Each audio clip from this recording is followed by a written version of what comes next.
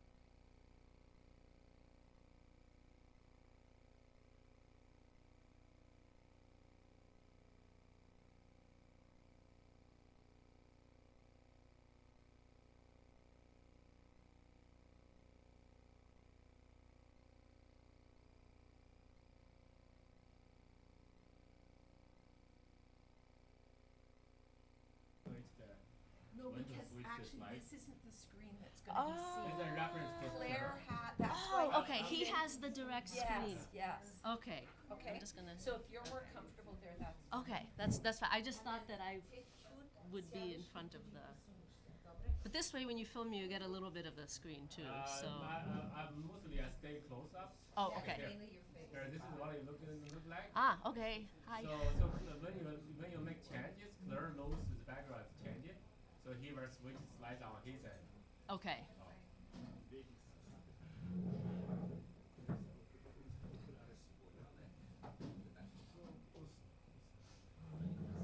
Everybody, can you turn your phones off? Yes, Decement. phone is off and when you speak, make sure your microphone is closer to you. Okay. Just like that. Testing. I don't have to lean in, I can just, You don't have the need. okay. There's no audio in that room. The audio is only go to Okay. streaming. Yeah.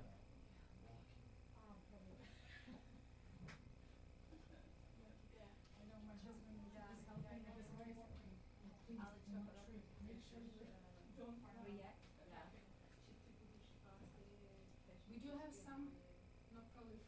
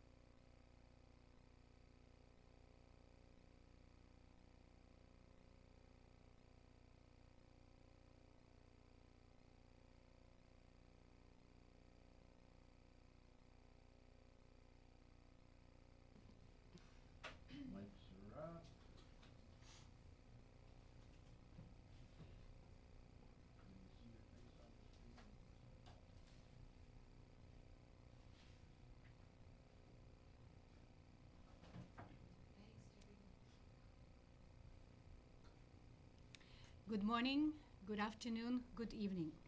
It is my great pleasure to begin our 2 international conferences of the REDREW Project, Research Initiative on Democratic Reforms in Ukraine. The conference is entitled Language and Culture in Post-Maidan Ukraine, Transformations at Work, and Higher Education Reform in Post-Maidan Ukraine. The REDREW research project is led by Dr. Olenka Bilash and funded by the Cool Institute of Advanced Studies at the University of Alberta and various local, national, and international partners. This project overall explores 3 dimensions of the ongoing democratic reforms of the government of Ukraine. Good governance and the rule of law, led by Dr. Bogdan Harasimiv, post-secondary education reform, led by Drs. Jerry Kachur and Roman Petrishin, and nationality and language policies, led by myself, Alana Dashkivska. Our conferences today and tomorrow represent research work of the REDREW project and its growth into a truly international research arena. We are very fortunate that we have participants from all over the world joining us today, with somewhat similar interests that relate us all: the new post-Maidan Ukraine, transformations, changes, and challenges, but nevertheless offering a wide range of research questions and angles. The topics to be discussed over the next few days include explorations of the multilingual or plurilingual Ukraine, questions of language and identity, the representations of Ukraine in the media and by the media, language tendencies at the time of conflict, literary and cultural movements in today's post-Maidan Ukraine, the newest Ukrainian diaspora in the world, language in education, globalization and democratization of higher education in Ukraine. My warmest welcome to all of our participants from so many different countries of the globe. Welcome to our cyber audience. We are confident that you will enjoy our intellectual exchange over the next few days and most likely beyond. Without further ado, allow me to introduce our first keynote speaker, Dr. Lada Bilanyuk. Dr. Bilanyuk is an associate professor in the Department of Anthropology at the University of Washington, where she teaches sociocultural and linguistic anthropology and popular culture. She is well known in the field of Ukrainian studies by her highly acclaimed book, Contested Tongues, Language, Politics, and Cultural Correction in Ukraine, published by Cornell University Press. Her research interests are linguistic anthropology, language ideology, language politics, nationalism, popular culture, and gender in the context of Ukraine and post-Soviet states. Please welcome Dr. Bilanyuk, who will begin our conference.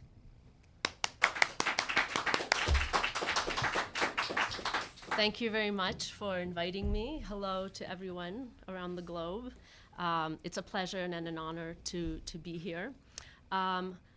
My talk is called Democracy and Language in Ukraine. I decided to focus it on this topic because we're talking about this project, which is the Research Initiative on Democratization in Ukraine. So I wanted to ask some questions about the relationship between language and democracy, and specifically as it relates to standards, non-standards, and this idea of what is authentically Ukrainian. So democracy, there's various definitions. Abraham Lincoln said that it's government of the people, by the people, for the people. Another definition is government where a constitution guarantees basic personal and political rights, fair and free elections, independent courts of law. So I'm interested, what does that mean in terms of language? What would be a democratic language regime? And when I talk about language regime, I mean a set of rules and the institutions that regulate language use. So how can language be democratic, of the people, by the people? How can it be fair and free and perhaps regulated by elected representatives? Does democracy, one relationship between language and democracy is this idea that democracy may require some uniformity of communication, just so that everybody can come to an agreement. And a common solution has been to have a standardized official language, propagated through schooling, regulations saying what is the official language to be used in public institutions. But when we think about it, standard language is generally not really a democratic enterprise in some ways. Schooling is not democratic. Children don't get to vote on whether they think you should be able to say ain't or not, or whether they want to take a test or not. So there's something undemocratic about that kind of standardization. And in general, historically, correctness has, and what forms are standard, has been established and institutionalized by an elite. Well, with reference and participation of the people. But democratic forces often do disrupt the standard.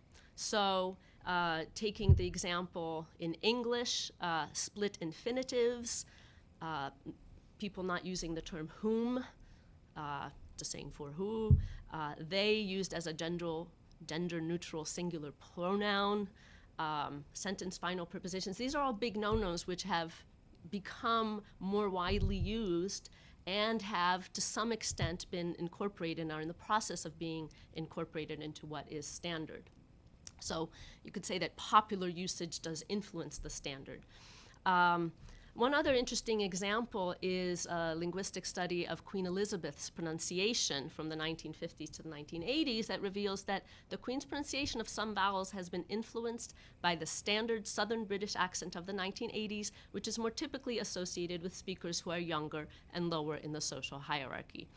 And I specifically chose the more recent picture of the Queen looking rather of the people in this particular getup. So the elite in this day and age can also be influenced. You know, the Queen's English has become democratized to some extent. So Ukraine's language regime, I'm not going to explain it in detail. I assume that most of you are familiar in general. The key issues are which languages are to be official. So Ukraine has one official state language. The Kovalov-Kolesnichenko law, which allowed minority languages to be official in regions. Mainly that has meant Russian being official in some regions.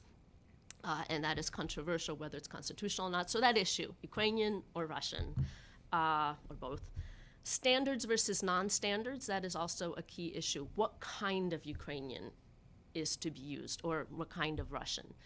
Should people go back to an earlier standard that is seen as less Russified, less Sovietized, and also this idea of surzhyk, what to do about the mixed Ukrainian-Russian language that is seen as being uncultured and low and evidence of the Russification and oppression of Ukrainian. And a third key issue that I see is also the impact of globalization and modernization, and most greatly the influence of English language on Ukrainian, on usage. What I'd like to focus on a bit is how the Maidan uprising was paralleled by a surge in popular linguistic movements. Looking at democratic, grassroots, popular movements, specifically regarding promoting Ukrainian, regarding standardization, and trying to get rid of surzhyk, and then also an alternate tendency, a celebration of surzhyk, a celebration of mixed Ukrainian, Russian, and non-standard language that is a way of embracing a kind of linguistic power. So I talked about how democratic forces can disrupt the standard, but they can also reinforce the standard, and that is something that has become very prevalent in Ukraine. It's not just top-down. Standardization is happening as a popular democratic movement, both standardization and Ukrainianization. And there are many various efforts, various organizations, various people who often do have a presence on the internet who are working to try to promote Ukrainian. And I'll talk about some of these in a little bit more detail. So as far as promoting Ukrainian over Russian in general, Nebudь Baiduzhim is an organization that has existed since 2005. They were one of the first to have a campaign to promote Ukrainian. Переходь на українську, зроби подарунок Україні. Right now, they are more focused on promoting Ukrainian in eastern regions by visiting the eastern regions and bringing literature and films and things like that. There is also a Facebook group called Переходь на Українську, Switch to Ukrainian, and they have lots of stories of conversions. People write to them about their own personal experience of switching to Ukrainian and why they did this and what the process was like for them, what it meant for them, as a way of creating community around this idea of switching to Ukrainian if you have been a full-time Russian speaker. Another event, which the first one happened last February, March, is called the Movo Marathon. Language marathon was initiated in Kharkiv. People signing up like for a running marathon, but participating in trying to speak Ukrainian for 21 days. And then the second Movo Marathon was in honor of the 25th anniversary of Ukraine's independence. And people on August 25th were supposed to switch to speaking Ukrainian for 25 days and sharing these experiences, and there are sponsors, and the best participants get awards. So there are all sorts of creative projects to try to encourage people to speak Ukrainian and to popular movements, not necessarily dictated from above. There's also various organizations that specifically focus on the correctness and richness of the Ukrainian language. One of these is Mova DNK Nacji, so language is the DNA of the nation. And another one, Chista Mova, and Slovopis. All of these, these are some among many organizations and sites that focus on trying to point out Russified forms, to promote correct Ukrainian forms, to revive old Ukrainian forms that have been lost. And they have different tendencies.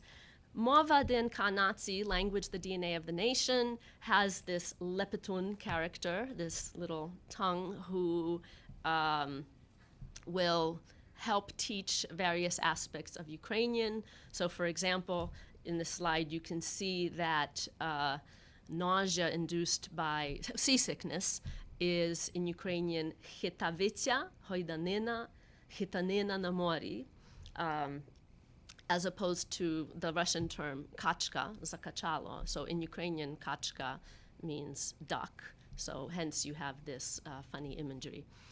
Mova DNK Nacji, this site gets as specific as trying to encourage correct accents. So it's odnorazovi, not odnorazovi, which I tend to say. And then also, for those of you, I mean, I still tend to say baby, but these are the words for baby.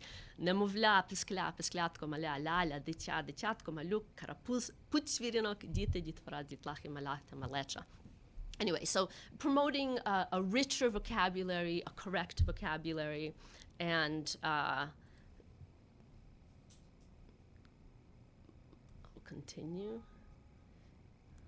Okay, maybe I won't continue. I was going to link to this site, but you can explore it on your own. Basically 6 people who are working on this. There's a section, they just say that they are people who are inspired to try to help promote and enrich the Ukrainian language, and some specialize in drawing, some specialize in the web output, but it really is a grassroots effort.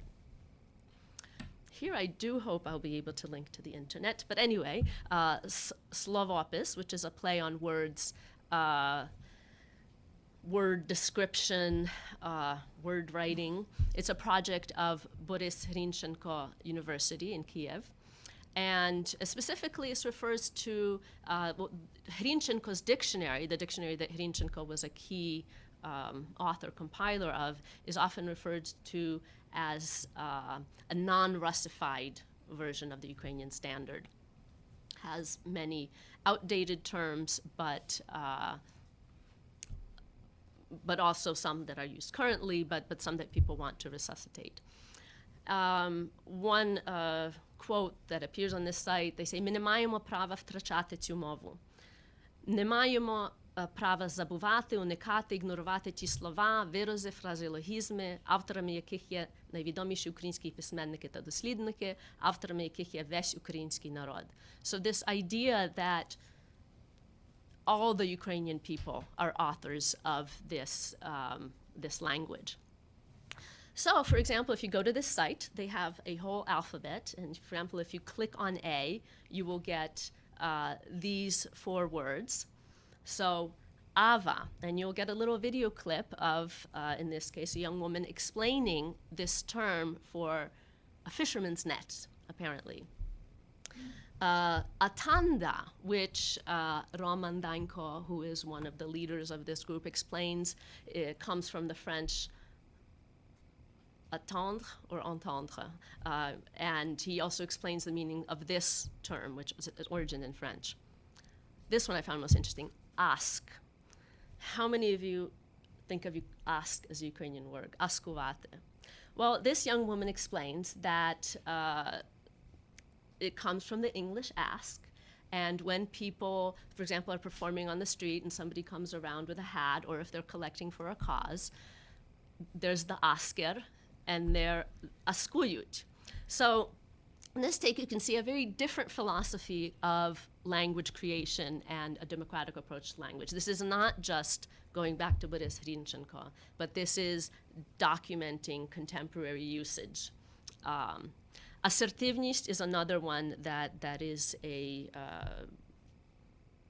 I guess, English borrowing that is this little video explained. So I encourage you to go look at this website and to check out the videos that explain words, origins, and usages.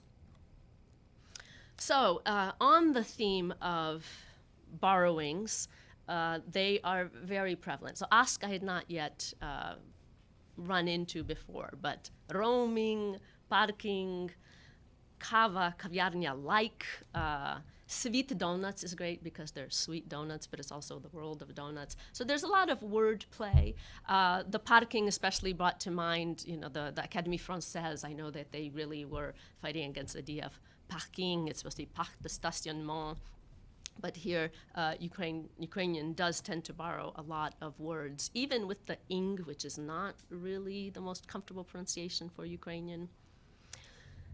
So there is this question, then, is this English influence a democratic influence to be embraced, or is it a threat? You know, just as much as people have seen the sort of colonizing impact of Russian as a threat.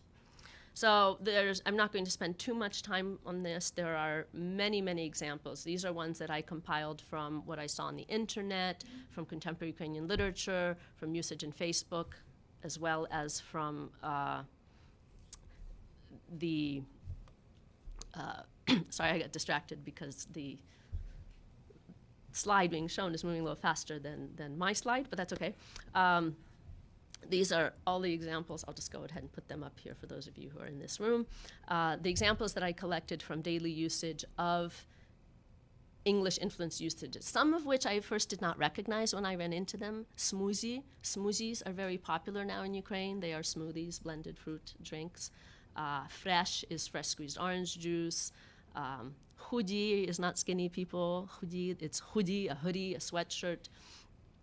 So sweatshirt, leggings, clutch for a little purse, stretch or stretchy cotton, a kind of stretchy fabric, piercing, fashion, shopping, second hand, najmastchevnejszy trend, that's an example of really incorporating an English word into Ukrainian form. So then the question is, you know, just how English is it if it is this incorporated? User, a lot of terminology coming from contemporary technology. So user and usate, and from what I can tell from discussions and definitions on the internet, does not just refer to being a user on the internet. You can usate other things to basically to use. Hacker site, chatitися. I like that reflexive form. That's not just to chat, it's chatitися. Surfite, to surf. Postite, follower, like, roaming, upgrade. Public apparently is sort of a community online. And holivar took me a while to figure out. It apparently refers to holy war, meaning an intense polemic on the internet. As far as I know, that's not used that way in English. So it's also interesting that some borrowings are reinvented and really transformed. A lot of terminology for new kinds of events and interactions, quest, action. Action, I think, just gives a podia, a happening, more of a edgy flavor. So that's also another thing with these borrowings. Are they substitutes for Ukrainian words, or do they have this function of carrying different shadings of meaning? So evente, party, often the English R, whether the American R or the British non-pronunciation of R, like party, is just dropped. So you have party is very popular in Ukrainian. Enjoy, chill out, cover for a cover song, badge for a badge. A lot also from business and corporate world, insiderska, infa, crowdfunding, outsourcing, freelancer, co-working for co-working. Workshop, again, workshop, often the R is dropped. Know-how, profit, high boss, and some general terms. People, that's a common sort of slang term for one's group, people. Life hack, pick-upper, I think also from internet communities of pickup artists, so that's also entered Ukrainian discussion. And another one I found very interesting, downshifter, which I had not heard of in English, somebody who leaves the fast track and takes on a more fulfilling but maybe less financially successful kind of like. There are some examples that surprised me with the extent to which, you'd think that they would be just said tattoo, but nakolka is a very popular way to talk about tattoos. Avka is rather Ukraine, well, it still has the root avatar. And mereja for internet. You still also have inet and tirnet, but there are some words that are holding their own even in these spheres of technology and hip new styles. So there is a lot of popular engagement also in language regulation. Slovotvir is a site that specifically tries to combat what I just told you about in the last slide. People who feel there's way too much English borrowing. And people sign up here and work together and vote on possible translations for terms like website, and as well as some people who feel that even older borrowings like journalist should be replaced with novinar and more Slavic-rooted words in order to have a better Ukrainian.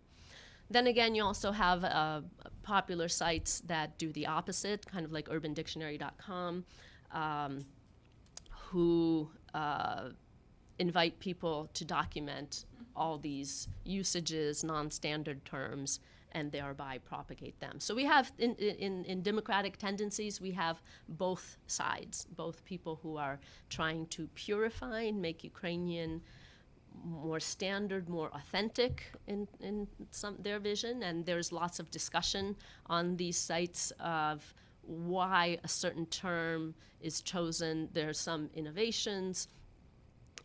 If I remember correctly, a downshifter was having something to do with skovoroda. Anyway, I encourage you to like skovorodnik or something like that. You can look that up and explore these sites on your own. So the question then remains, if the standard is more prestigious, the standard is correct, why in the world are people drawn to non-standard language? Why don't we all just talk correctly? Well, and from interviews specifically with a group of people that I'm going to talk about next, this community of people who use Surjik, who have a repertoire, who usually speak standard language as well, but use Surjik for particular expressive reasons. Some people feel that speaking non-standard frees your mind, and it frees you from social boundaries, that there is a sort of enjoyment of freedom of expression, freedom of both heart and mind, as people explained it to me. People also feel that non-standard forms are more alive, more vibrant, more fertile. I think that's specifically in reaction to very bureaucratic language that can feel dead and sterile. Another issue is that a lot of people do speak non-standard.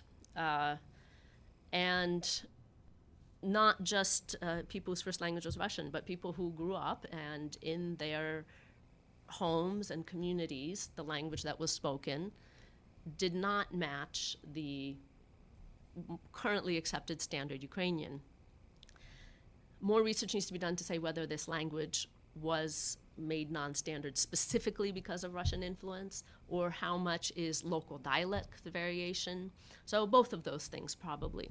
So there is a kind of dignity and pride in embracing one's language and acknowledging what feels native, what is the home language. And potentially embracing this language can be inclusive and lead to Ukrainian unity. I remember one of the earliest interviews I did in my research in 1991, a woman from Luhansk who was at a hospital in Kiev. She told me that her language is просто украинский язык и все. It's a совместный язык, но там на Западе балакают с какой-то затяжкой. Not sure if I'm rendering her speech correctly, but I found it fascinating that to me her language sounded so heavily influenced by Russian, but it was still in its basic structures and a lot of vocabulary distinctly Ukrainian, and she felt it was Ukrainian. She claimed it as Ukrainian. She was proud of it, but you could also see that she was a bit torn. She acknowledged that people identify it as being a joint language, not being the correct language. And especially now with the separatist regions, and I remember also seeing some YouTube videos of people who are separatists, a couple of old ladies speaking to the camera, and I was thinking, wow, they're speaking Ukrainian, and yet here they're sort of arguing for separation from Ukraine. And what does it mean to make these people feel included? So, so that's some of the reasons why the non-standard could be a positive thing. So this trend that is, I see it as an extreme embrace of non-standard language, has been dubbed boyovey surzik. So basically, even before this trend was labeled, I had started to see increased use of non-standards in media and popular culture. So friends of mine on Facebook who I know speak standard Ukrainian and Russian would post in surzik forms. Also, with the Maidan movement, you got a lot more public use of obscenities and play with words as part of the protest. And this boyovey surzik movement actually formed as more of a movement right around the time of the Maidan, around February 2014. So it now exists as an online community. There are people who are bloggers and on Facebook primarily. It's also a live community. There are public readings and performances. And also some publications as well now. And the images here are to explain the term boyovey surzik. So there is a martial art called boyovey hopak. It is modeled after the Ukrainian dance hopak. And it's, actually I don't know how there are various clubs that promote this. So it's like capoeira in Brazil, so a dance style that's combined with fighting. And boyovey hopak specifically often involves agrarian farm implements and dance moves. Also can include women. Women are encouraged to participate as well. You can see in the photo in the black shirt is a woman. And training people to be self-sufficient and strong. There's a spiritual component to this as well. So, hence, boyovey surzik is the idea of surzik as a martial art, surzik as a discipline, a tool, and a weapon. Generally, people who use boyovey surzik, who see themselves as part of this community, do know the standards. That's an interesting question, though, of what it would mean for somebody who does not wield the standard well, and whether or not they participate. I encourage you all to check out Repka Klub. So this is a site separate from Facebook where right now it's about 22 bloggers post. The name comes from the play written by Lech Poderiviański, who is a cult figure, an author who has written and done readings in very heavy Surjik, usually with a lot of vulgarity, critiquing Ukrainian culture, Ukrainian post-Soviet culture. So anyway, one of his works is called Ryabka, the turnip, which is in turn named after the folk tale of the turnip, with this sort of artistic rendering here of the turnip being pulled. You could say it's kind of a discursive fight club, and basically people blog about politics, about life, and everything from Mirovoy Obzor Dida Svereda, to what's happening in the world, to daily life, what happened in the corner store. A brief example of what this language sounds like and the key idea of this group. And this image is something I found on the internet, which takes three key figures. The woman is Tatusia Bo, who appears as herself, and two other characters, Murzik, Vchony Kit, who has now outed himself, and you can find out his real identity, and also Did Svered, who still goes by his persona and has not identified his actual identity. So here they are as the Matrix characters.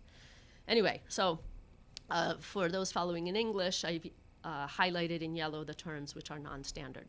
В умовах соціально напружених катаклізмів і війни люди вооружилися. Огромна маса високообразованих, соціально активних громадян раптом, як по команді, облишили літературні екзерсиси і почали смалити суржиком. So, there's standard Ukrainian, there's borrowings. It varies the extent to which there is this language mixing. Often, necenzurna lexica is used, and it is this idea that it's like an arm, like a zbroya. But it's not just for fighting. As I mentioned, there is also the solidarity building aspect. So it's not, there's a lot of political critique, but there are also accounts of daily life that you can identify with, either what the small child did, or something from your past that people can identify with. And from comments, so people, to Facebook posts, a lot of people comment about how wonderful it is that they were reminded of their childhood, or how they've made their day. And to give you a sense of the participants, Tatusia Bo, I think, has about 40,000 or 50,000 followers. Vitaly Chepinoha is a parliamentary deputy. I think he's getting close to 100,000. He's in the 90,000s of followers, and he also posts in Surjik. And on any given day, they usually have several posts a day.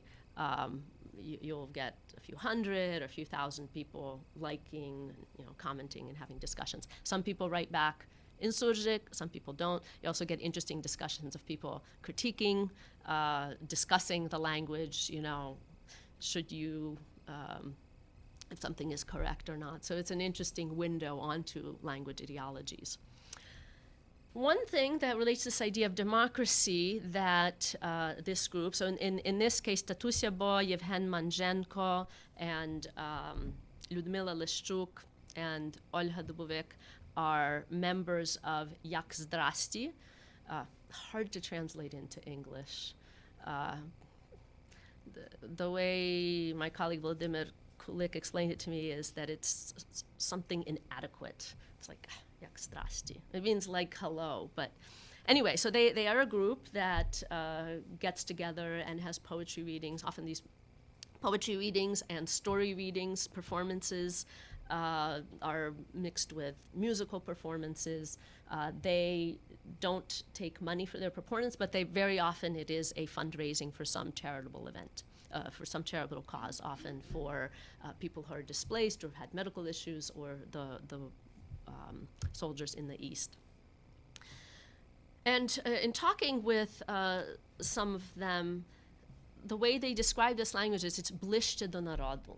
It's closer to the people. So this is an interesting issue of democracy and language. What is a language that is closer to the people? And here it becomes a very personal thing whether people listen to Surjik, and some people just, I've also had people tell me that they're nauseated, that they have an aversion to this kind of language. It is wrong. It is an emblem of Russification and oppression and Ukrainian insecurity.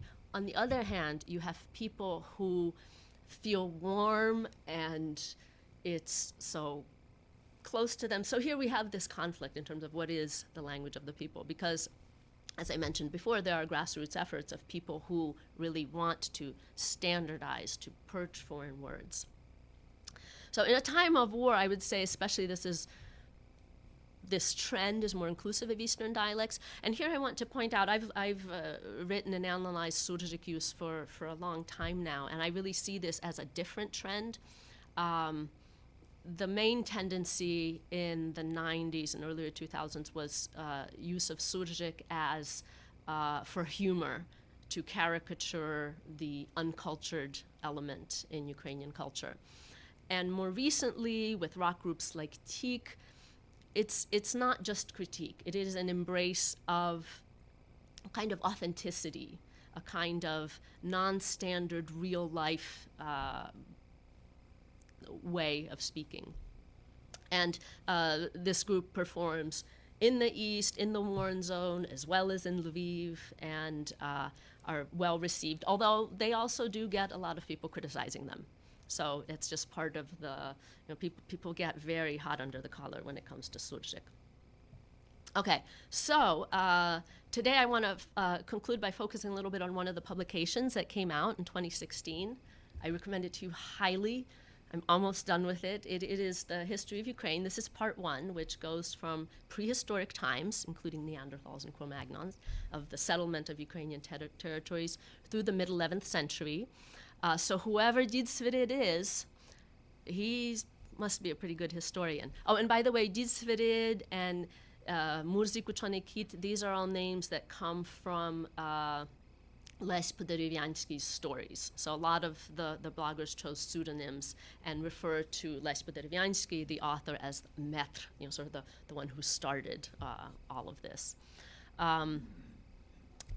This history is written mostly in standard language, but then you have, when the text features dialogue between characters, often it will be non-standard.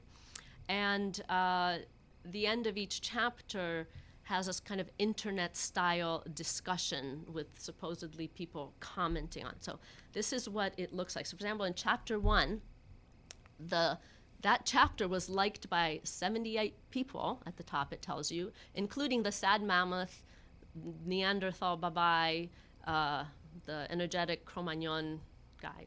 And the posts that you have, for example, are the sad mammoth saying, «Свята правда, діду, то не люди були, а звірі якісь. Скачуть перед тобою, верещать, смолоскипи, очі тицюють жах, одним словом. Краще смерть, ніж таке життя.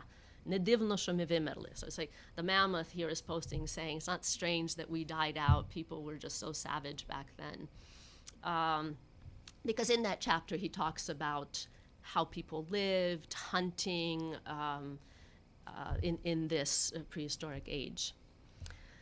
Then you have a contemporary guy, Vasya massagist, Vasya the massage therapist. I think in the chapter it had something to do with physiology. And he says, «О, діду, дякую, буду знати, кому надо за багату клієнтуру спасіба казати. Як, кстати, оту мавпу звали, яка перша на ноги стала. Я її ім'ям свій салон назову. Кстати, наш салон надає повний комплекс масажних послуг, читачам діда Свирида знижка. Звертайтесь». So, massage therapist referring to the spinal issues, because in that chapter it goes about sort of evolution and body structure. And this is written in a very Surjiki form. And then you have Babai Neanderthal writing, because he had written about Neanderthals being not the most intelligent people. He says, що ти мелиш, діду, тупі та тупі, ми були не тупі, а глибоко мислені. І вимерли ми не через кроманьонців, а просто жерти стало нічого. Мені лічно, наприклад, треба щодня 6 тисяч калорій, а де їх взяти в льодовиковий період? І на рахунок сексу з отими їх кроманьонками. Ти їх бачив, худі, цибаті, ще й без приятної пухнастості на тілі. Ніякої тобі естетики. Хто б там із ними міг зв'язуватися? Фу. So in this case, you have the Neanderthal saying that they died out not because they were dumb, but because they ran out. There wasn't enough food in the Ice Age, and also as far as sex with the Cro-Magnon branch of humanity, you're saying, you know, who would want to have sex with them? They're skinny and hairless.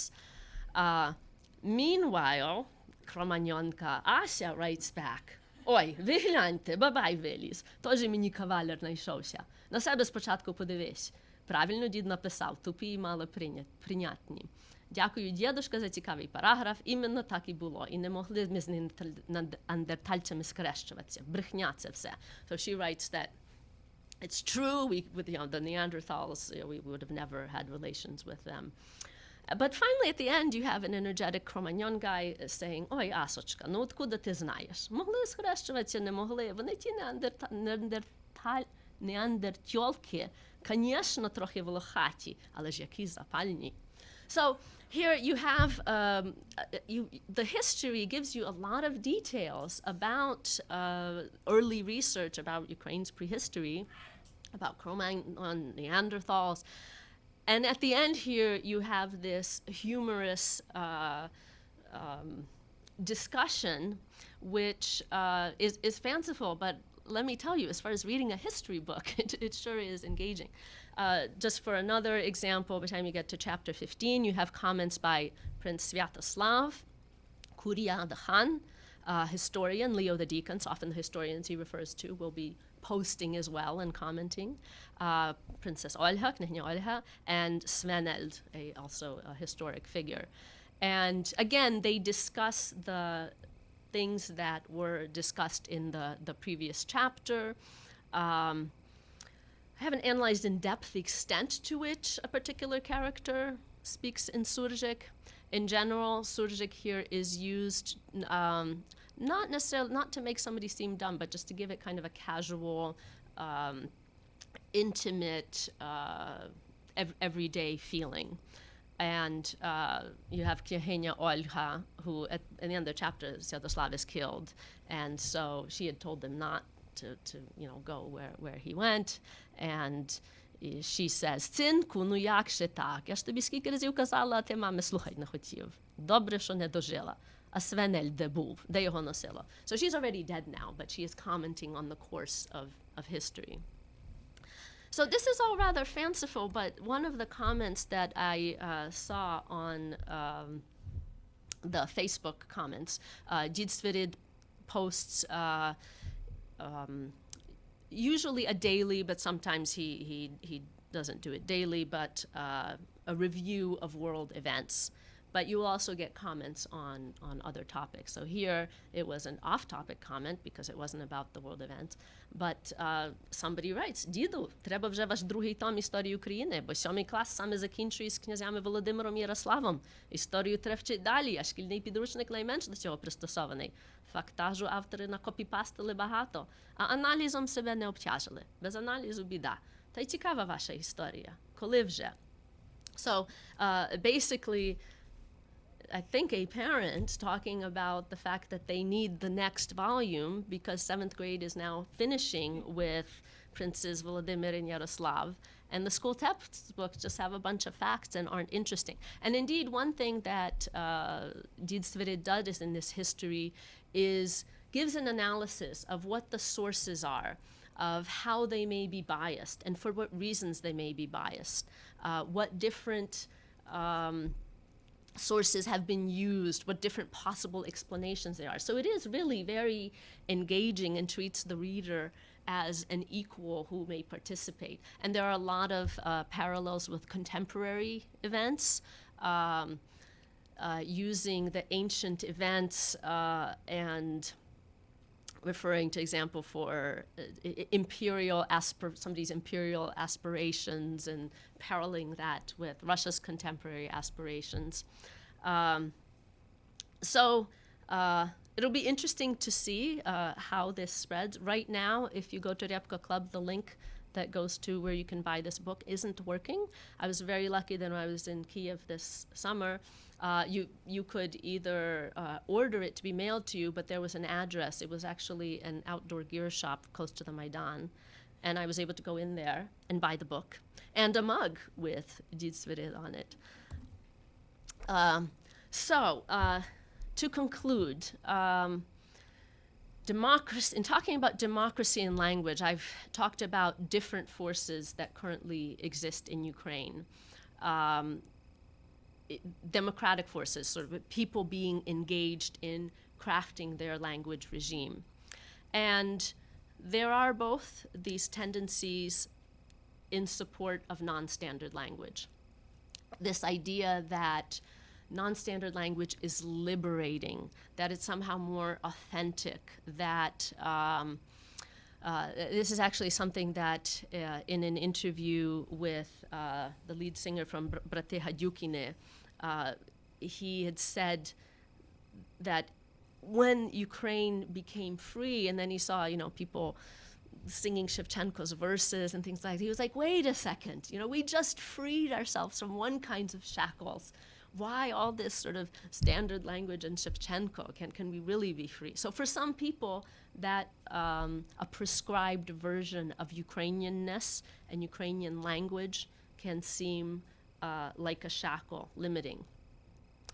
And yet, the origins of Surjik, not all of it, but some of the origins are very specifically due to Russian colonization, to Soviet laws, to Soviet-era rewritings of dictionaries, to editors editing out more unique Ukrainian words, to Russian being promoted in the public sphere. So there is a painful side to Surjik use. There is a side that, for many people, it feels like a wound. So there is this tension.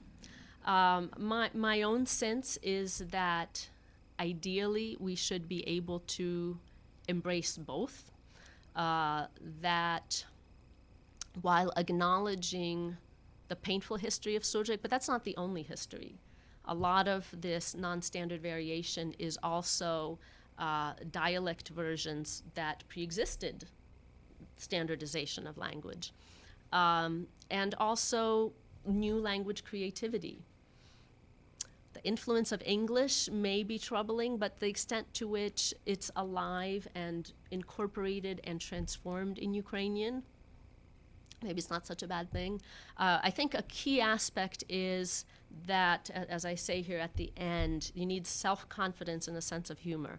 Self-confidence. I think Ukraine's intense purism in the early 90s was a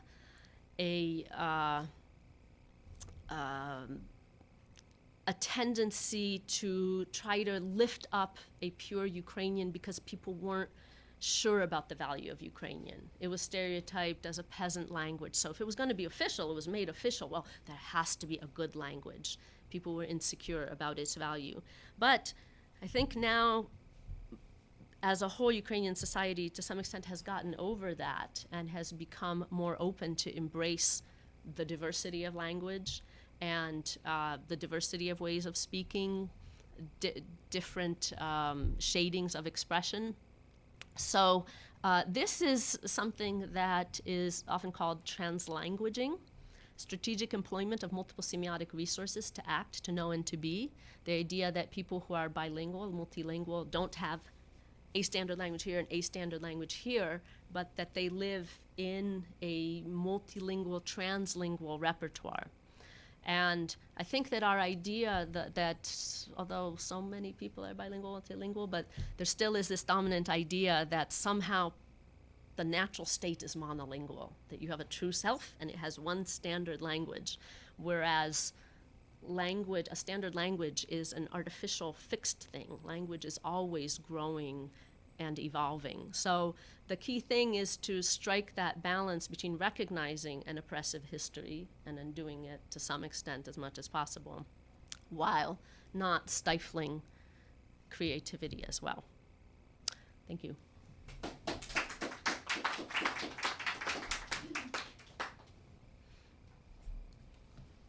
Thank you, Lada, for a wonderful holistic perspective on things that are happening in Ukraine. We have about 10 more minutes before we go to the balance of the conference. So would anyone like to ask any questions or make any comments? Yes. I have three. Maybe there isn't time to respond to it, but this is what it provoked in me. And thank you very much. It was a very stimulating presentation. One point is, in these present-day circumstances, how can one ever keep up with all these borrowings and changings? Obviously, you can't capture them into a dictionary, and then it's going to be used for the next 3 decades or something. So your first comment, sorry, was How can we capture that? Before you go on, I'll answer that so I don't forget it. I think that the internet has had a huge impact in what we can consider democracy, in letting people who might not have a voice, just based on people liking or not liking what they say, gaining a popularity. And also the fact that it is a much more flexible medium than putting something to print. So if you check out these websites of Slovopis or the other one that's like Novoslovo, people are constantly posting new terminologies, new interpretations. In the Slovopis, they are actually debating, and you can click whether you. Oh wait, let me see if I have the right site. Slovotvir. Yeah, so Slovotvir is the one where people are trying to come up with alternatives to foreign terms. And so it's a constant process. People are constantly engaged in this. And My Slovo, or Miss Slovo, My Slovo, also, it's like urbandictionary.com, where there's constant popular engagement.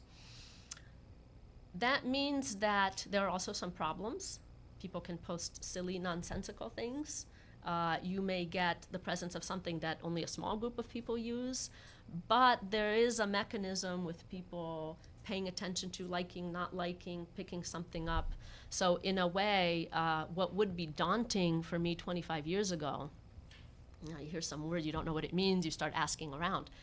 Now, 9 times out of 10, I go on the internet and I can find something about it. So it's, yes, it is a very democratizing resource, and it also, communities that might otherwise be more limited become more accessible. And so I think that's a key thing with Boyevey Surjik, which in general, Surjik in dominant Ukrainian culture has negative connotations, is seen as harmful. And people, might speak it informally, but here, sometimes with anonymity, but people can participate in a community, have found each other. Indeed, the people with Ryabka Club, some are still virtual, but some, as they've told about in interviews, they find each other, they meet for coffee, they participate in these readings. So it allows this kind of constantly evolving engagement. Second question is, what is Kyiv's, standard, the custodian of the standard Ukrainian, what's Kyiv's reaction to this? So the question is, what is Kyiv's reaction to Surjik? Yes, I wouldn't say there's one reaction. Kyiv is a very diverse place, and even if you take the scholars and academics in Kyiv, the government. As far as I know, there has not been a formal reaction to Boyevey Surjik with the latest government.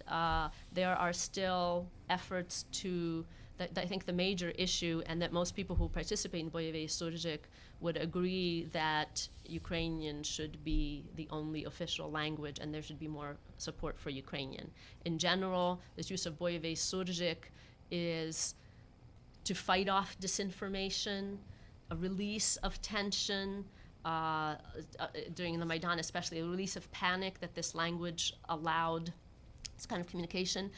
Earlier, there was a legislative effort to outlaw Surjik. It did not go through, but that would be very difficult. How in the world?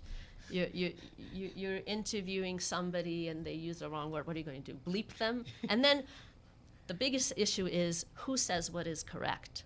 Is saying "Здравствуйте" correct or not? For some Ukrainians it is. Some people think it's a Russianism. So. Okay. And your third point? Yeah, third one is, you've told us about the standard Ukrainian, the Surzhyk. What about the Russophone side of the population? And is there a pushback or any kind of reaction or similar developments over in that? Yes. So the question was about the Russophone and any kind of a pushback from that population. Or similar developments. For similar developments, check out Gorky Luk. I think this is a Kharkiv-based blogger who writes mostly in Russian, but with Ukrainian admixture. So also using this sort of Surzhyky form. As far as pushback, both from Ukrainian-speaking and Russian-speaking population, this would be people who are purists, who see this as a debasement of language, harking back to the days when Verka Serdyuchka was very popular and became extremely popular in Russia, and used a more and more Russified version of Surzhyk with less distinct Ukrainianisms to be understood by the Russian public. And so the idea here is that it plays into ideas that, well, Ukrainian isn't really different from Russian, and it's all farcical. So I'd say that rather there are some people who say, well, why should we look to Russia for the Russian standard? A lot of Ukrainian citizens speak Russian. Let's determine our own standards. So sort of division as British English and American English, Indian English potentially happening. Thank you. We still have a couple of minutes. Any other comments or questions? I know that we've had a few people participating in chat, and one comment was, do you think that Surzhyk could become something like Spanglish is in the U.S.? I think so. I think it has already become that. And this is something that needs to be researched more. Surzhyk has been used in daily life by people. The main critique was often that these people don't know standard Ukrainian and standard Russian. That is also a main critique of Spanglish. Is it really Spanish? Is it substituting for the standard? The people who engage in Boyevey Surzhyk are pretty clear in their manifesto that this should be an addition, that we should be multilingual, that we should not discard part of our linguistic heritage, but that we should. There's a time and a place for everything, and there's certain uses for Boyevey Surzhyk. And I think that with Spanglish, people might say that also, that there's a time for standard Spanish, but for certain purposes, Spanglish is more appropriate. Well, there are courses offered on Spanglish at universities in California, for example.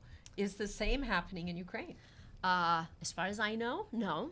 But it's important to point out that as with Spanglish, as with African American English, any non-standard language, this isn't just speaking incorrectly. I couldn't just start speaking Surzhyk. And even people who post in response, they recognize the expertise, the skill of people who use Surzhyk well. So it is something potentially that you could craft to know the forms. And a lot of these peoples, like Tatusia Bo is from Poltavshchina. Her mother speaks this way. She has a lot of exposure to a community that speaks this way. I think she, in one of her interviews, said, well, half the people of Ukraine speak this way. Now, this way, again, it's not standardized. There are different dialect variations. And even in Western Ukraine, in visiting some family, I know they were always saying opiat, and I thought, is that Surzhyk? Or has this always been said in Kolomeyshchina? So I grew up saying slidujche, and in Kiev people told me, ты вже Surzhyku набралась. I'm like, no, this is how we talked at home, from grandparents who left Ivano-Frankivshchina before Russian influence. So there are a lot of details in the history of the evolution of language that scholars could still find out about. Well, I'd like to thank Lada for a great opening to what promises to be, I think, another some very exciting days ahead of us. We're going to be moving now live onto our conference, and let's thank Lada again. Thank you.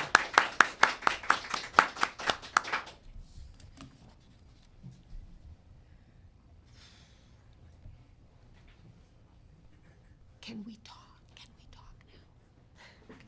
So the problem with the links is that haven't been set up all in advance. Okay, yeah, that's fine though. That's fine because otherwise, Yeah, just so you know, if we, otherwise he would have had to come in.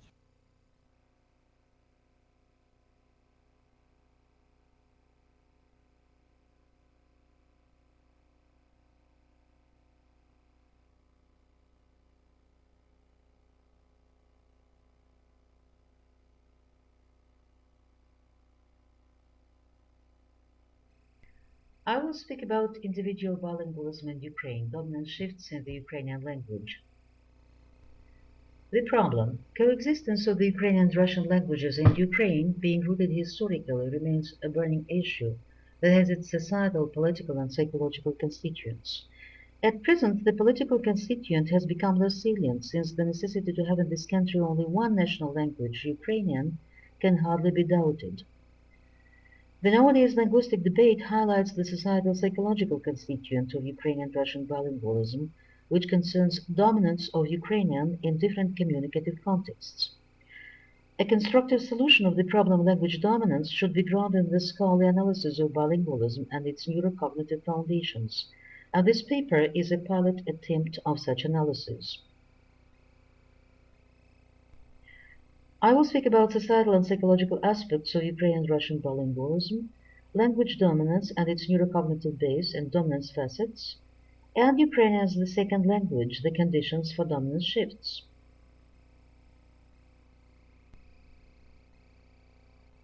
Societal aspect. Citizens of Ukraine are bilingual. Bilingualism can be productive when people speak both languages equally well, reproductive when people can reproduce the texts in the second language, and receptive when people can understand the second language but do not speak it. Ukrainian is used as the first or second language, productive, reproductive, and receptive all over the country, and the same holds for the Russian language, which is not the language of ethnic Russians exclusively. This picture demonstrates the use of Ukrainian and Russian languages in Ukraine in 2001. The red is the Ukrainian language and the blue is Russian. And we see the tendency then for the dominance of Ukrainian language, in the West and the dominance of the Russian language in some southern regions and in Donbass and in the Crimea. The recent data compare the use of Ukrainian in 2006 and 2015. According to this data, now in Ukraine there are more people who speak Ukrainian freely. But the tendency to use more Ukrainian in the west and less Ukrainian in Donbass and in the south and east of Ukraine remains. The psychological aspect. Language has different functions than referential, cognitive, accumulative, communicative, aesthetic, and others. But there are functions, the role of which then cannot be overestimated. This is the integrative function of language, that language integrates an ethnos and a nation.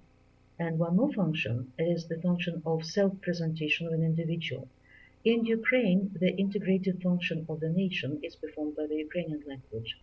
But then for self-presentation of an individual, both Ukrainian and Russian are used. And this is a psychological wrangle. What are the causes of this wrangle? The speakers whose first language is Russian do not quite understand the role of Ukrainian as the language which represents Ukraine as a sovereign country. And the speakers whose first language is Ukrainian do not quite realize that Russian may be used by an individual as the tool for creating his or her public image. Provided one of the two languages is more entrenched, a person chooses this very language to appropriately present himself or herself to the public. So we have the situation when pro-Ukrainian Ukrainians have the Russian language as the dominant one and Ukrainian language as the second or subdominant one. and there must be a shift in the language dominance.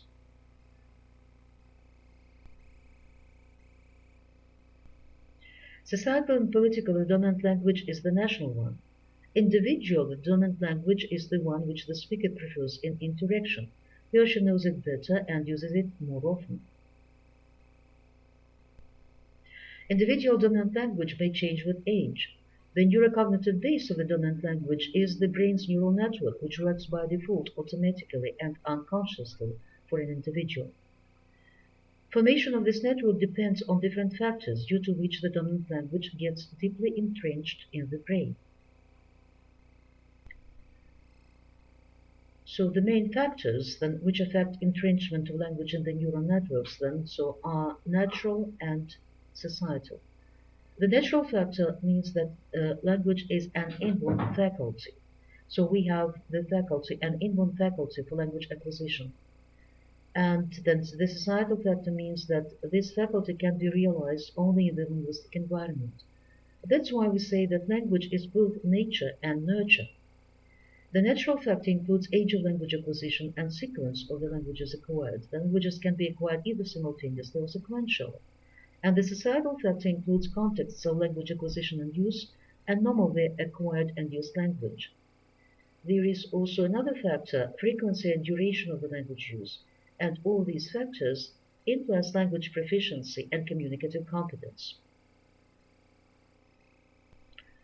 Let's consider these factors one by one. Age and frequency of language acquisition. Here what is important then is critical or sensitive and post-sensitive periods. For the first period, for the first language, the period is called critical because if the person doesn't acquire the first language, he won't be quite human.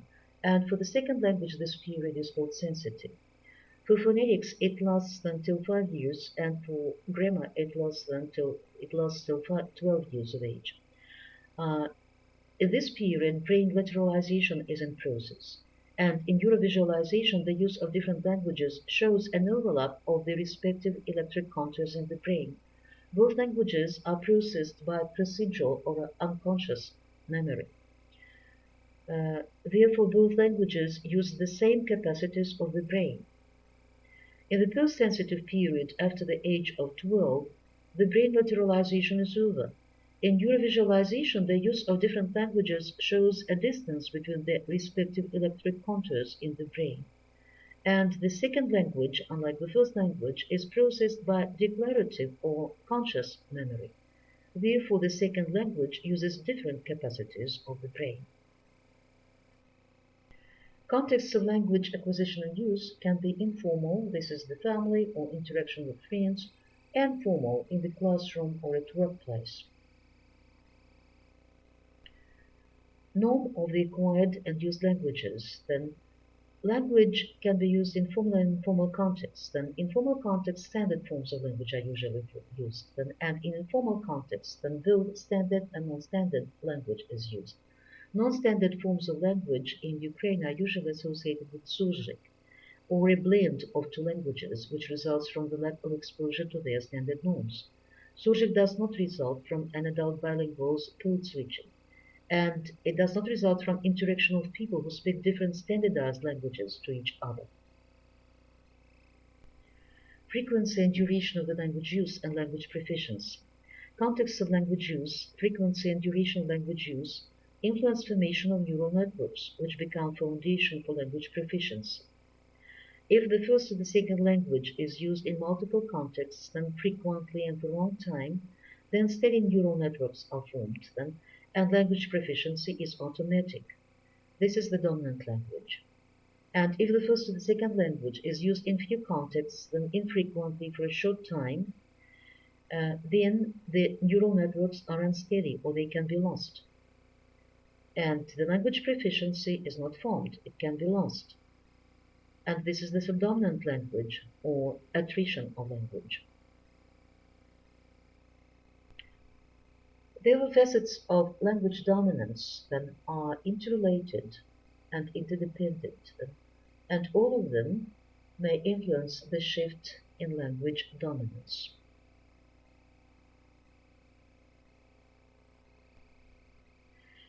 Now let's discuss the conditions then for dominance shifts. Dominance shifts require strengthening of the neural network for the subdominant language. So this picture here, so the Ukrainian language is in blue and the Russian language is in red, roughly demonstrate then what happens then with neural networks then when the Ukrainian language is receptive, when it is reproductive, when it is productive, and when it is dominant. When the Ukrainian language is subdominant to the second language, is usually receptive, but it may become reproductive and it may become productive, and a person may speak both languages equally well. Here we have then to consider the age groups. The people who were children in 2005 and are adults now. And how was Ukrainian represented in different age groups in 2005? And what changes have taken place in 10 years? The respective sociolinguistic studies have not been conducted. However, we can employ the compatible data.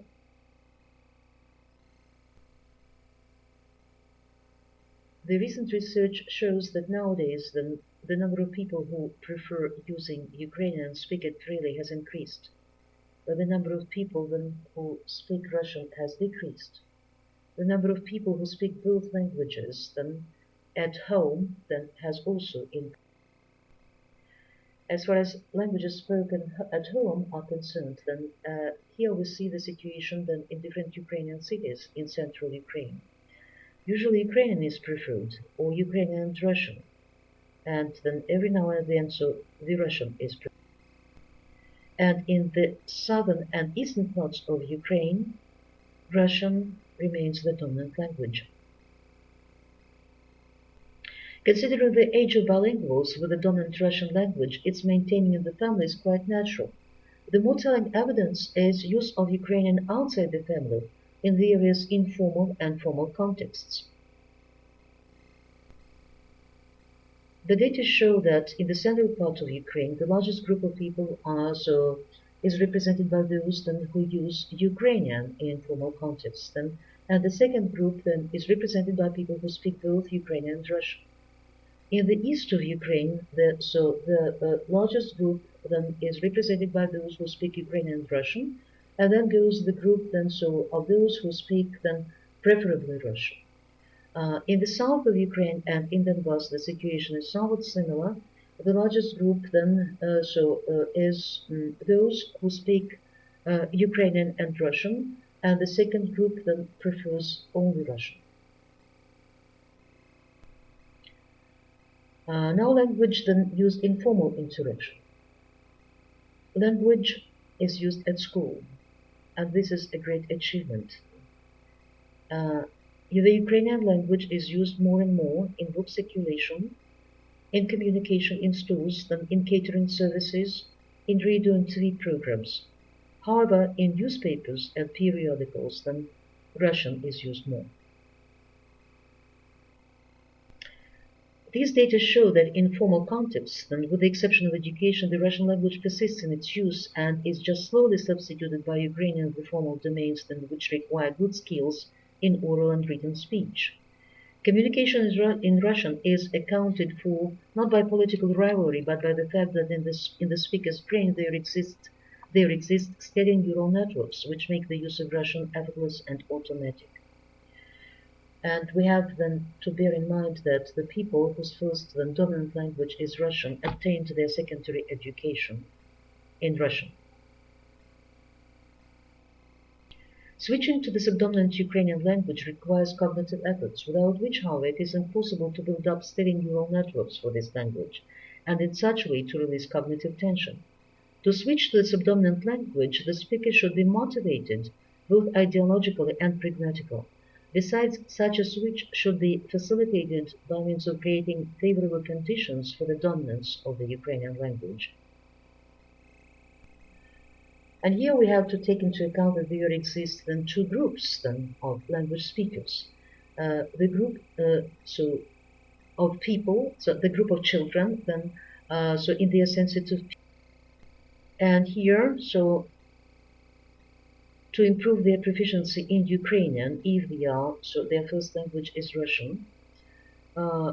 So we have to consider the sequence of the languages acquired. Then the Ukrainian language should be acquired simultaneously with the Russian language. It should be spoken both in the family and at school.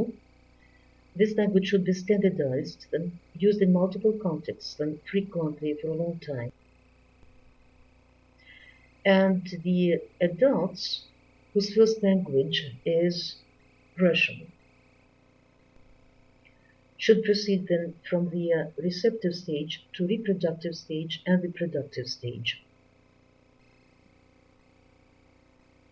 The factors which are important here is frequency and duration of contexts in Ukrainian. It can contribute to development of proficiency in Ukrainian. However, we should also consider the decline of cognitive potential for the second language acquisition and the periods then of using Russian, which may be quite considerable. The cognitive potential of language acquisition in this case can be assessed with grades than 5, 4, 3, 2, 1, and so on. The target groups then for dominant shifts then are those that are between 12 and 30 years of age. The other age groups then are somewhat problematic. However, one should be motivated. Motivation can be ideological. It is elevation of Ukraine's image. When we speak about Ukraine as a nation, we speak about its people, its language, its culture, its territory, its politics, and its economy. Ukraine is an independent sovereign state. It should be integrated into European community. So it should be successful. It should provide prosperity of its people. Ukrainian culture is rich and diverse. Ukrainian language has deep historical roots. It's systemic and beautiful. Ukrainians then have a long history. They are freedom-loving and hardworking. They should be well-educated, honest, clean-living, and tolerant. This is what we have and what should be highlighted. And this, what we should work on within a consistent and coherent national program which elevates the image of Ukraine within the country and outside it. Pragmatically, people should know that if they know Ukrainian, they can obtain high-quality education and decent work. And there also must be a consistent and coherent national program. People speaking Ukrainian will have wide circle of friends, and the mastering the second language trains the brain. It is especially important for that age group who are 50 and 60 plus. They should be provided with information about how language improves the brain.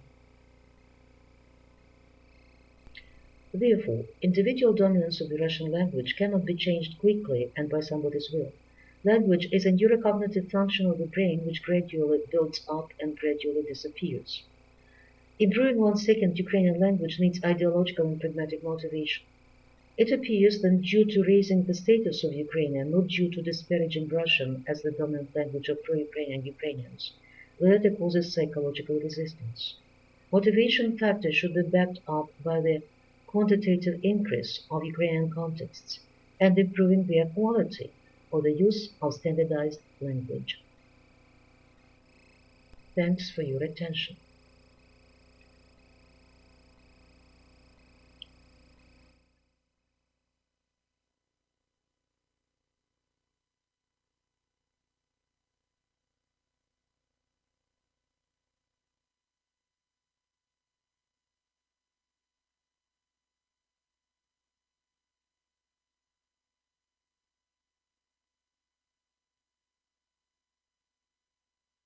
Good afternoon, dear colleagues. My name is Taras Tkachuk. The topic I am presenting goes under the title of Choosing between Ukrainian and Russian in a multilingual Ukraine, Vinnytsia region. In this research that has been running for the last 5 years, I've been analyzing the language situation in Vinnytsia, a post-Soviet city situated in central Ukraine. In this study, I am interested in factors that influence the choice of the language of communication in the Ukrainian-Russian bilingual environment in Ukraine. This environment has been created historically during several centuries of Russification, and it continues to exist in bigger cities to a larger extent than in small towns and villages, according to Zalizniak and Masenko. Overall, more than 6,000 respondents from Vinnytsia and Vinnytsia region participated in my surveys. This region was chosen not spontaneously, but because of its geographical location in central Ukraine. Hence, it is neither clearly pro-Ukrainian, as typical for Western Ukraine, nor is it clearly pro-Russian, as we see in East and South Ukraine. Recent polls conducted in 2015 show that 43% of Ukrainian speakers live in this central region. According to the last census taken in Ukraine in 2001, the majority of Vinnytsia's residents were ethnic Ukrainians, 87%. However, Ukrainian-Russian bilingualism is a common phenomenon in the city due to the historically dominant position of the Russian language as it was defined in Milanyuk. In modern Ukraine, the language used often serves as a litmus test for identifying a person's ideology, be it imperial, that is colonial or pro-Soviet, or be it nationalistic, that is pro-native Ukrainian. Our main research question concerns current bilingual practices of city residents in various urban settings. The main method of my research is case studies that allow us to take example of small social and age groups and find out the main trends of the use of language and predict the next stages of the study. So far, 7 surveys have been conducted using this method. The main type of our survey was a questionnaire, and additional data was compiled by observing the spontaneous use of language by the same respondents. This allowed us to verify the results of the written surveys and compare them with the real language situation. In my research about Ukrainian-Russian bilingualism, I listed the following items as my main points. First, to identify the key factors influencing a particular speaker's choice of language in the Ukrainian-Russian bilingual environment. Second, to find solutions to educational problems related to the bilingual conditions that pupils and students experience in Ukraine. Third, to dispel the political myth of the discrimination to which Russian or Ukrainian speakers are supposedly subjected. The target group of my survey participants consisted mainly of students between the ages of 14 and 18. This target group was chosen for 3 reasons. First, these survey results can be used to develop guidelines for teachers working with bilingual students. Second, the participants interviewed are young people who will be an active part of the population in 10 to 15 years, which means that based on our results, we can make predictions about the language usage in a specific region for the next tens of years. Third, this approach makes it possible to collect many samples of data over a short period of time. In addition, in 2012, the samples were taken from various social groups, such as pensioners, service workers, businessmen, or university students. The main goal of my research has been to move the topic of bilingualism from politics to social linguistics and to find out all the factors that influence the speaker who lives in a bilingual environment. In particular, first, the impact of the external factors such as media, services, language of official institutions. Second, the impact of the urban environment. Third, language used in a family. Fourth, language used at school. Fifth, correlation with the level of education of a respondent and his parents or grandparents. Sixth, influence of socio-economic factors, the level of financial security of the family. The results of the survey confirm a high level of individual bilingualism in Vinnytsia. Although most participants defined Ukrainian as their native language, they also used Russian at various levels in their everyday life. Now I'll try shortly to present the main results of my survey. My first research was conducted in 2012. As we can see from the pictures, there is a diversity of data in respondents' answers concerning their mother tongue, their friend's language, or the language of communication with friends. All the following surveys showed the same results, and now we must accept that respondents were identifying their mother tongue with nationality, but not with real language of communication.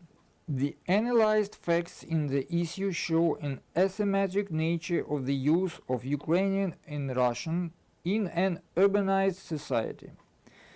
The results of the survey suggest that external and internal factors mostly contribute to the intensive development of Russian in all social areas except for the official and educational environment. Before implementing the famous law by Kivalu and Kolesnichenko in 2012, we asked Vinnytsia respondents about language discrimination. This is rather a political question than a linguistic one, but the results are very expressive. 37% of respondents felt that negative pressure was exerted on Ukrainian, and only 18% said that they felt negative pressure on Russian. A survey conducted in 2013 has a title, Mothers, Fathers, or Friends' Tongue. In this research, we investigated 3 generations of speakers from the city of Vinnytsia, main group, and a small town Kozyatin, control group, in Vinnytsia region.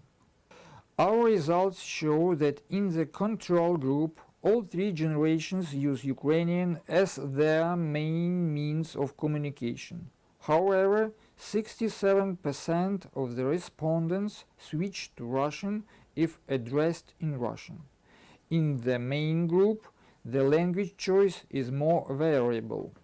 Crucially, the strongest factor in the choice of the respondent's dominant language was his mother's language rather than his father's language, as Hatus said. Nonetheless, even in the dominantly Ukrainian group, from 14 to 39% of respondents communicate with their friends in Russian. 2014. The impact of the urban environment. These results from Vinnytsia region confirm the hypothesis about the Russian-speaking urban environment that causes the speaker to change the language only partially. First, Ukrainian still continues to be more dominant among the younger generation of city residents, except for the private school students. Second, their families could not be qualified as full members of a Russianized urban society. 54% of the respondents' grandparents come from rural areas, and 70% of them speak Ukrainian. And in addition, 31% of respondents' parents originate from villages, and 74% of them speak with their children in Ukrainian. Therefore, considering the various data obtained in the survey, we suppose that there are other factors influencing the bilingualism of teenagers. 2015. Correlation with the level of education of a respondent and his parents, grandparents. An analysis of the questionnaires showed that the level of parents and especially grandparents' education correlates to the choice of language by bilingual children. This is especially noticeable between the first and third generations. The higher the education of grandparents, the more likely their grandchildren will speak in Russian, which is a consequence of an intensive Russification of university education in Ukraine in the late 20th century. 2016. Influence of socio-economic factors, level of the financial security of the family.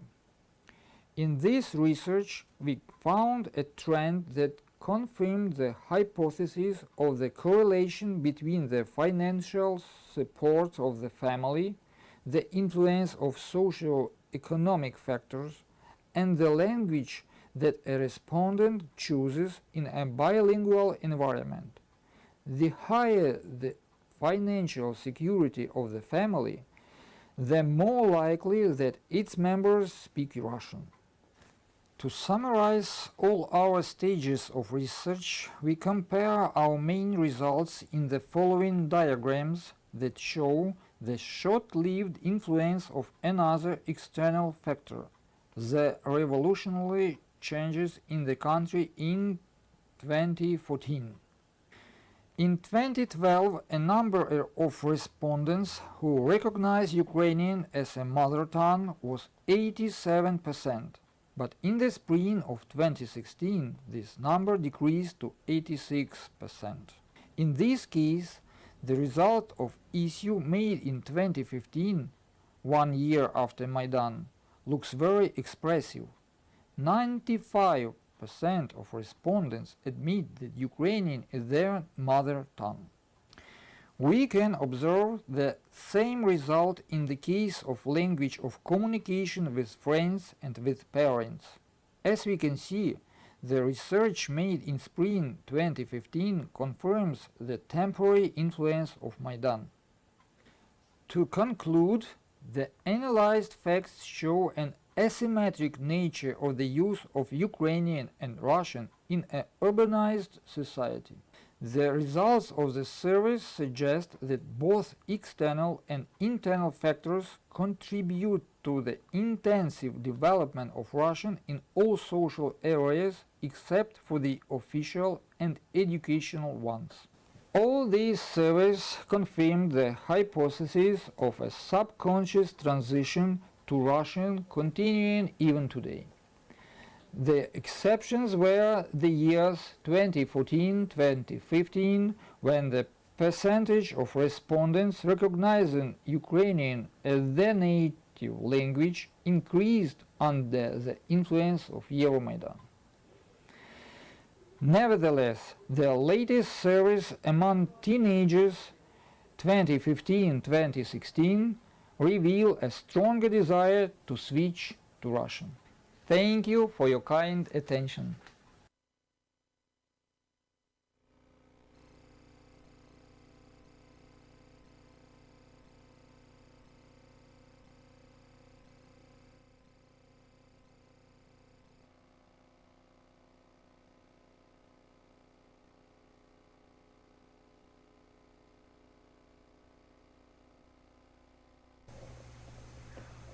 Hello.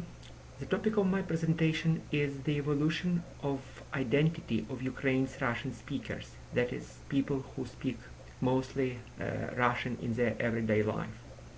This category includes two main parts. One is ethnic Russians and the other is ethnic Ukrainians who speak mostly Russian, that is, who has moved to this language practice, or who were born into families where parents accepted this practice earlier.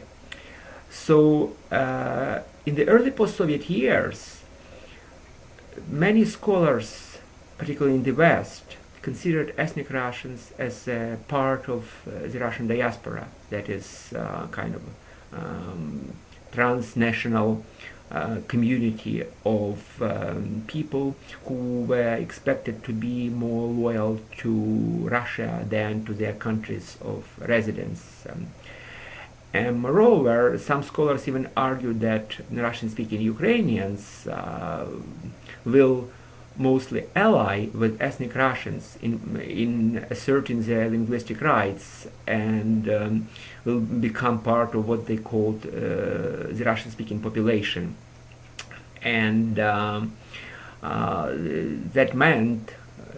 would mean that they would prioritize their linguistic identity, based on their everyday language practice, to their ethnic identity based on origin, or to their national identity based on their nationality, meaning citizenship, meaning country of residence. The main goal of my analysis in this presentation is to verify if that is the case in Ukraine at this moment, 25 years into Ukraine's independence. I will rely on three kinds of data. First, and most important for this presentation, is three nationwide surveys. December 2006, conducted by the Center Hromadska Dumka, and as well as February 2012 and September 2014, conducted by the Kiev International Institute of Sociology. Also, the second kind of data is focus group discussions conducted in February and March 2015 in 4 Ukrainian cities in different parts of the country: Kyiv, Kharkiv, Kropyvnytsky, then Kirovograd, and Chernivtsi. And public discourse as a third kind, in particular social networking interactions, mostly Facebook. For the time constraints, I will mostly deal with survey data in this presentation, but I will rely on all of them, all three kinds of data in the publication I am preparing on this topic.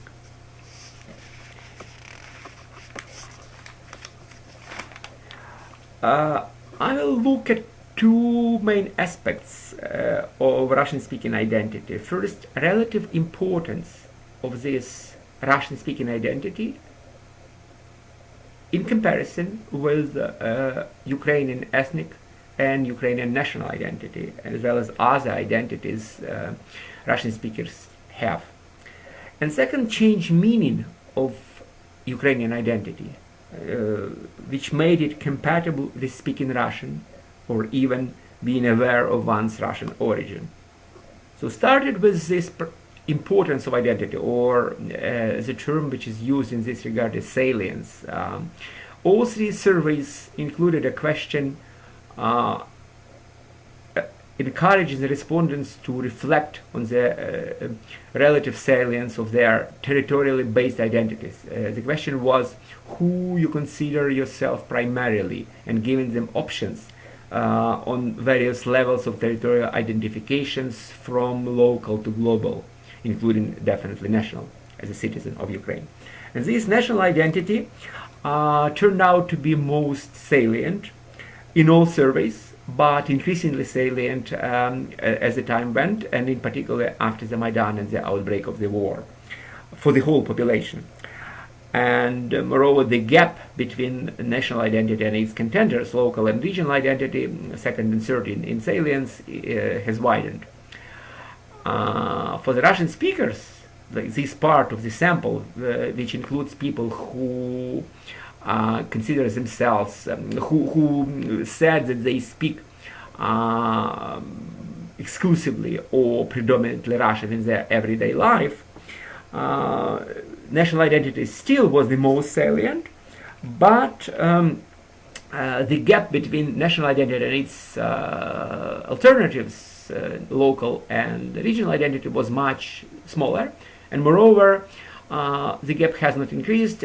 Actually, the salience of national identity has not increased in 2014 in comparison with 2012. So, in fact, it has increased, but only in part of Ukraine. I separately analyzed the data for West and Center versus East and South of Ukraine, like two different halves, which can be called orange and anti-orange, in accordance to their electoral preferences in a number of elections. So, in the West and Center, national identity has become more salient and really hegemonic for Russian speakers as well as for Ukrainian speakers. In contrast, in the East and South, it was less salient than local identity. So, and even in response to the war, people kind of retreated into their local shells rather than came to perceive them more Ukrainian. While this question was limited to territorially defined identity, so local, regional, national, European, post-Soviet, global, so it didn't include linguistic and ethnic identity, so Russian-speaking or Russian identity. Another question I asked in the 2014 survey only encouraged the respondents to look at the list of 20 words characterizing people, all pertaining to all kind of identities, territorial, social, religion, ideological, gender, and so on, and tell which of these are most important for them, which characterize them best. They had the right to choose up to 3 most relevant identities. And out of these 20 identities of identifications of different kinds, identity as Ukrainian, not a citizen of Ukraine, but just Ukrainian, turned out to be most salient, followed closely by the gender identity as man or woman, and then Orthodox, local, regional, national,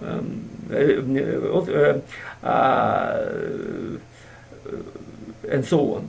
So that's for the whole population. National was the first, and gender, and then local, Orthodox, and regional. For Russian speakers, in contrast, gender identity as man or woman was the most important, then Orthodox, then local, regional, then national, Ukrainian, but only later Russian and Russian-speaking identity. So although Ukrainian identity was not the most salient, it still prevailed over linguistic and ethnic identity, in contrast to those predictions of the early 90s. Once again, this prevalence was greater in the West and the Center than in the East and South, but even in the East and South, Ukrainian identity was stronger. So more people said their self-designation as Ukrainians mattered to them than their self-designation Russian speakers or Russians mattered to them. Now let me move to the second aspect, the meaning of Ukrainian identity. When people say they are Ukrainian, that this word characterizes them well, what exactly do they mean?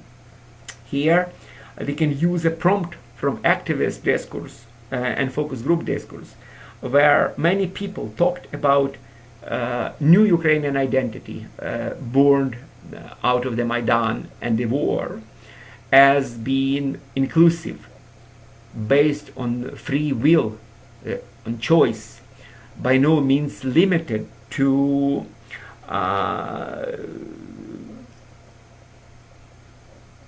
people of Ukrainian origin or people speaking Ukrainian.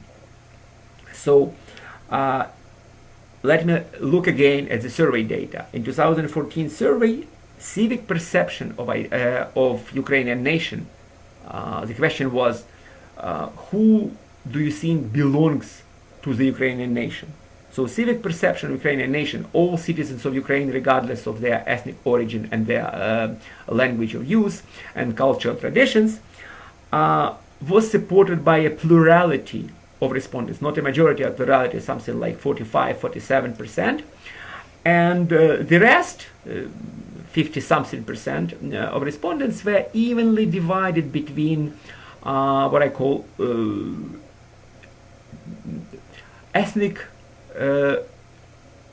citizen, ethnic global, and linguistic. So meaning people of Ukrainian origin who are citizens of Ukraine, people of Ukrainian origin across the globe, and citizens of Ukraine who speak Ukrainian and raise their children according to Ukrainian traditions. So these were more or less equally popular, but together they only amounted to a bit more than a half of respondents. Then I looked at the Russian speakers in comparison with Ukrainian speakers, and for Russian speakers as well, the inclusive civic perception of Ukrainian nation was most popular and supported by nearly half of respondents.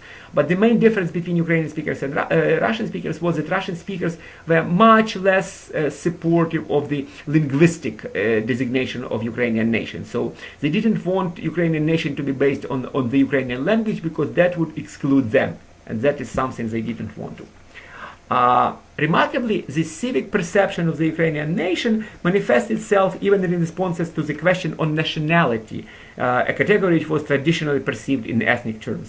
The share of Russians has dropped in the wake of the Maidan and the outbreak of the war in particular, and now most Russian speakers identify themselves as Ukrainian by nationality, particularly in the western center of the country. And of course, I look forward to the census which should confirm this. And if asked about the criterion for determining their nationality, increasingly Ukrainian speakers and Russian speakers say that they define their nationality by not by the nationality of their parents or by language or by something else, but by the country they live in. So they give explicitly the civic reason for designating the category which used to be ethnic. To conclude, let me briefly mention main factors that contributed to the low salience of Russian-speaking identity versus Ukrainian identity. So first and probably most important factor is that in Ukraine, unlike many other countries, there are no clear boundaries between Russian speakers and Ukrainian speakers because people combine different languages and, in their everyday practice, and more importantly because there is this cross-cutting boundaries, ethnic and linguistic. So many people who speak Russian or mostly Russian consider themselves primarily Ukrainian, so they would have a hard time choosing where their primary loyalty lies. Second, there was no obvious discrimination and marginalization of Russian speakers, which would contribute to their kind of prioritizing this identity based on which they would be marginalized or excluded. For example, like lack of citizenship in the Baltic states. Third, following from this, because they have full political rights, Russian speakers were able to participate in politics and defend their rights by means of legislation and by means of electing their representatives in the parliament and in other position of influence. So they defended their rights. And in this relation to this, main parties overcame transcended linguistic and regional divides. They were all nationwide parties. They all competed for influence and for power in Ukraine as a whole. There was one example, one attempt at regional mobilization in the east and south in the wake of 2004 defeat by Viktor Yanukovych following the Orange Revolution.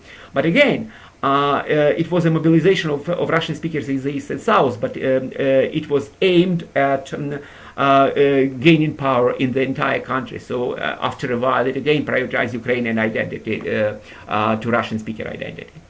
Thank you.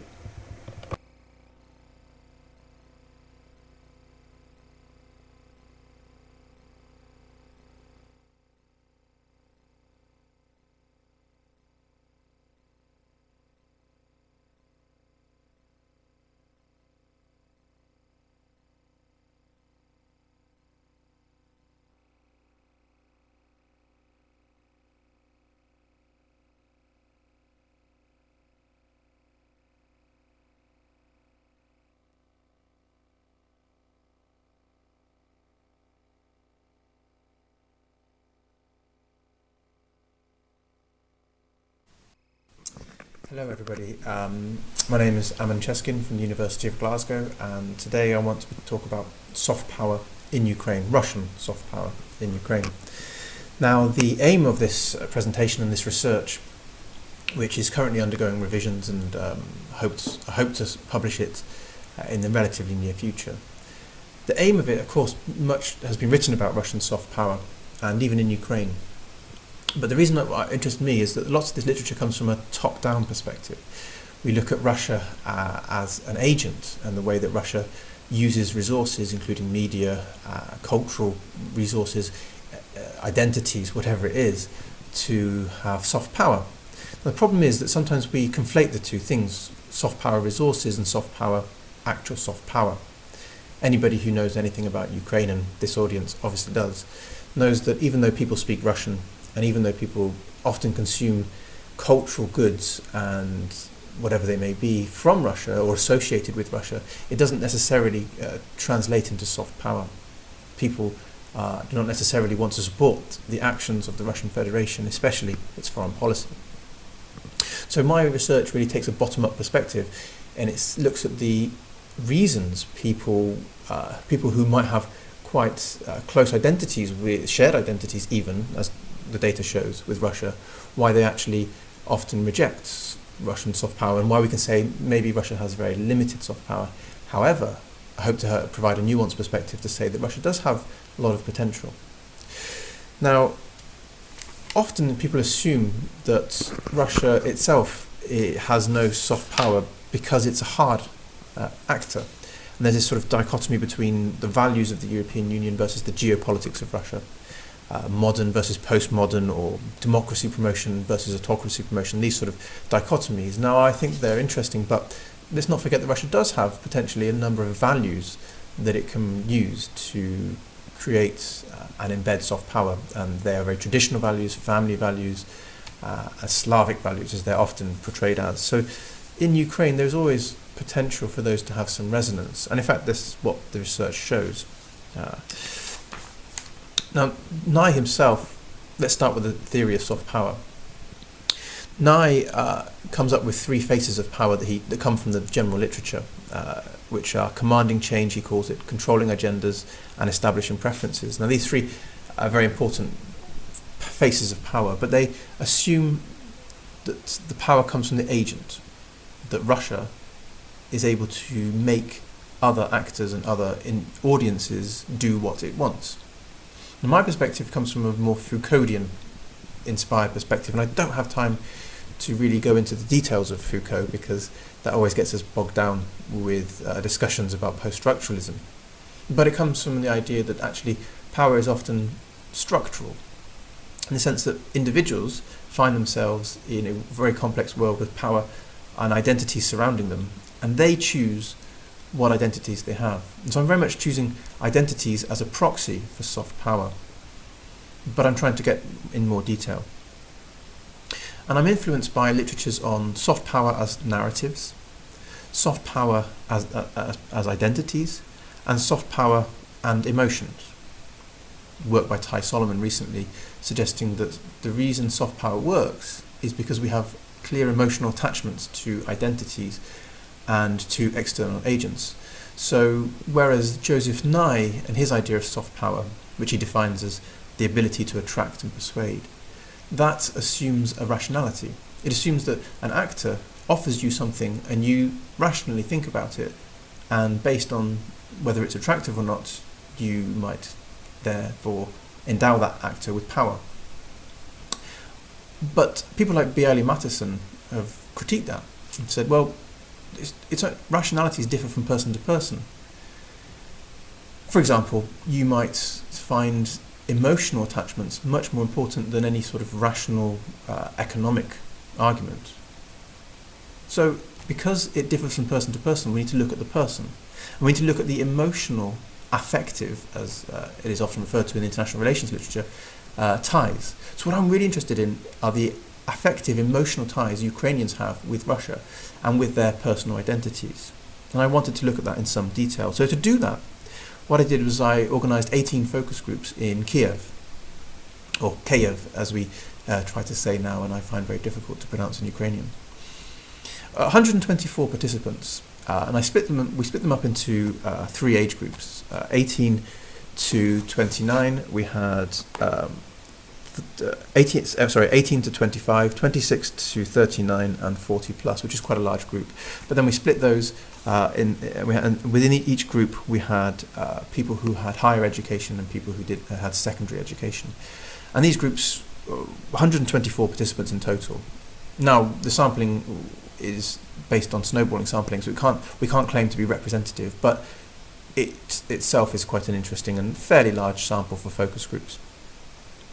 The coding of the data was done using, inspired by an article by Russell, Miskimon and Lachlan, when they talked about soft power as narratives.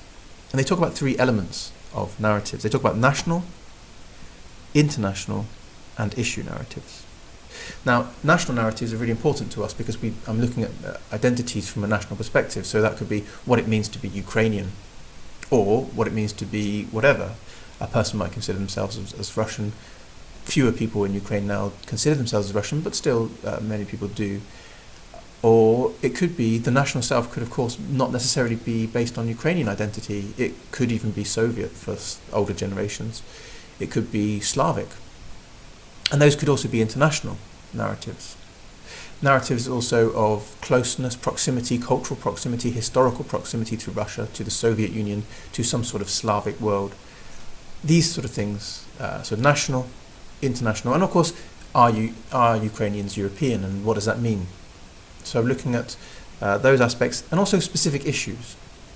For example, same-sex marriage. Russia has really paid lots of attention to this issue of late, as we all know. And so how do people relate to that? And then how do they relate to that with respect to Russia?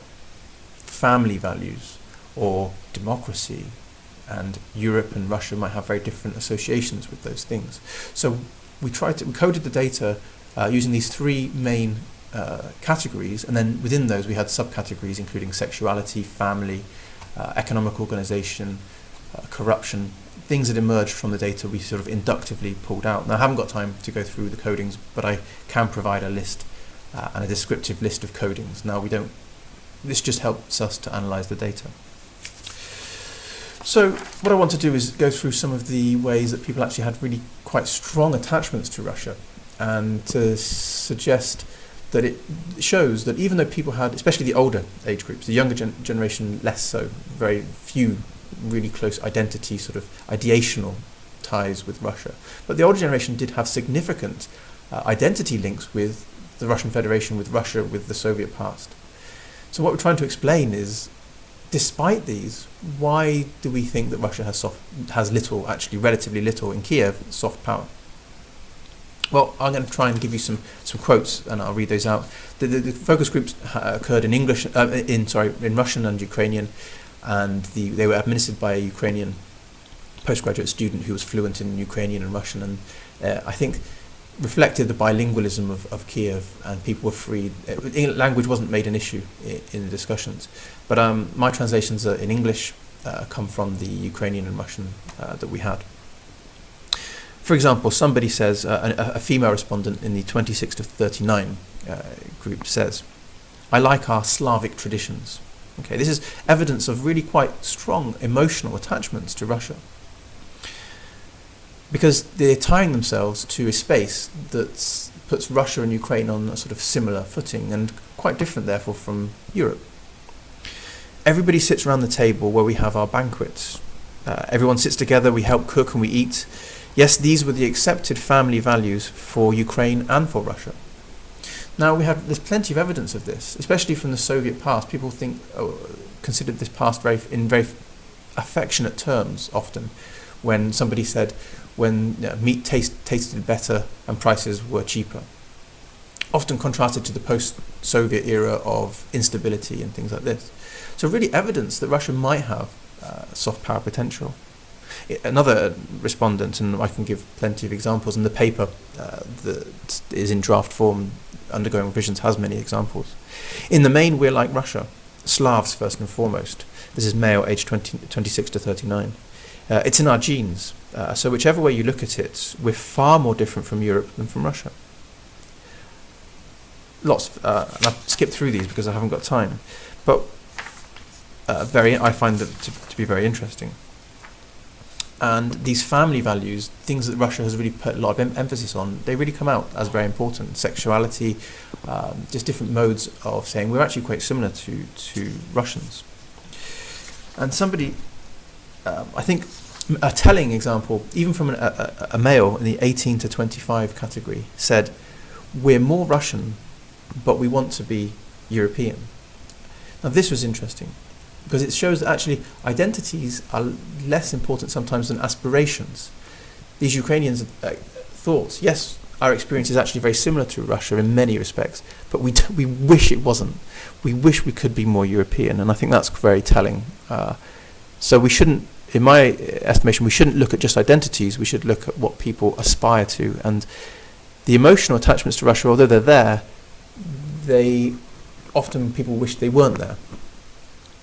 So let's move on to national identities of Ukrainianness. Now, in this sphere, Ukrainian identities, the literature suggests that Ukrainian identities are becoming stronger and stronger, and that was affirmed in this research.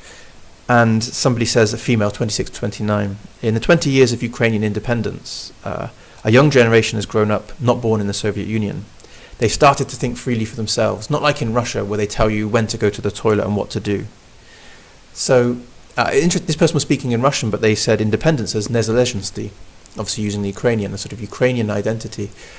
Clearly, the stronger a Ukrainian identity gets, the weaker it makes ties with Russia. And it's increasingly tied to European identities. That's very important. So the increasing articulation of a Ukrainian identity equals increasingly European identity, which is very important.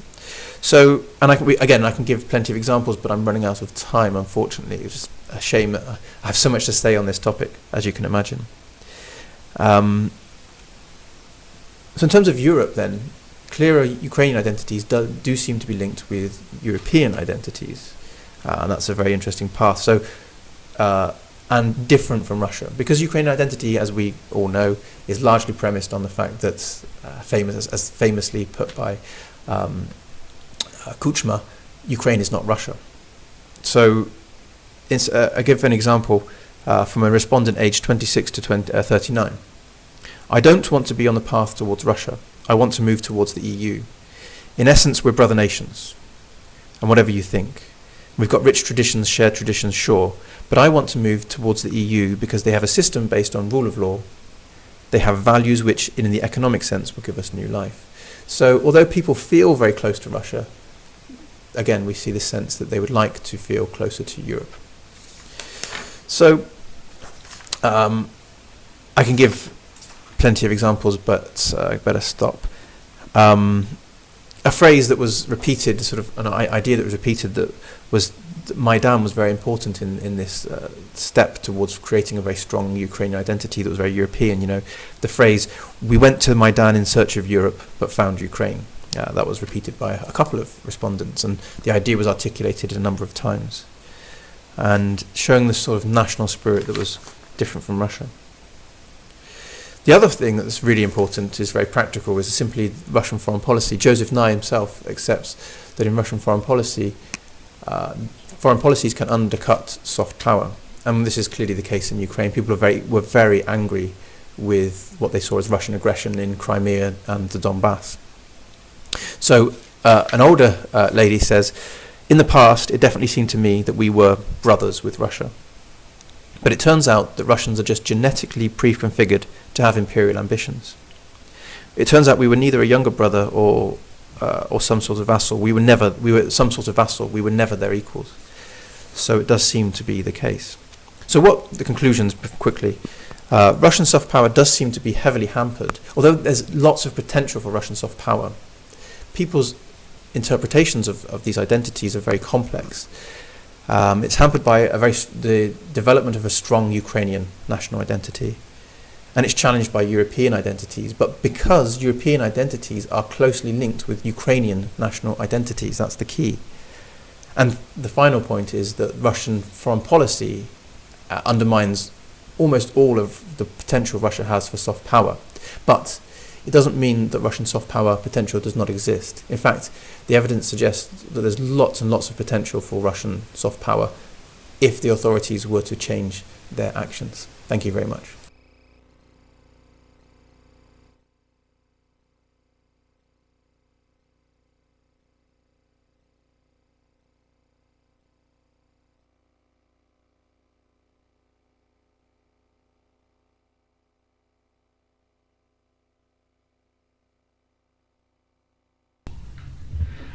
Good afternoon, I'm Lars Muffler from the University of Amsterdam. Unfortunately, I could not make it to Edmonton, so I'll be delivering my talk from my home university in Amsterdam. And as you have probably read, my talk is entitled How Imperial Discourse Re-entered Dutch Public Debate on Ukraine, and more specifically it is about the way in which Ukrainian national identity was constructed in Dutch media in the campaign leading up to the referendum that was held earlier this year on the 6th of April. About the pending association agreement with Ukraine and the European Union. So what happened is that quite surprisingly and quite suddenly Ukraine, from being completely absent in Dutch public consciousness, became really the center of Dutch public debate and public discourse when a group of, I would say, right-wing and left-wing anti-EU activists united together enough signatures in order to hold a referendum about this agreement. And they united under the name of Geen Pijl on 10th of July 2015. And when they gathered enough of signatures by April, they transformed their campaign into the No campaign.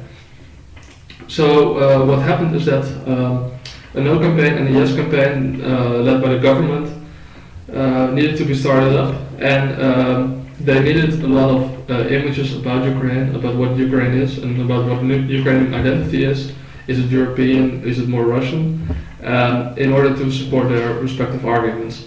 But these type of images did not exist in within Dutch national consciousness, partly because I would argue that during the Soviet era, the Soviet Union was represented as a homogeneous whole, and there was no special attention for its respective parts within Dutch culture. So there was really a void that should be filled, and it was filled really quickly by mostly generic images that existed within Dutch culture about the Eastern European other, and by something I will later on call imperial discourse. And what I'll try to do in this talk is look at these images, the way in which they are constructed and where they are from the field of imagology. And imagology is a field that studies the way in which these type of images about nations, about countries are constructed. And it is quite well defined by Dutch scholar Joep Leersen in his 2007 study. So I would like to start out with a few theoretical notions on this field of study that you should keep in mind during my talk. And it's firstly that this every created image of another is at the same time a creation of a self-image by contrast. So defining the self by contrast of the other. What you should also note is that image of the other are always created on the basis of selective observation, but on the basis of observation and of empiricism, although this empiricism is of course pre-shaped by the pre-existing images that exist within a culture about another culture. And what happened in the Dutch debate is that the No campaign really determined the shape of the entire debate, because it started out very quickly and very effectively as portraying Ukraine in a very negative way, as being a backwards country, corrupt, dangerous, fascist, and most importantly, internally divided. And this of course promotes the view that an association with such a country would be very disadvantageous to the Netherlands, both economically, strategically, geopolitically. And I think their view is most aptly worded by one of the leaders of the No campaign, Dutch leftist member of parliament Harry van Bommel, who stated that Ukraine is decades behind us, when it comes to civilization, it is more like African countries. So what this does is, on the one hand, it portrays Ukraine very negatively, but on the other hand, it, I would argue, presents the Netherlands as the automatic opposite does as a civilized country. But what it also does is it places them kind of on the same scale of civilization. It denies the possibility of an autonomous development, but it rather puts the Dutch model of history, of historical development on Ukraine, a model to which Ukraine should be measured, and they can be either closely behind the Netherlands or really far behind the Netherlands, but anyway they should be going in the same direction. And this theme is variated upon by various no campaigners, really with an astonishing number of variations relying on their respective political stances. So for instance, also leftist leader of the Party in Defense of Animals, Marianne Thieme, called Ukraine in an opinion piece not nice to be associated with it because of its barbaric cruelty against animals. And on the other hand, rightist parliament member Hark Beertema described Ukraine as having corruption in its very veins, and the main argument of the right-wing non-activists was that Ukraine is mostly out there to get Dutch tax money and to take Dutch tax money in the form of EU subsidies. So what with this view, well, getting a lot of attention really early in the debate, made it really hard for the Yes campaign to portray a positive image of the Ukraine. So what they did instead is that they acknowledged in some way this notion of backwardsness, which is a very specific notion. I'll come back to it later. But they posed the counter-argument that the Western world, in which they count the Netherlands, have the obligation to help Ukraine develop in the same direction as in which they are going. So that Ukraine should develop to this Western model. And for instance, you find the term young democracy that was very often used in this debate, often also with words that are somewhat engendering Ukraine as being a young girl. And also a statement was by Dutch former foreign minister and current Euro secretary Frans Timmermans, who proposed that the Netherlands should import stability to Ukraine. So what this really does, it creates a binary opposition between a civilized country and a non-civilized country, where the non-civilized country, according to both parties, can only move into the direction of the civilized country. And I would argue that a lot of these notions about Ukraine are not so new, but they derive not from earlier collective memory about Ukraine, but rather from generic images about Eastern Europe that have existed. Except for maybe the fascists, which you could see as a very specific stereotype, perhaps stemming from similar stereotypes existing in Russia about Ukraine. But most of these stereotypes of inherently corrupt, inherently dangerous, not able to rule itself, really stem back from the Enlightenment era. And for instance, the figure of speech barbaric that was used very often, I would trace to perhaps 18th century classical scholar Edward Gibbon, who was the first one to make a connection between the Slavic peoples living in the east of Europe and the barbarians living at the edge of the Roman Empire. And what this does again is, in contrast, it defined 18th century Western Europe as being a logical successor of the Roman Empire, by stating that Eastern Europe was a logical successor of the barbarians living on its edges. But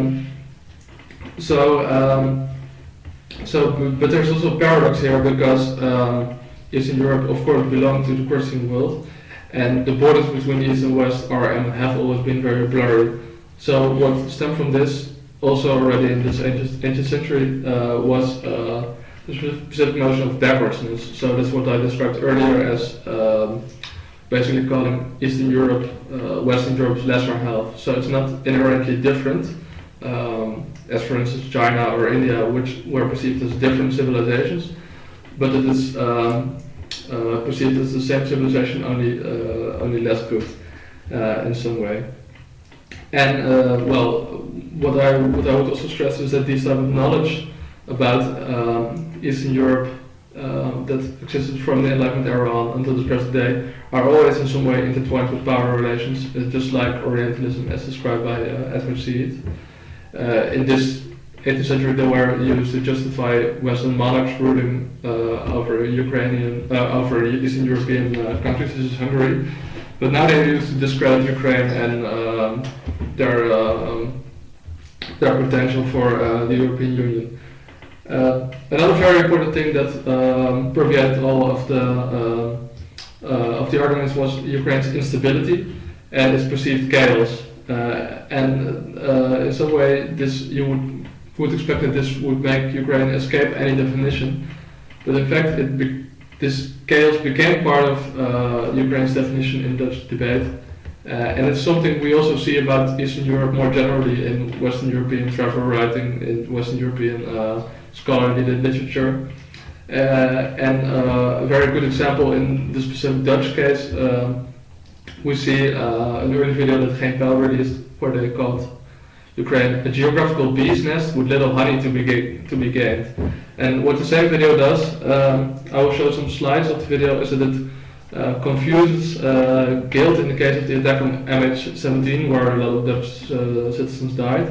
The video really leaves in the middle if pro-Russian rebels did it or maybe the Ukrainian government did it.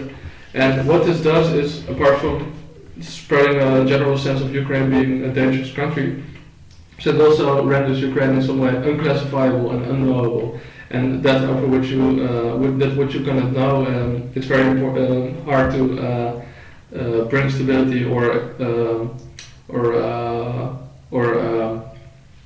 gain power over. So what became a definition of Ukraine in Dutch public debate was its in between two different countries, cultures, split, not defined yet, not Western, not quite Eastern, and what really became the two main questions asked in the debate are which route should Ukraine take, and what should the West do about this. They were argued along the lines of Ukraine's supposed historical connection to one of either sides, and on the current preference of Ukrainian people. And that is very interesting because what we actually see is Dutch politicians debating about the number of supporters for the Maidan revolution. And we see, for instance, one of the leaders of the No campaign, Thierry Baudet, who stated in an opinion piece in, I believe, January of 2016 that the protests of Maidan Square were frowned upon by the majority of the Ukrainian people until the very end, and that Ukraine is divided to the bone on this question. And what is also a notion that we see very often in Dutch media this time, that I saw first being used in video by Geen Stijl and later on started being got taken over by almost everybody in the debate, is that there was a civil war going on in Ukraine. So this is a term that one started, and this also really supported the image of a divided Ukraine, divided among itself. But what happened is that both the Yes and No campaign started getting into this frame where Ukraine should be categorized as being either European or Russian-oriented or split, right in the middle. And what it does is, whichever of the three categories you choose, you are classifying Ukraine and thereby denying an autonomous identity that could have not related to Europe and not related to Russia. And what I think is that both this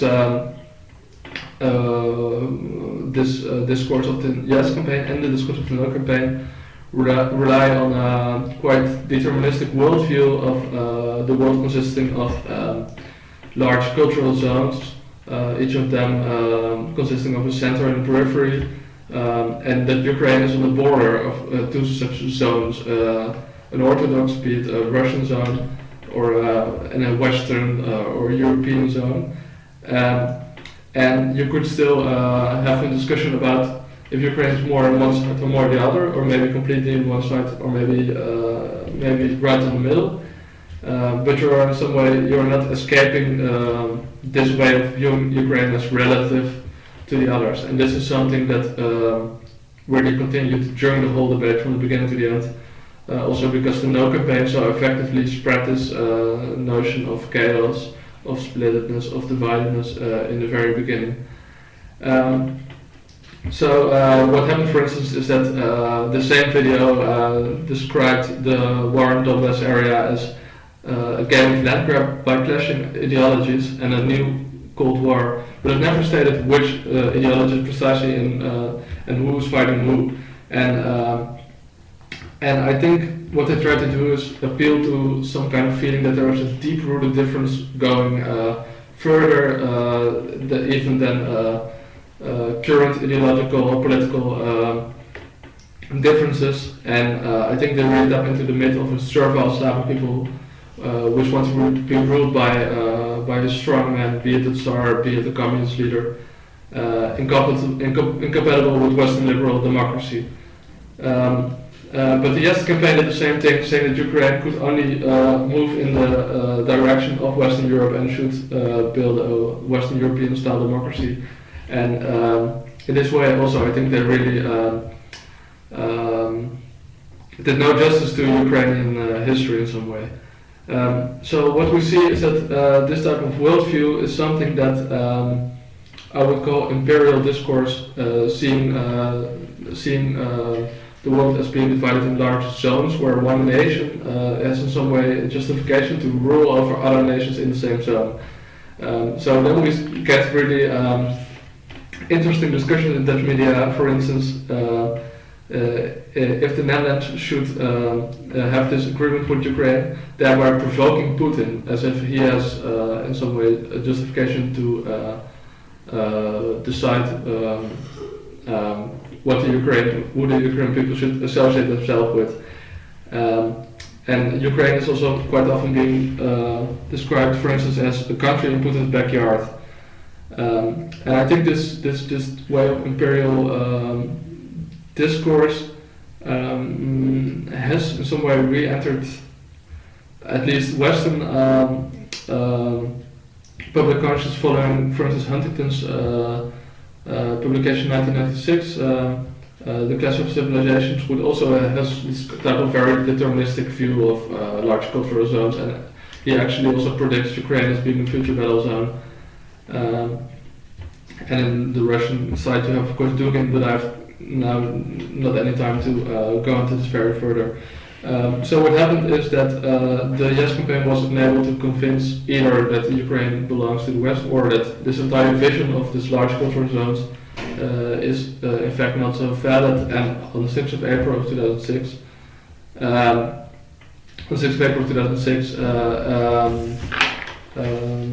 61% majority voted against the referendum with a turnout of only 32%.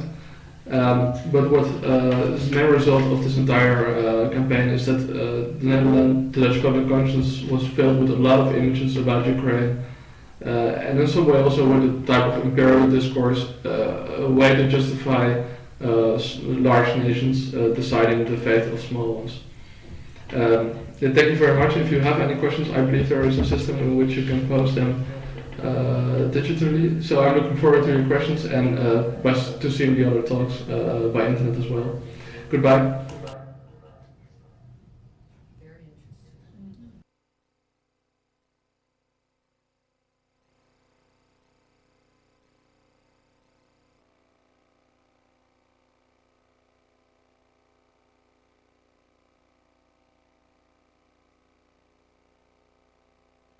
Hello, I would like to present you the results of my analysis on the discursive representation of Ukraine in Le Monde. As the only French elite daily, Le Monde plays a specific role in France, although not all agree with its center-left positions. Le Monde cannot be said to be representative of the French government, but it certainly represents a certain idea of France, a France that would support the values of the French Republic's motto, liberty, equality, fraternity. Le Monde can act as a defender of these values at home and on the European and international stage, inasmuch as these values are included in the French, European, and Universal Declaration of Human Rights. A very recent study of Le Monde's representation of Europe shows that not all states are equal on the European continent. Le Monde has traditionally taken a rather strong pro-European Union position, and it is therefore no surprise that by Europe it tends to mean European Union. However, in 2014, that is, 10 years after the enlargement of the EU from 15 to 25 members, it still tends to make a difference between those that were part of the Union before and after the enlargement, in terms of frequency of representation. European states, not members of the EU, are even less represented, and therefore sort of excluded unless the political weight makes them appear as prominent actors on the international stage. A very clear example of such a European state would be Russia, against which Le Monde takes repeatedly very negative positions. In 2014, the European states that were most often mentioned in the headlines of Le Monde's print and online editions were, in order, France, Russia, Ukraine, and Germany. Ukraine figures in third position thanks to the Maidan events. It comes after Russia, that is clearly part of them in Le Monde's perspective, but before Germany, one of the founder states of the European Union. Thus one may wonder, does Ukraine belong to us or to them? According to Greimas, us entails its contrary, them, but us and them are also in contradiction with, respectively, non-us and non-them. Instead of having a rather simplistic binary opposition, us versus them, Greimas' semiotic square presents us with what could amount to be two steps to go from us to them, or vice versa. Ukraine is not an all-time member of the EU. Thus the question we now face is, does Ukraine belong to non-us, non-them, or them? During this presentation, I will follow the following steps. The corpus of this qualitative study comprises 5 articles. The 3 main ones are in green and were published in 2014, 15, and 16. Their authors are very experienced journalists. Jérôme Gautret specializes in history. Benoît Wittkin has worked as Le Monde's special envoy to several Eastern European countries, and Sylvie Kaufmann is an editorialist, former correspondent in Moscow and Washington, D.C., and also former director of Le Monde. The 3rd and 4th articles, in black, written by Wittkin, complements the 2nd article, also written by Wittkin. To analyze the article's content, I use Toulmin's model of argumentation. In this model, the data are the facts or evidence used to prove their argument. In this example, Brutus killed Caesar. The claim is the statement being argued, in other words, a thesis. In this example, so Brutus must be condemned. The words are the general, hypothetical, and often implicit logical statements that serve as bridges between the claim and the data. In this example, crimes must be punished. The rebuttals are the counter-arguments or statements indicating circumstances when the general argument does not hold true. In this example, unless Brutus acted in self-defense. Finally, the backing are the statements that serve to support the warrants, that is, the arguments that don't necessarily prove the main point being argued, but which do prove the warrants are true. In this example, according to the law. So we have the general argumentation, Brutus killed Caesar, crimes must be punished according to the law, unless Brutus acted in self-defense. So Brutus must be condemned. When appropriate, this type of rhetorical analysis has been completed by a lexical analysis. The first article, written by Gautret, a history specialist, is entitled Ukraine, from the Kievan Princess to Independence, 1,000 Years of Ukrainian Identity. The argumentation in this article takes as its data the East-West antagonism that has existed from the 14th century until now. Through the warrant and the backing, the reader is led to the claim that Eastern and Western Ukraine have no shared memory of the past. In these conditions, one wonders whether it is really possible to talk about 1,000 years of Ukrainian identity as stated in the headline. The argumentation in this article is made very adamant, but its backing it is not counterbalanced by any rebuttal, but is supported by the type of lexis used throughout the article. Indeed, the lexical analysis of the article's 21 paragraphs shows that the idea of Russian authoritarianism, violence, is spread out through the entire article. The idea of Ukraine as a space is mentioned at regular intervals throughout the entire article. The idea of Ukraine as divided between the East and West is firmly established at the beginning and reminded towards the end. The ideas of violence, Ukraine as a space, Ukraine as part of the USSR, are strongly stated towards the end in paragraph 18. In conclusion, in this article, Ukraine appears mostly represented as a space or as a divided, non-independent entity, thus making it very difficult to believe in the existence of a Ukrainian identity. The next article takes a different approach. Instead of talking about 1,000-year-old Ukrainian identity, it suggests in its headline and claims in its argumentation that a Ukrainian identity has been born in 2014. The basis, i.e. the data for this position, is that the various division lines in Ukraine are disappearing. This data will lead to the claim only if the implicit warrant were true. According to this warrant, an erasure of division lines would be sufficient to create a national identity. However, this implicit warrant is not supported by any backing, but on the contrary, it is weakened by an explicit essayist rebuttal. What to do with the weakness of the state and the language question? What will happen when there is no longer a common enemy? Implicitness of the warrant, absence of a backing, and a strong rebuttal, all these elements combine to form a rather weak argumentation. Was 2014 really the year when the Ukrainian identity was born? Wittgen's rather pessimistic view is confirmed in two other of his articles on Ukraine. In Ukraine, the Panama Papers uncover Petro Poroshenko's questionable mix of genres, published in 2016, Wittgen wonders whether Poroshenko acts as a president or as a businessman. His reasoning rests on the principle that in politics, common good is supposed to come before one's own. For Wittgen, this principle is so basic, so obvious, that he does not feel the need to state it explicitly. However, he does say in his rebuttal that the problem may not be Poroshenko's lack of honesty as a businessman.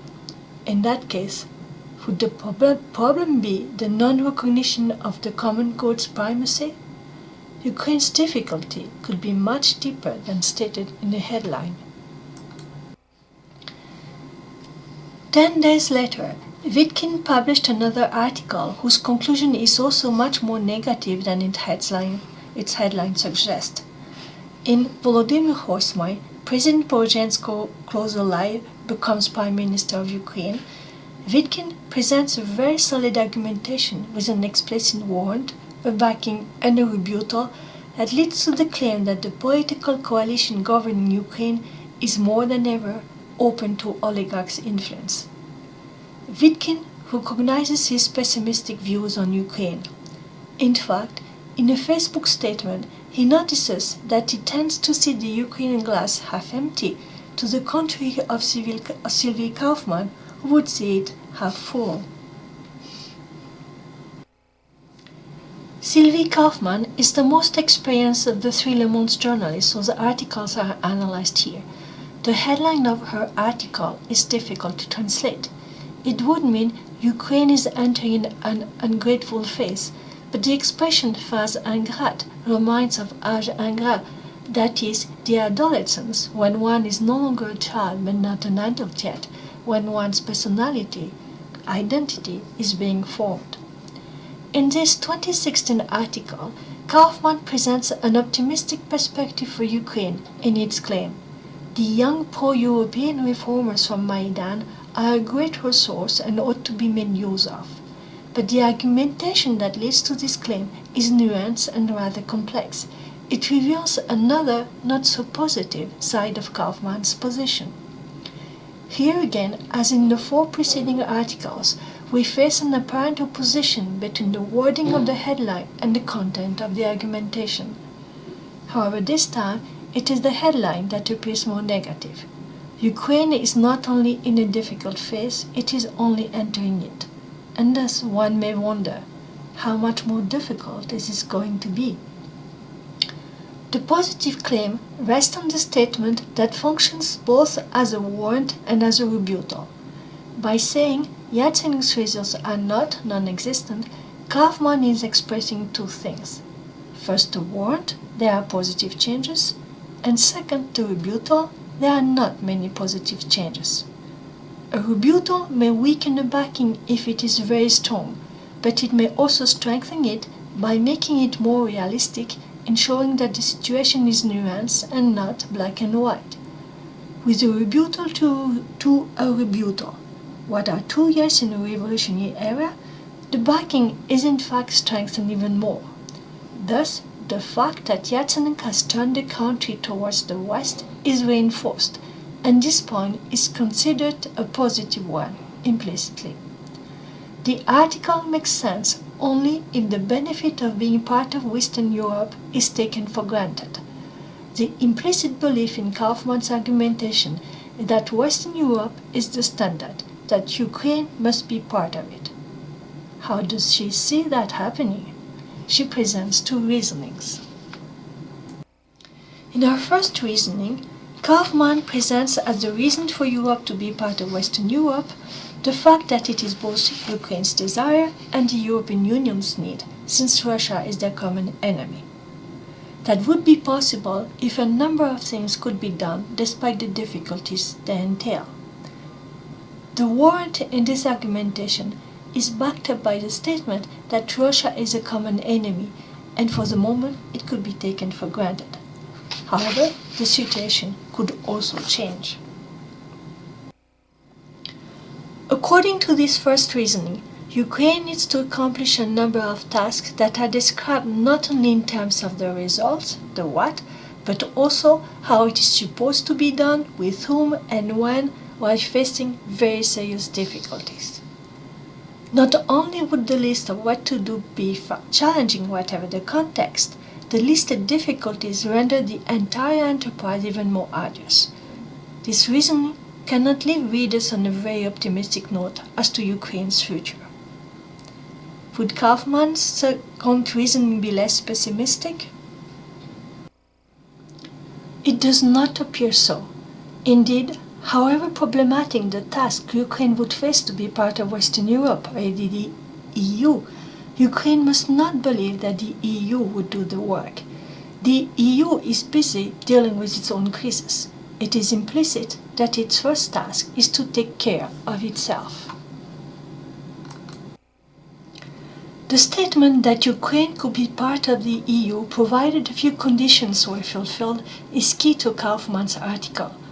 While constructing her reasoning, she backed her argumentation on 2 statements. Russia is a common enemy and the EU must first take care of itself. The combination of these 2 backings is key in Kaufman's general argumentation. When the 2 backings are put together, the implicit one about the EU's priorities takes precedence. In other words, the combination of the 2 backings amounts to having a common enemy is not enough to be friends.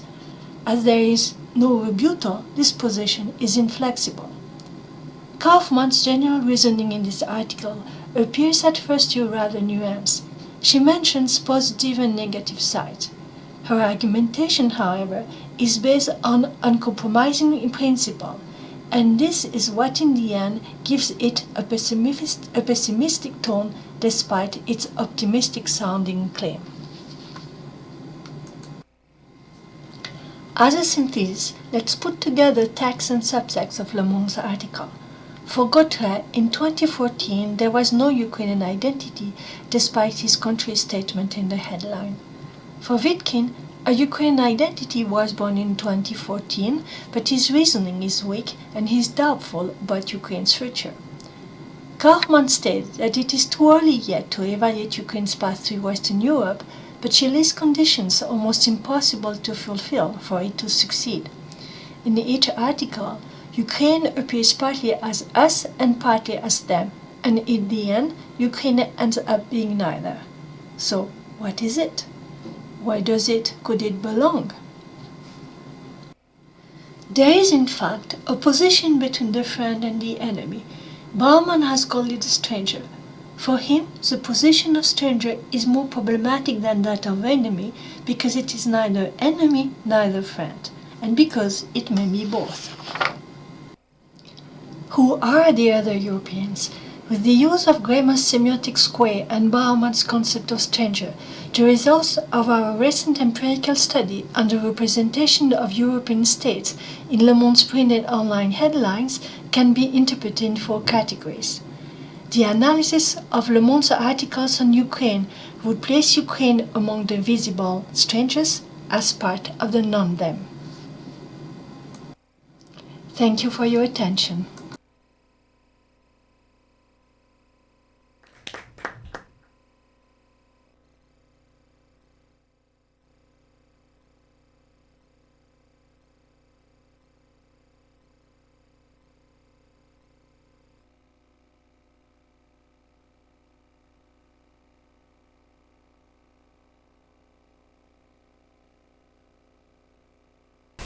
Ladies and gentlemen, my name is Martin, and first of all I would like to thank the organizing committee for being given the chance to say some very general aspects on Russia's linguistic view on Ukraine.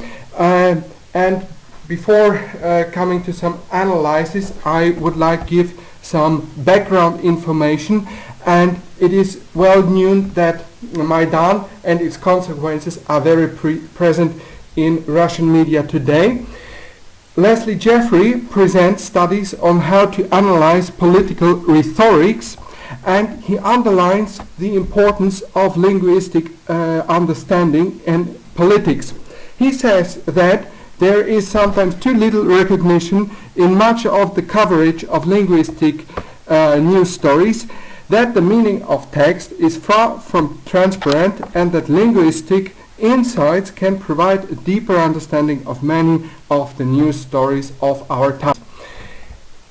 This is very much embedded into his studies, where he finds out that 4 key aspects are very important in medial communication, which are oversimplification. That means that we simplify complex news to get quick presentations, but also we are highlighting oppositions, complementary opposites, antonyms without intermediate positions like striver and striker, etc. And they can lead to the naturalization of ideologies. So there is an ample evidence that the lead up to major conflicts and their playing out is peppered with oppositions constructions of this kind. Also some meanings are highlighted, which are time-limited meanings in particular circumstances with particular associations, and implications can be shifted, especially in the context of a crisis. And of course the use of keywords is very frequent. In his paper we read that this of course is just a snapshot of the way that linguistics and linguistic usage can be examined in a research context to show underlying political trends and ideological ground shifts.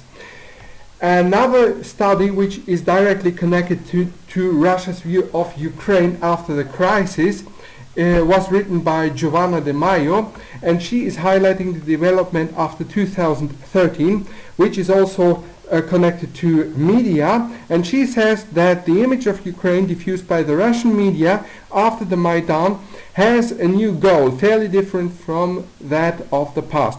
Through depicting the Ukrainian government as a Nazi regime, comparable to a puppet in the hands of the West and a betrayer of the historical friendship, the mass media aims to discredit Ukrainian political choices, namely its turn westward. And in this context, we have to refer also to the debate on language and its use, which was analyzed by a study by Gasimov, and also the dispute on official state of Russian language, which was also analyzed in a recent paper by Kulik. And the question is now, how are these aspects represented in a linguistic way? And in order to analyze this, we can have a look on some Russian media, as for example the broadcast service Vesti.ru, which was founded in 1919, and it belongs to Russia 24, so it is a state-owned news channel. And here we can see the homepage, the main homepage of Vesti.ru, and it is quite interesting that still in the beginning of October 2016 we find on the right side the main topics where the situation in Ukraine is still the most common and most actual and most recent topic.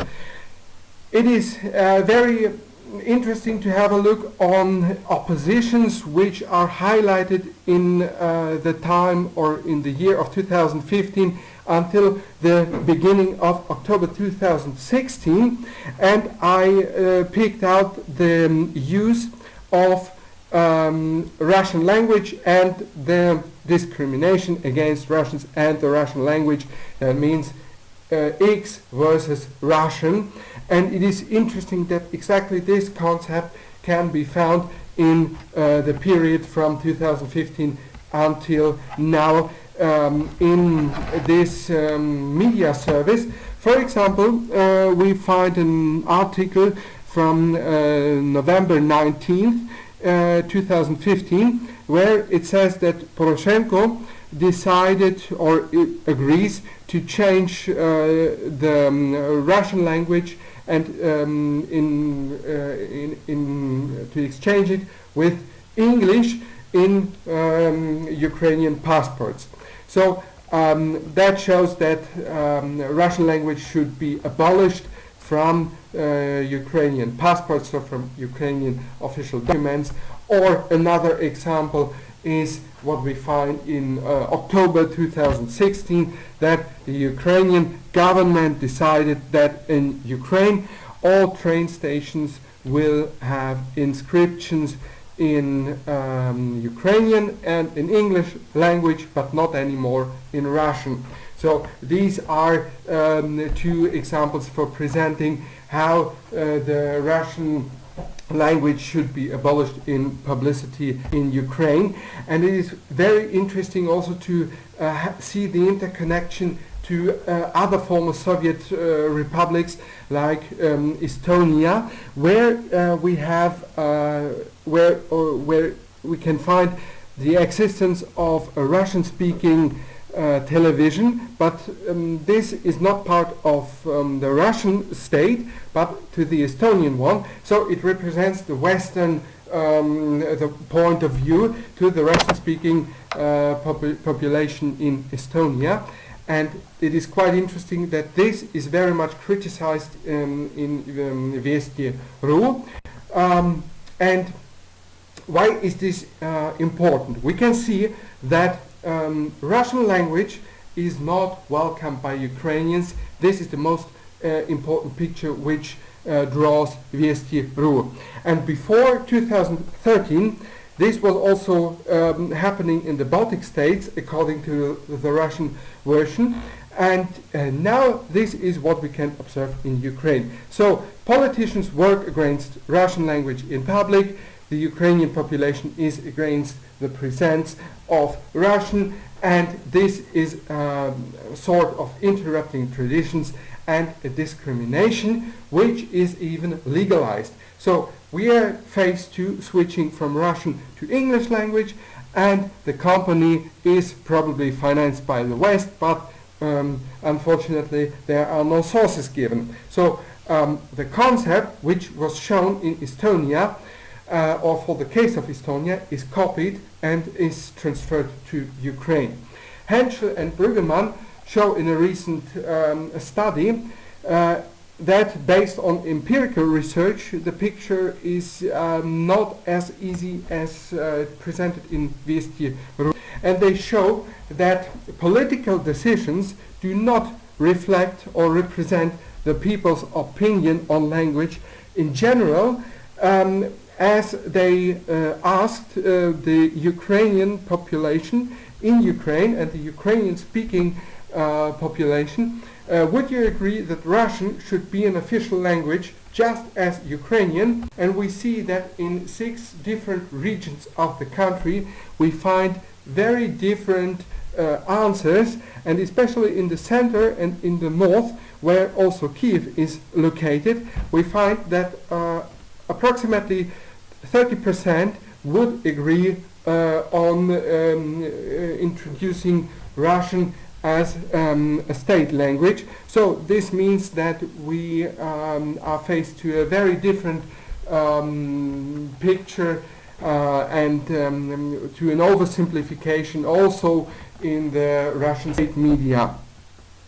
We can also see what is written in RIA Novosti, which was a former international news agency and is now a domestic one, operating with the same name. Here is the main page of RIA Novosti, and we can see that here, for example, it is represented that Ukraine is a country which has no stability, and that even former deputies from the government say and prove that Western European governments and countries do not want Ukraine anymore, which is also, in my point of view, an oversimplification of the whole situation, because the picture is drawn that the West does not want Ukraine anymore, and the country is not able to solve its problems, so the West does not need these problems anymore. They are disappointed, and even Ukrainian politicians are aware of this, so there is chaos 2 years after the Maidan revolution. This is very important, that this interview with the former deputy was taken in 2015 in February, which has to be explained. Pardon, it was taken in 2016.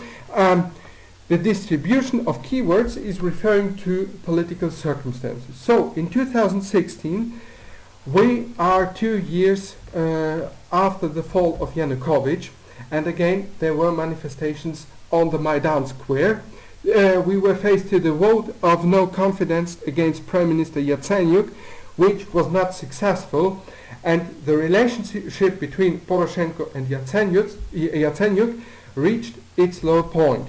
So there was no inner stability, which was of course one of the main problems for the countries, but for this reason the foreign ministers of Germany and France visited Kiev, which shows and proves that Western politicians do care for the country's development, even if a solution is very difficult to achieve. So, generally speaking, Maidan is and all which is connected to the Maidan and the development after the Maidan revolution is a very frequent concept also in RIA Novosti. And from January 1st to October 9 of 2016, we find more than 350 records and references in text documents by RIA Novosti, highlighting some aspects connected to Maidan and the situation in Ukraine, which can be seen here.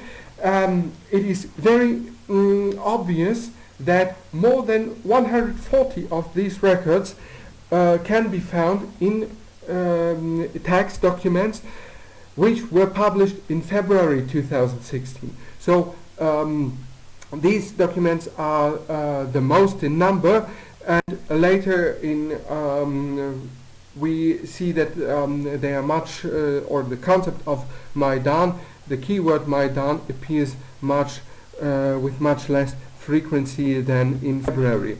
So it is also interesting to have a look on Telekanal Dost, which is the independent television channel, which was disconnected by the largest TV providers in Russia for his oppositional point of view. And if we compare some keywords appearing in Telekanal Dost and in RIA Novosti, we can especially have a look on keywords which are related nearly exclusively to Ukraine, such as junta, fascist, Novorossiya, separatist, referendum, правый sector.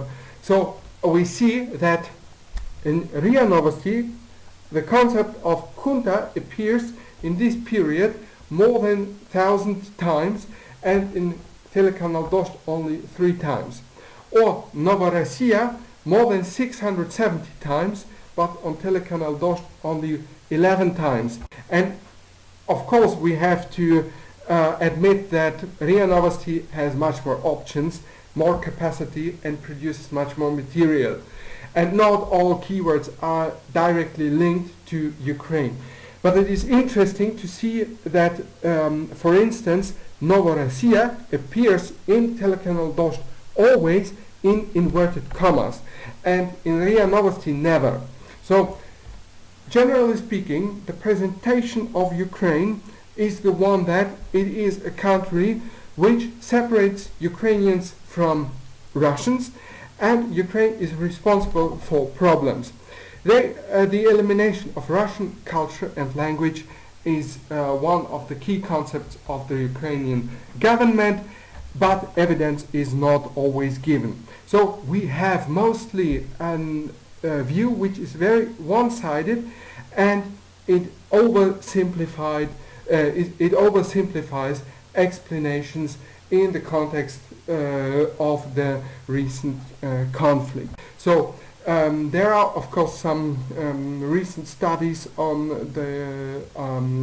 this subject, but I would like to thank you very much for your attention. Now, of course, we could say much more, and we could go much more detailed to some questions in this issue. If you have any comments, please feel free to contact me, and do not hesitate to write me an email. You can find my address here. And again, I would like to thank for your attention. Thank you.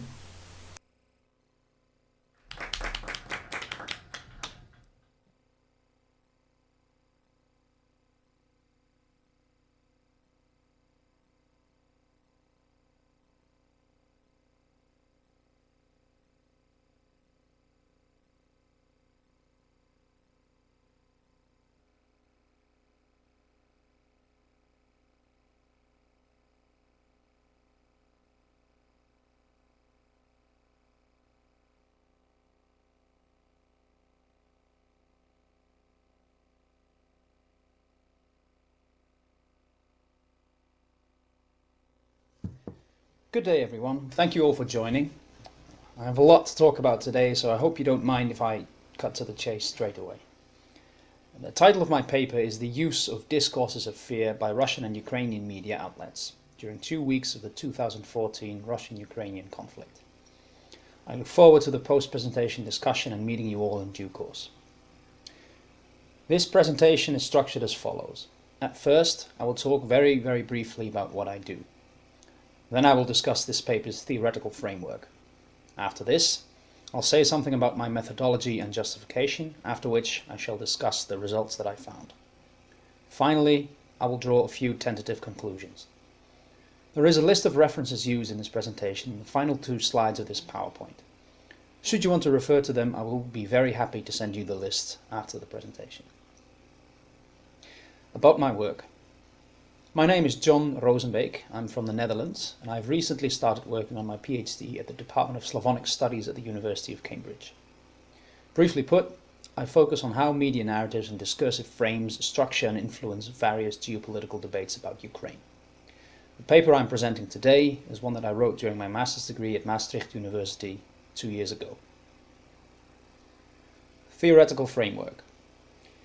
In this presentation, I will seek to assess how 6 Russian and Ukrainian news websites deployed discourses of fear in their coverage during 2 weeks of the Russian-Ukrainian conflict in 2014. To do this, I use Walton's 2007 theory of written media persuasion tropes, namely appeals to fear, direct propaganda, pity, and reason. Walton's theoretical framework focuses on media content and offers us a way to identify how a piece of output appeals to its audience. Among other things, determining these appeals includes analyzing the use of so-called buzzwords that evoke a certain response. Think of words like, for example, fascism. For articles to fall under one of the above-mentioned categories, their content must be compatible with the trope's articulated definition. For example, for an article to fall under the appeal to fear, it must put forward a sense of urgent threat and danger to the audience, as defined by Altheide 2006. The framework does not include measuring audiences' emotional response to media content, or evaluating the effects the use of rhetorical techniques and tropes on people's state of mind. What is considered most important is the content itself and not its effects. Methodology. With Walton's framework in mind, I conducted a content analysis of 2 weeks of written news coverage of 3 Ukrainian and 3 Russian media outlets. For Russia, I looked at Russia Today, Первый канал, and Novaya Gazeta, and for Ukraine, I looked at Ukrainska Pravda, Fakti i Komentari, and Kyiv Post. These outlets were chosen to ensure the coverage of a variety of perspectives. Первый канал and Fakti i Komentari are often considered to pursue a generally pro-government editorial policy. Ukrainska Pravda and Novaya Gazeta have a tradition of being editorially independent, and Russia Today and the Kyiv Post both cater to an international English-speaking audience. I analyzed 1 week of coverage from Ukrainian media and another week of coverage from Russian media. I chose to analyze the following 2 weeks: the 22nd until the 28th of February 2014 for Russian media, and the 3rd until the 9th of March for Ukrainian media. The reasoning behind choosing 2 different weeks and not the same week, and these 2 weeks specifically, goes as follows. If I had chosen to analyze the same week of coverage for both sides, there would have been a significant discrepancy in the way both sides are poised to use mass persuasion tropes, since the coverage is always going to be focused on the same events, as opposed to more or less similar events that might elicit a comparable coverage theme. Instead, I have tried to make sure that the news cycles in both countries would share a similar underlying theme, namely, a sudden transfer of power that is contested by the other side. Allow me to explain. The week of the 22nd until the 28th of February 2014 immediately followed the death of dozens of protesters on the streets of Kyiv, the disappearance of embattled President Viktor Yanukovych, and his subsequent removal from power. This was projected by Russian media outlets as a coup and an unacceptable development in a country that Russia considers to be part of its sphere of influence. While these events were ongoing, however, such framing had not yet been as firmly established as today, since significant new developments came about at a quick pace and much was unclear as to, for example, whether Yanukovych would return to Ukraine. The week between the 3rd and 9th of March 2014 marked an apex of the annexation of Crimea by the Russian Federation, considered an illegitimate takeover of Ukrainian territory by Russia. Media coverage of unfolding events was often confused and incoherent at the time. Here, too, media outlets did not yet display enough continuity in their framing to constitute a coherent framing narrative. Thus, what both weeks of coverage have in common is a central theme of an unexpected, contested transfer of power. To analyze both sides' media coverage of these events as they are unfolding, therefore allows for an analytical environment in which unexpected events undermine established narratives. Ideally, This ensures an analytical petri dish in which media outlets have not had the opportunity to establish firm discursive frames. This is not to say that the two datasets are entirely comparable. This would be the case if, say, unmarked Ukrainian soldiers had taken over a part of Russia, or perhaps if the 2011-2013 protests in Moscow had been successful in removing the Russian government from power. Nonetheless, with the underlying common theme in mind, this methodology can be instructive in determining how narratives of fear surrounding what was presented as a usurpation or seizure of power were deployed by both sides' media outlets.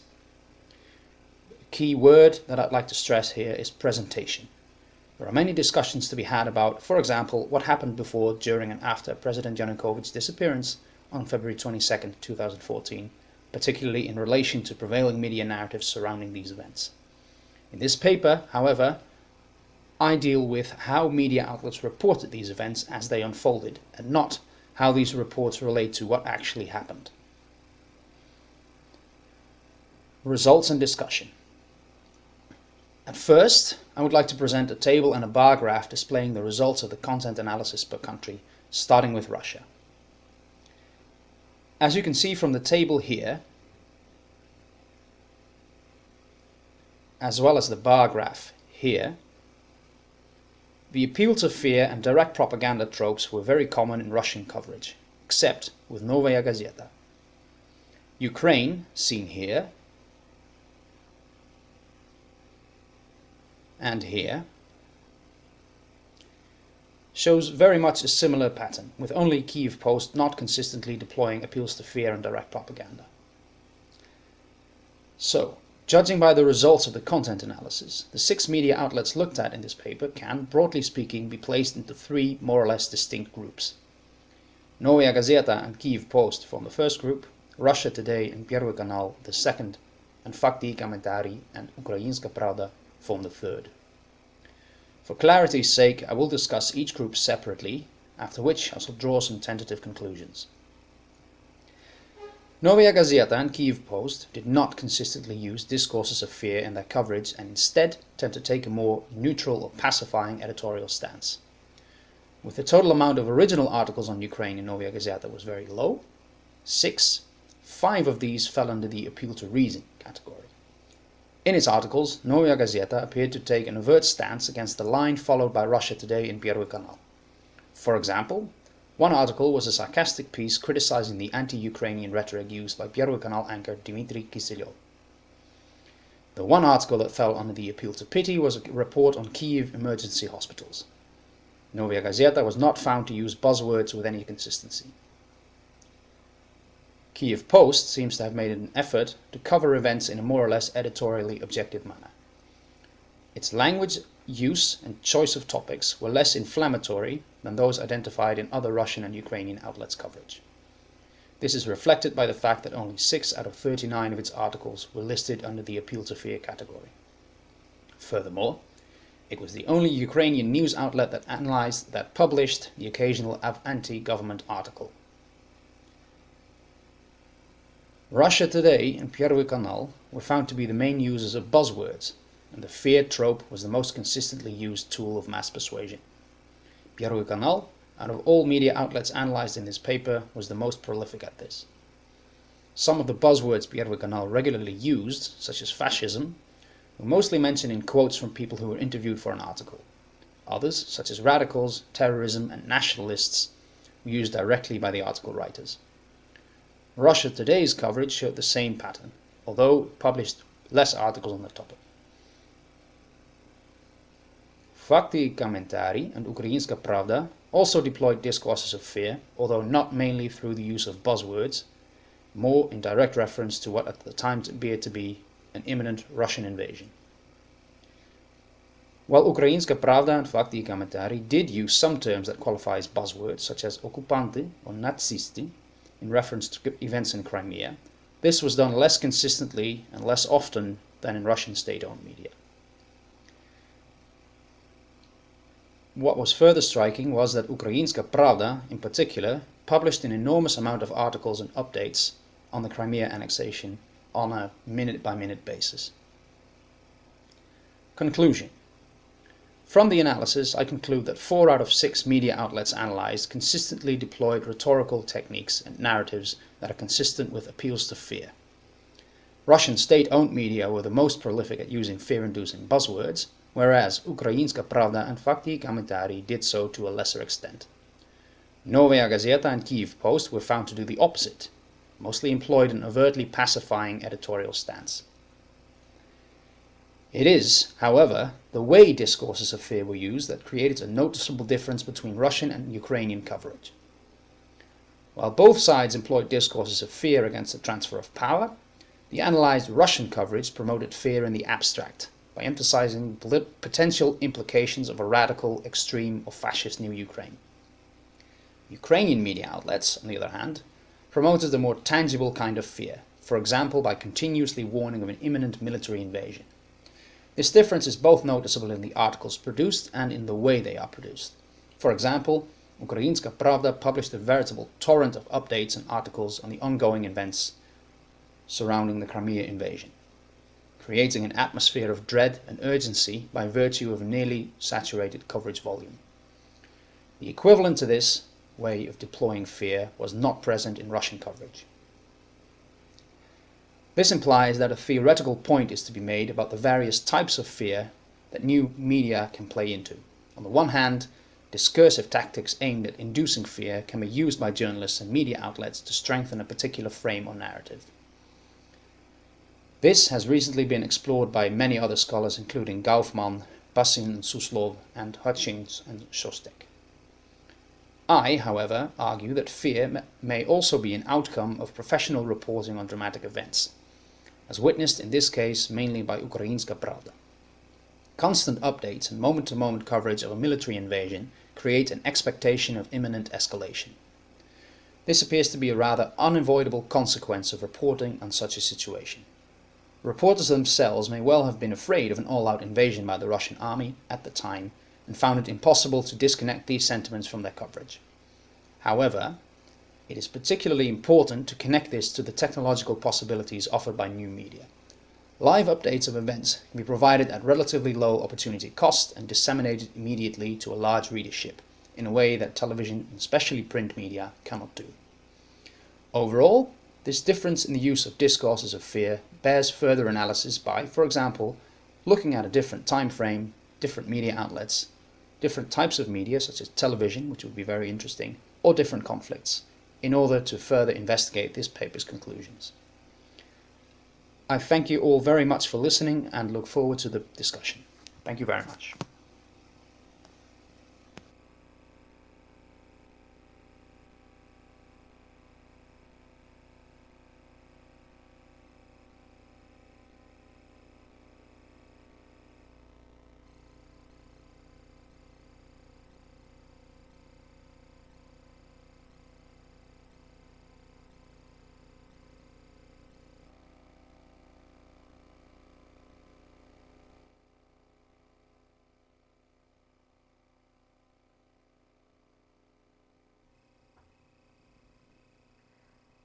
In this presentation, I explore verbal aggressiveness in present-day Ukrainian political discourse.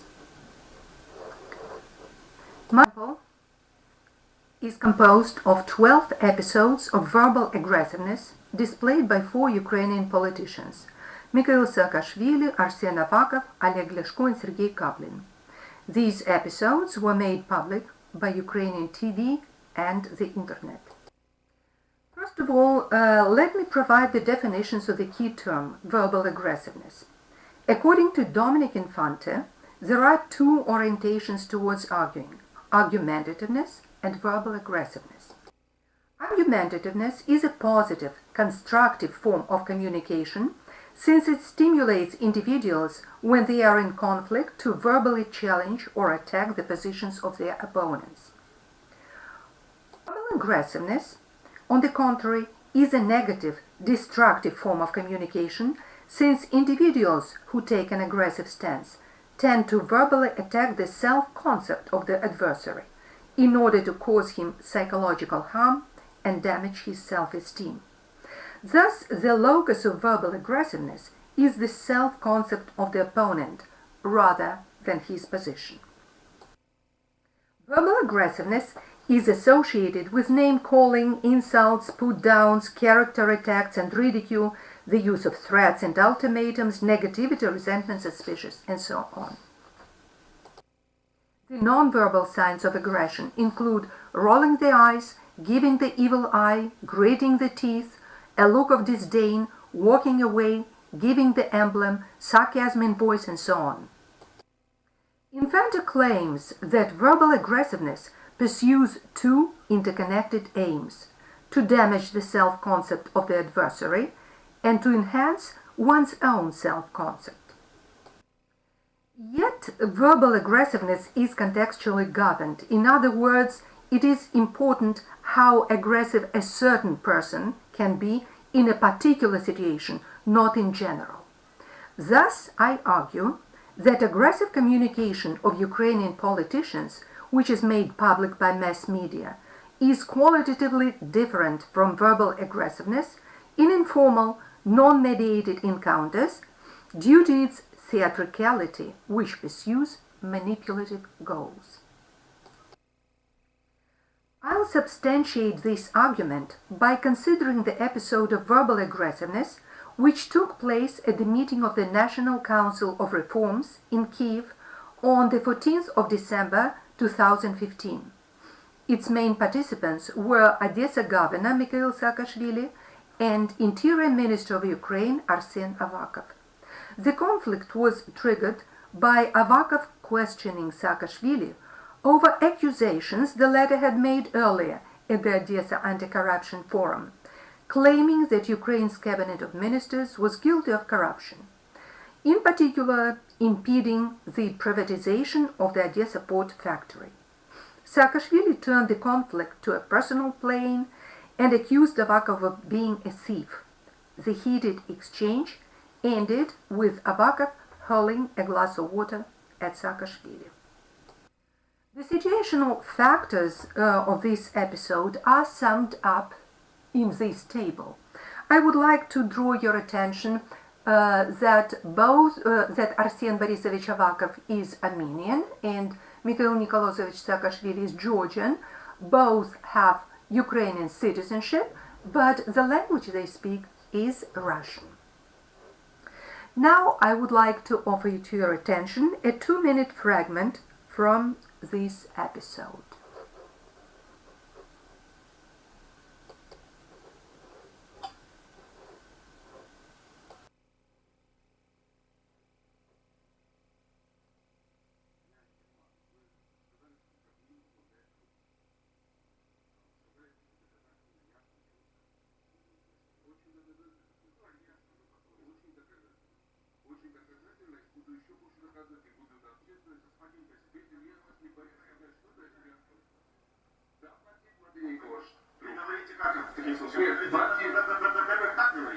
Что он говорит? Так со мной еще никто не разговаривает. Я с вами буду так разговаривать. Да мне наплевать, как вы будете со мной разговаривать. Ну вы не так наплевать вам тогда. Я призываю вас к вежливости. В отличие от вас, у меня миллиардов нет нигде. Я не для вас выступаю. Нет, я еще раз говорю. За свои миллиарды будете отвечать в другом месте. И у меня за мои миллиарды еще раз я сказал.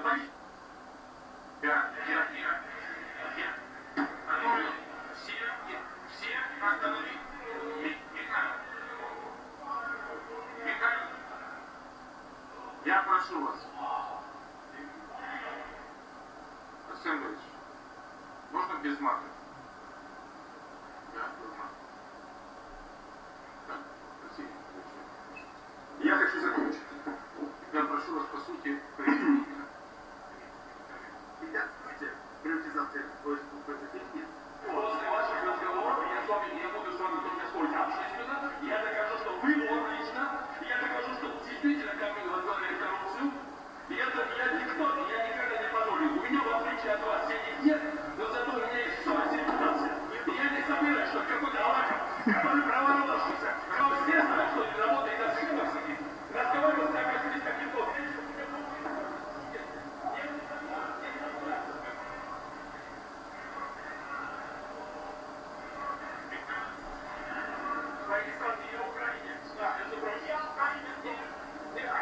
А ты прибор,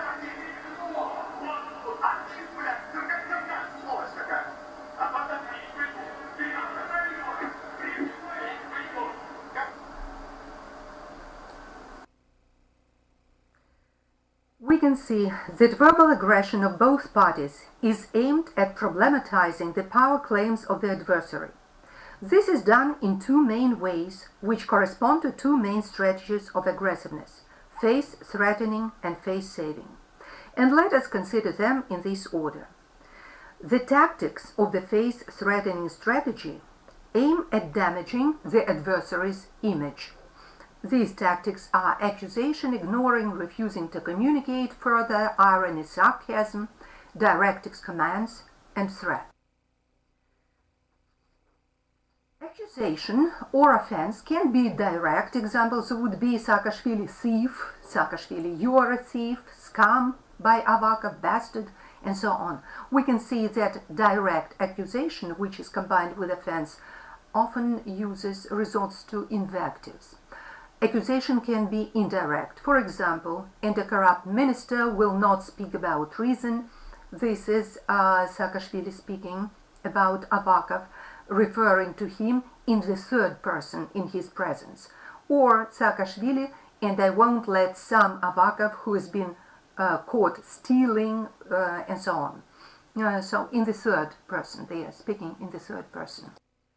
The next tactics is ignoring. For example, Avakov, it is not for you that I'm speaking here, and I don't care how you will talk to me. Yet the third tactics is refusing to communicate further. For example, Saakashvili, I am not going to discuss anything after the way you spoke. After what you have said, I will have only public discussion with you. Irony or sarcasm is a tactic that Saakashvili resorts to. He says, Russia has also looked for my billions, look for them well, look well. Directives or commands are used mostly by Avakov, then get the hell out of here, shut your mouth, get out of my country. Threats, both by Saakashvili and Avakov. Avakov, you will answer for your billions in a different place, Saakashvili, and people like you shall be in prison, you will answer. Face-saving strategies, on the other hand, do not demonstrate such a variety of tactics, but they are present here, mostly direct face-saving strategies. For example, Saakashvili, unlike you, I don't have millions or billions, or I'll never let this happen, I don't have money, unlike you, but I have conscience and reputation. I would like to draw your attention that the face-saving strategy used by Avakov, sure, a thief, is indirect because he resorts to irony. It is noteworthy that both speakers combine face-threatening and face-saving strategies when pleading their group allegiance with Ukrainian people. They use special signs of agonality, which is the battle for meaning. Here belong the markers of otherness, indicators of diminishing the significance of the opponent, expressing distrust to his sincerity, and so on. And at the same time, they are emphasizing their own belonging together with the Ukrainian people.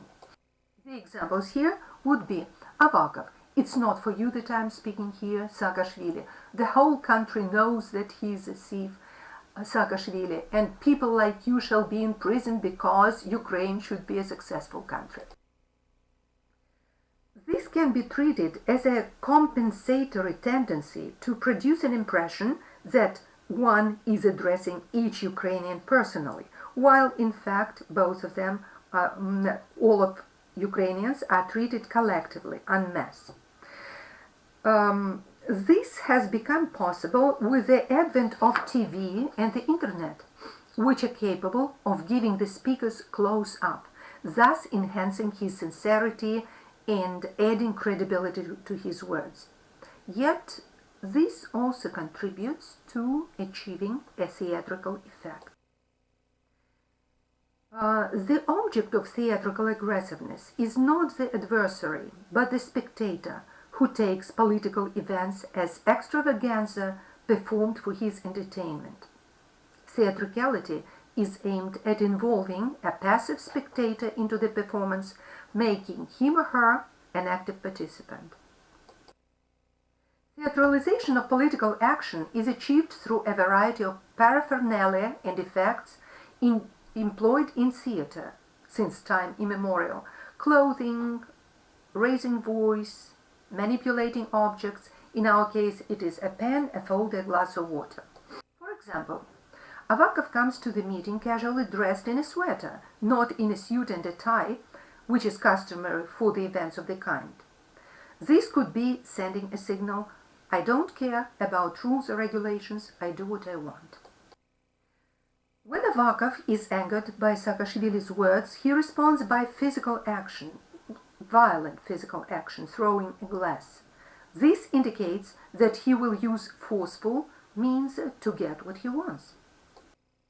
Quite theatrical are the gestures and intonations of Saakashvili, which are meant to accentuate his indignation. Yet, as responses on the internet show, some spectators refuse to be drawn into the show and be manipulated in such a way.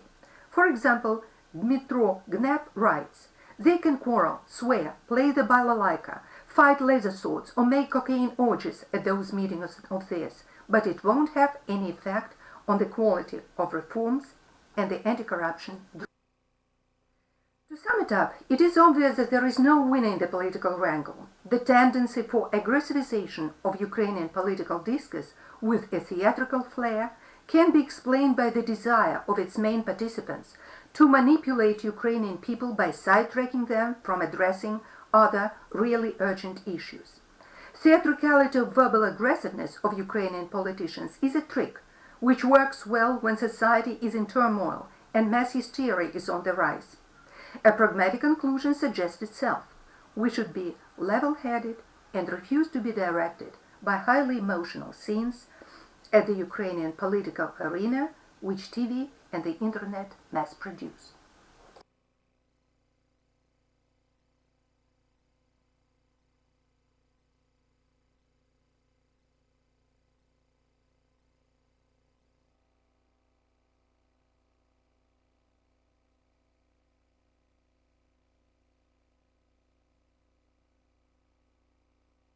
Hello, my name is Laura Dean, and I'm an assistant professor of political science at Millikan University in the United States. The title of my presentation today is The Language of Gender Quotas in Ukraine, a case study of legislated candidate quotas in post-Maidan municipal elections. On July 17, 2015, the Verkhovna Rada adopted a law with a mandated candidate gender quota of 30% in local municipal elections. Even though women, such as former Prime Minister Yulia Tymoshenko, have experienced electoral success in Ukraine, gender representation in parliament is among the lowest in Eastern Europe. My paper examines the implementation of this quota law, as well as its impact and effectiveness in the nomination and success of women candidates in local Ukrainian elections. My research question examines the adoption of the municipal gender quota in Ukraine and seeks to determine whether it influenced the number of women elected on the municipal level. It also examines how comprehensive the quota implementation was and what factors influenced compliance. By examining the language of gender quotas, I attempt to determine why gender quotas were adopted, and if this was a way for the new post-Maidan regime to demonstrate that it was more democratic and egalitarian than the previous one. I situate Ukrainian gender quotas in the global context of quotas worldwide and discuss its influence on women in politics in Ukraine. There's been a plethora of research on women in politics in Ukraine, but most of it looks at the national level. A lot of it looks at the assumed stereotypes of gender bias of voters in Ukraine, but more recent studies have looked at the bias among political parties and identified that as actually one of the key barriers to the election of women in Ukraine. Gender quotas can also be seen as one of the many possible tools to strengthen gender-based equality in post-conflict countries, and now Ukraine is one of 118 countries worldwide to apply some kind of gender quota for elected office for women. Ukraine is one of 8 countries in the world that have legislated candidate quotas for local or sub-national elections without passing a similar policy for national level elections. The bulk of the research on gender quotas has happened at the national level, with a few studies about subnational elections. So this paper adds to the literature by examining municipal level gender quotas in Ukraine with a unique conflict situation and a unique subnational level gender quota. The progression of gender quotas in Ukraine. There was a large-scale rejection of quotas in the region during and long after the transition from communism, because of the links that the quotas posed to token female representation under communism. Traditional gender roles permeated electoral politics in the post-Soviet region in an attempt to reject socialism and promote nationalist ideas that left women behind. In Ukraine, women have been more successful on the local level, comprising up to a third of oblast, city, and village councils in the 1990s and early 2000s. On the national level, women's representation has increased from 3% in 1990 to 12.1% today. Although there was a general rejection of gender-based quotas since independence, there have been approximately 10 legislative attempts to introduce gender quotas into electoral law since independence. Despite these previous attempts, there was a sense of urgency leading up to 2015 as Ukraine sought to adhere to its international obligations prescribed in the United Nations Millennium Development Goals. Signed by Ukraine in 2000, these goals stipulated that by 2015, at least 30% of seats held in political bodies must be held by members of both sexes. Local election law reform was on the government's agenda in Ukraine after coalition parties were elected in snap parliamentary elections for the Verkhovna Rada following the Revolution of Dignity. The parliament waited until the last minute before the end of the current parliamentary session to adopt this local election legislation on July 17, 2015. The ensuing law was a 150-page document where amendments on gender quotas were added very unceremoniously in the rush leading up to the municipal elections. The amendment was added in the second reading of the bill by the co-chair of the Equal Opportunities Interfaction Union. The amendment on gender quotas was one of 198 amendments. It was added to the Law on Local Elections, Section 3, Article 4, and reads, "Representation of persons of the same sex in the electoral list of candidates for deputies of local councils in multi-member constituencies must be at least 30% of candidates in the electoral list." Thus, the language of gender quotas is not identified specifically as a gender quota in the law. This language could demonstrate the lack of importance that this provision possessed in the wider law. Most of the controversy concerning the law was surrounding the disenfranchisement of internally displaced persons and the lack of voting opportunities for those residing in the occupied territories. In fact, few news stories on the law even mention the gender quota provision, and if they did, it was simply an addendum to the more controversial elements of the law. This graph shows the implementation of the gender quota. It shows the cumulative comparative results for women's representation in the oblast, city, rayon, and rayon levels in 2010 and 2015. In Ukraine, women are traditionally better represented on the local level at the lowest political tiers, averaging 18% among different levels of elected councils. The 2010 results suggest that the women have performed the best in village councils at 51%, where they have reached parity, and small village settlements at 46%. This table demonstrates the overall impact of the 30% gender quota on electoral outcomes in Ukraine.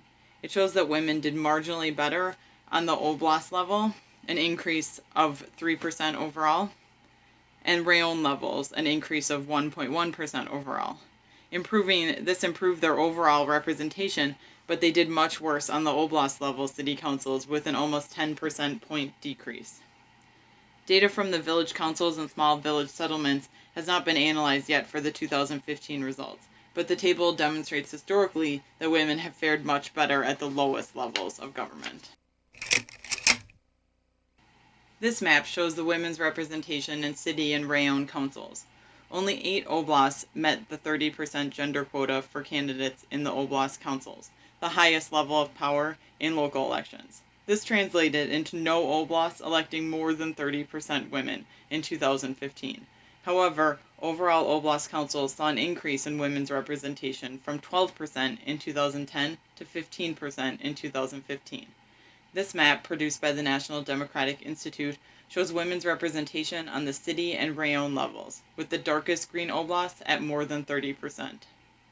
On the Oblast City Council level, women did marginally better, but cumulatively still did not surpass the 30% gender quota, and the percentage of women at this level of governance decreased. 11 of the 22 city councils improved their gender balance, which also means that half did not improve their gender balance, demonstrating that the quota did not increase representation of women on this level. This map shows women's aggregate representation in rayon councils. On the rayon level, the average women's representation increased slightly to 24.1% from the 2010 election. This map singles out the rayon level councils. It shows the cumulative totals of the rayon level councils broken down by oblast. Donetsk Oblast had the highest level of women's representation in rayon councils at 32%. This was followed by Kherson, Luhansk, and Mykolaiv with approximately 30%. These four oblasts were the only oblasts that met the gender quota on the rayon level. Two of these oblasts are also affected by the conflict. Some potential causal factors for this could include that fewer men ran for political office because they were possibly serving in the army or conscripted, or because elections were only held in a portion of these oblasts. A closer look at the political parties that won seats in this region shows that the opposition bloc won nearly all of the rayon councils in these two oblasts, and they were responsible for 54% of the women that were elected in the rayon level councils. This political party is the successor to the Party of Regions and did not endorse the Euromaidan revolution. Thus, it is surprising that the party that did not embrace European and Western values complied with the gender quota legislation when the ruling party did not, and produced a number of rayon councils which on the aggregate oblast level elected more women. In fact, with the exception of Volinskaya Oblast, which was at 27.2%, all of the oblasts in western Ukraine were approximately 10 points lower than their counterparts in eastern Ukraine. These regional differences most likely have more to do with the political parties that dominate the respective regions and that parties' adherence to gender quotas more than cultural and political differences between the two areas of the country. Still, it is an important geographical difference to note with the implementation of the municipal level quotas. At least on the rayon level, we can see oblasts in the east electing more female representatives than the electorate in western Ukraine. Party-level compliance is also an important caveat to the implementation of local gender quotas in Ukraine. According to the Central Election Commission, the level of women's representation in party lists for city councils in Kiev and oblast-level centers across Ukraine was an average of 32.1%, and the quota was fulfilled in 310 of 430 lists around the country, meaning that some political parties did not comply with the law. Table 3 breaks down this compliance with gender quotas by political party. It also displays the outcome of the election and the percentage of the seats won in the local elections and the percentage of women elected from that political party. From the table, it is evident that gender quotas did not translate into electoral success for some parties. Although most parties adhered to the gender quota for party lists, that the party that had the fewest women on their list, the Poroshenko Bloc Solidarity, performed the best in the election. This result is rather puzzling since on the national level, the Poroshenko Bloc had the largest number of elected women, with 17 deputies constituting over 1/3 of female deputies in the Verkhovna Rada. Most parties increased the number of women candidates compared to the last election, but the smaller parties showed a higher rate of compliance with the 30% gender quota. Self-Reliance and Renaissance had the highest number of women elected to office in Ukraine on the oblast council, and rayon levels with 27%. However, overall, these parties did not gain many seats, so the representation of women was muted. Still, the fact that most of the parties complied with the gender quota increased the representation of women on some levels more than others. By examining the implementation of the gender quota, I was able to determine that although most political parties complied with the gender quota, it did not translate into significant electoral success for women in Ukraine on the municipal level. While representation increased slightly on the oblast and rayon level councils, it decreased markedly on the city council level. On the rayon level, Ukrainians in the east elected more female representatives than the electorate in western Ukraine. My conclusions. I determined that quotas were adopted in order to align with perceived European standards for gender equality. They also wanted to meet the international obligations prescribed in the United Nations Millennium Development Goals. And finally, because the new government was trying to seem more democratic and Western after the Post-Maidan revolution. One of the biggest reasons for the failure to elect more women to local councils was due to the lack of compliance by many political parties with the law. Another reason has to do with the way the law was structured, with no compliance mechanisms to ensure that political parties followed the law. There was basically no repercussions for any political party that didn't follow the law. In conclusion, the language of gender quotas in post-Maidan Ukraine demonstrates the lack of compliance and the absence of sanctions with the current local level quota legislation. This makes the quota unlikely to produce any real change in women's representation unless there are measures to ensure political parties conform or effective rank order rules are instituted. Those are the major findings from my study. Please feel free to email me at deanla12@gmail.com if you have any questions or comments on my research or would like to read the paper that is under review currently. Thank you so much for taking the time to listen, and I look forward to your questions.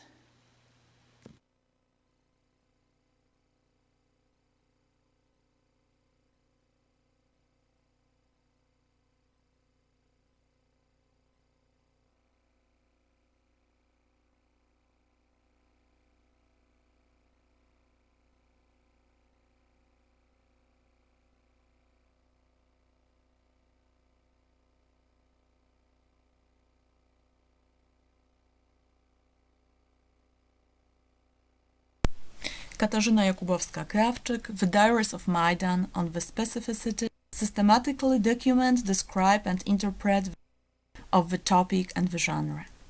Diaries of revolutions and wars have attracted researchers in the fields of humanities and social sciences, as well as numerous readers for a long time. Personal accounts allow us to follow not only events, which are often very complicated and ambiguous assessed, but most of all, the fates of people who lived in interesting and dangerous times, the choices they had to face, and the emotions that accompanied them. The revolution of 2013-2014 on the Maidan in Kyiv and throughout Ukraine echoed widely in literature. Authors tried to systematically document, describe and interpret the traumatic events which the Ukrainian people faced. Therefore, in works such as Majdan від першої особи, 45 історії еволюції гідності, Євромайдан, 111 днів Майдана, записки київ'янки, Євромайдан, хроніка відчуттів, Вогняна зима, вірші з Майдану, it is difficult to talk about a time perspective or a deep reflection on history. Among them we will find both poetry and prose, direct evidence and works for fiction, both for adults and children. This literature is very interesting in particular because it enables to immerse in the narrative of the eyewitnesses of these events. Thanks to them, we not only learn about dry facts, but we also receive an account which mostly describes its participants represented by specific people who wrote down their experiences, impressions, emotions, reflection, etc. A characteristic feature of ego documents is that they are placed between a described fragment of reality and the author's internal experiences, assessments, and preferences. My speech focuses on the analysis of diaries about Maidan events. I chose a set of texts written in 3 languages. A Ukrainian diary by Maria Matios, Prywatny Szczodенник, Dniewnik Majdana in Russian by Andrzej Kurkow, and Polish Ogień Majdanu, Dziennik Rewolucji. The Fire of Maidan, The Diary of a Revolution. They differ both in terms of their form and the author's motivation. However, they all describe recent history in which turbulent events unexpectedly came into Ukrainians' everyday life. The diaries of Maidan could be analyzed as source texts using the resources of historiography or the methodology of literary analysis, linguistics, cultural anthropology, as a kind of discourse shaped by revolution. However, as Paweł Jodak noted, in the case of war diaries, such an approach and associated limitation could lead to oversimplification of the interpretation. The analyzed text can be best described as personal document literature, introduced to humanist psychology by Florian Zeleniecki. Indeed, they allow revealing the subject's moment of self-reflection and the process of constructing individual's own biography. As Jacek Lociak observed, it is the biographical documents that contain that humanistic coefficient, the meaning that the individual assigns to objects and situations interpreting the social reality in which it acts and which it experiences. Prywatny Szczodennik is an account of experiences of a Ukrainian writer and at the same time a deputy of the Supreme Council during Maidan and the war. It starts on the 30th November 2013 and ends in July 2014. Its form itself is a characteristic image of how a modern society functions, because the diary was created based on mobile phone pictures and the author's notes on Facebook. With the structure of the diary made based on accounts given systematically in different forms, we obtain a record that says a lot about the real situations, events and emotion of those days. Dniewnik Majdana by Andrzej Kurkow has a different form. It's a fragment of a diary written by the author for more than 30 years. In the introduction, the writer mentions that he was asked many times to give his permission for publishing at least its fragments. But only the events of the Revolution of Dignity made him willing to share his accounts with readers. On the other hand, Ogień Majdanu, Dziennik Rewolucji is a collective account of people involved in the events of the Revolution of Dignity, who represent different social status, professions and positions. This is a personal account of both famous people and common citizens. The structure of the publication was determined by the fact that it was prepared and published by the Polish Karta Center, which dates back to the time of Polish anti-communist opposition, and today deals with publishing accounts of important historical events of the 20th century. The editor of Dziennik Rewolucji prepared it in the cooperation with Ukrainian institutions such as the Ukrainian Institute of National Remembrance, Taras Shevchenko National University of Kyiv, the Ukrainian Trade Union of Journalists and Media Workers, the Foundation of Preserve the History of Maidan, selected from among thousands of accounts. The editors give the voice to Maidan's participants, putting their comments together in one coherent narrative that shows different aspects of the same events and the emotions related to them.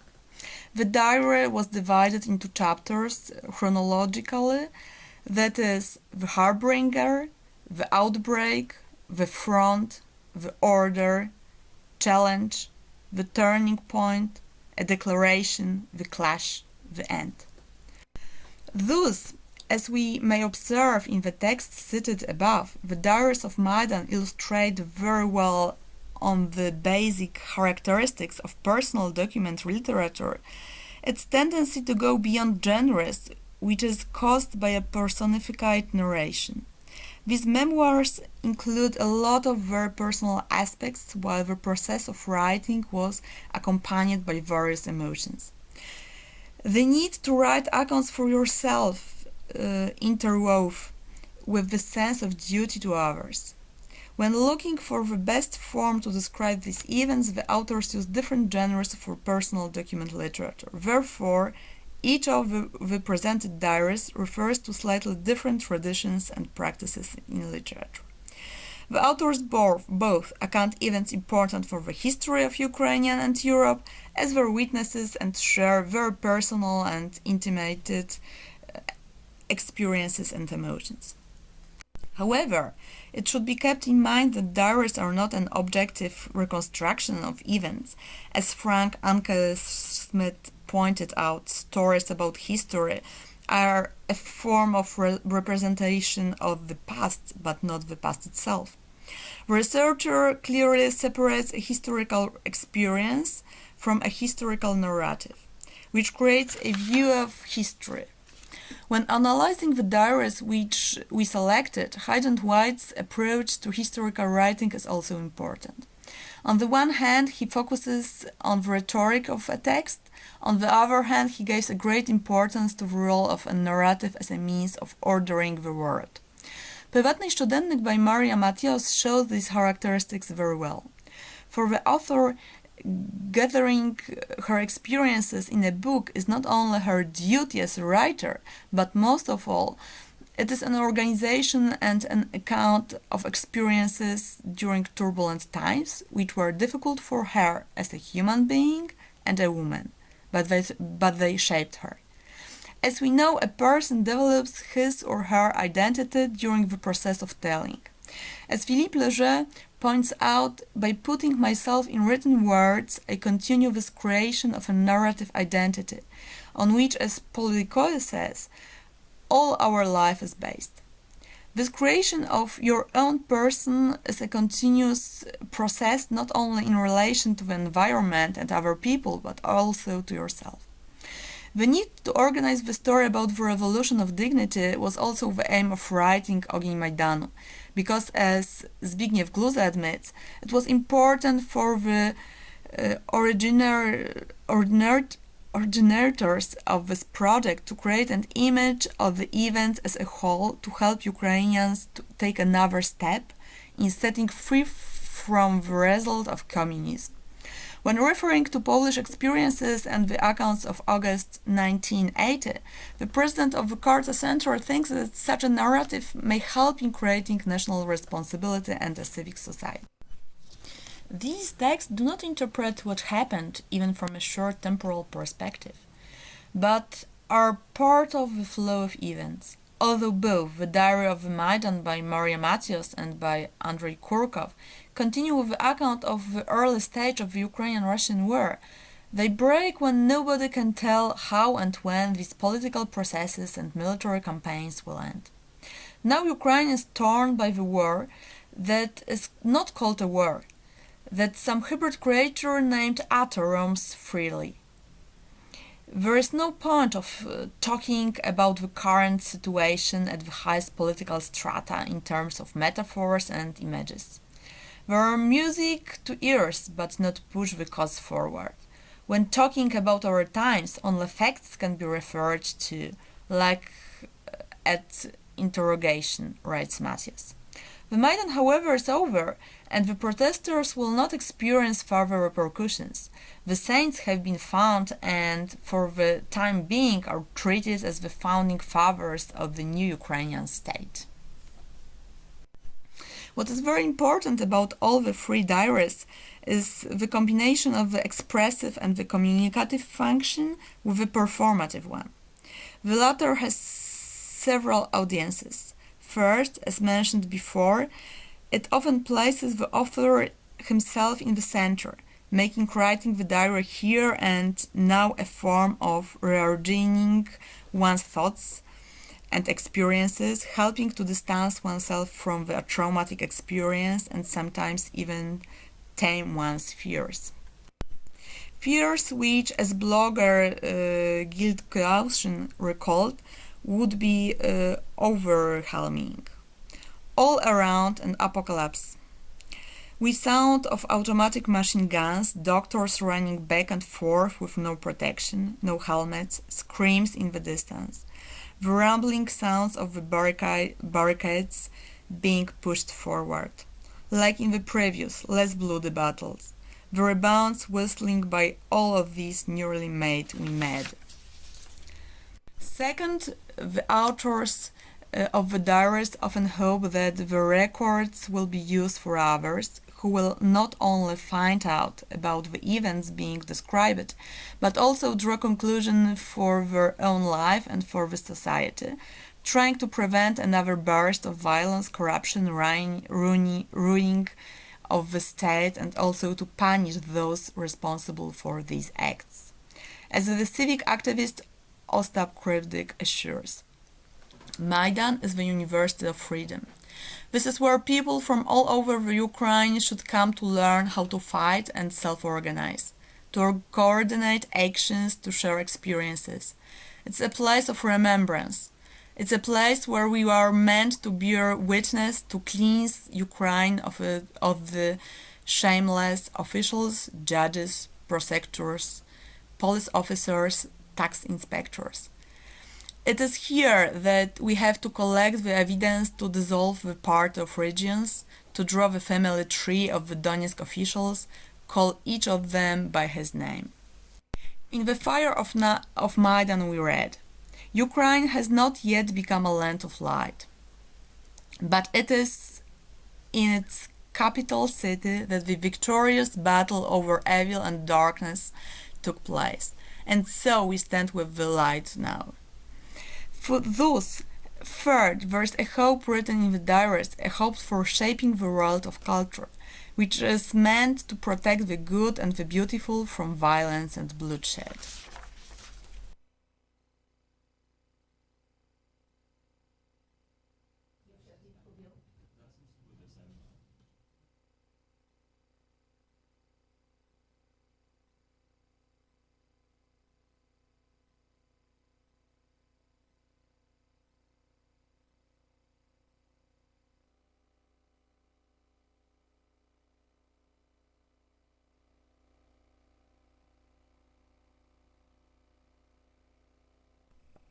Доброго дня. My name is Natalia Bezborodova. I'm glad to be a part of this conference. My topic is Nебесна Сотня narrative, from protest lore to new institutionalized commemorative practice. My paper focuses on evidence of the function of personal stories as they build relationship, create a sense of community, and validate the participants' experience and the significance of the events from the protester perspectives. Interpretation within this protest lore and its impact to institutional changes of commemorative practices in the field of collective memory. My paper is based on my master project focused on the Maidan protest in Ukraine unfolded in winter 2013-14. The time frame of my research embraced a relatively short period, the most drastic days of the protest from January 19 until February 28, 2014. The material for the project were collected on Facebook at the day of their publication. I use the example of Nебесна Сотня, Heavenly Hundred, narrative formation and its correlation to the repertoire of motifs and terms of the selected historical periods. The Cossacks, the Ukrainian National Republic, and the World War II. The most popular of all analyzed historical period is World War II. It has 82 references. The word Sotnya, literally hundred in Ukrainian, refers to a military unit in the Cossack siege and the Ukrainian People's Army. 1917-1920, as well as to the Maidan self-defense structure. When the number of dead protesters grew up to about 100, a new collective name was invented immediately in several days. Many Facebook users discussed the dead protesters as a group, calling them Nебесна Сотня. In 2015, February 20 was fixed as a national memorial day for the deceased on the Maidan. After public discussion, the location of the shootings in Kiev, a part of Institute Street, was renamed to the Heroes of Nебесна Сотня Street. The places of confrontation and the places of origin of the deceased in the Nebesna Sotnya now have memorial plaques and monuments dedicated to the individuals. There is a new state award called the Heroes of Nebesna Sotnya Order. Apart and prior to official act of memory of the deceased, many informal memorials and non-official plaques with the new proposed street name were put at Institute Street. It has been closed to road traffic since the first barricade was erected. Many tributes appeared immediately after the events and looked very similar to those usually placed by relatives according to folk tradition near roads or other public places following an accidental death.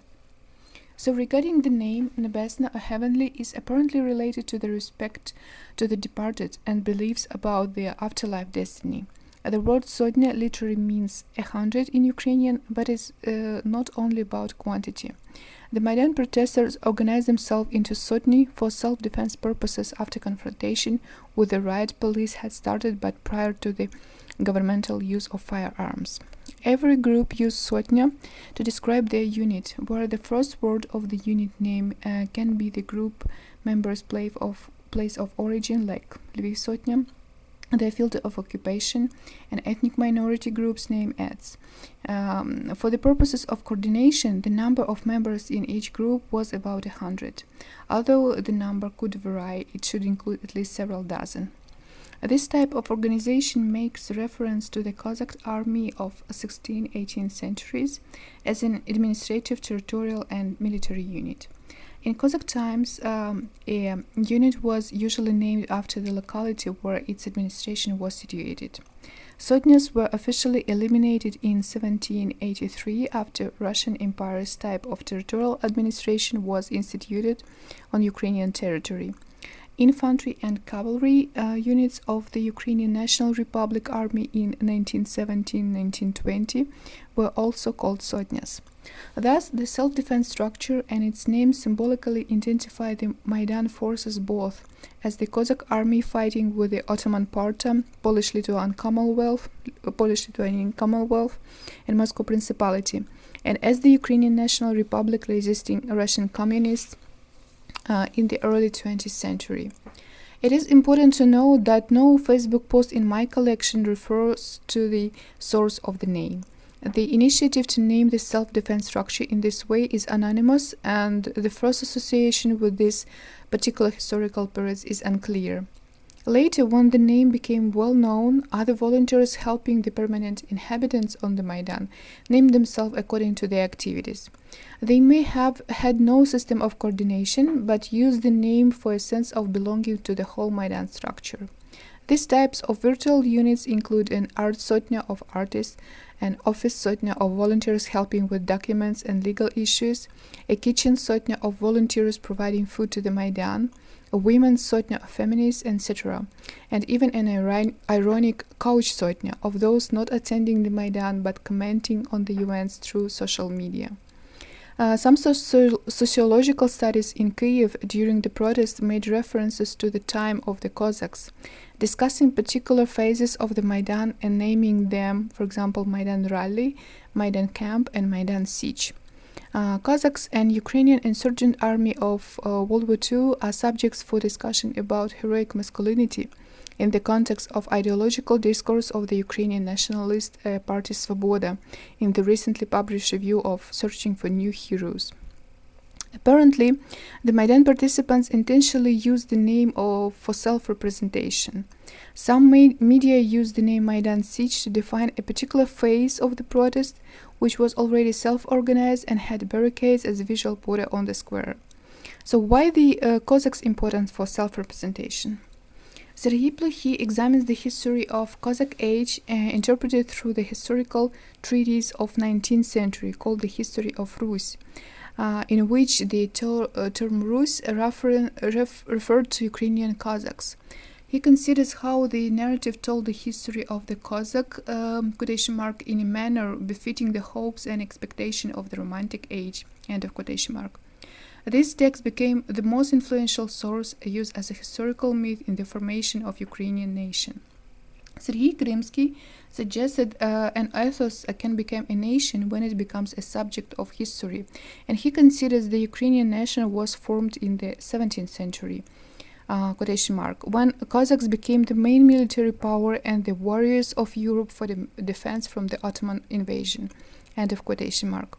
According to Krymsky, national archetypes are essential components for collective memory and national identity construction, and these symbolic structures of mentality can have different interpretation in different epochs. Some media outlets after the Maidan make references to self-structure as a symbol of warriors for the nation having continuity with Cossack times. So, as about World War II discourse, the word fascist was used by both sides, and that was one of the most frequent term.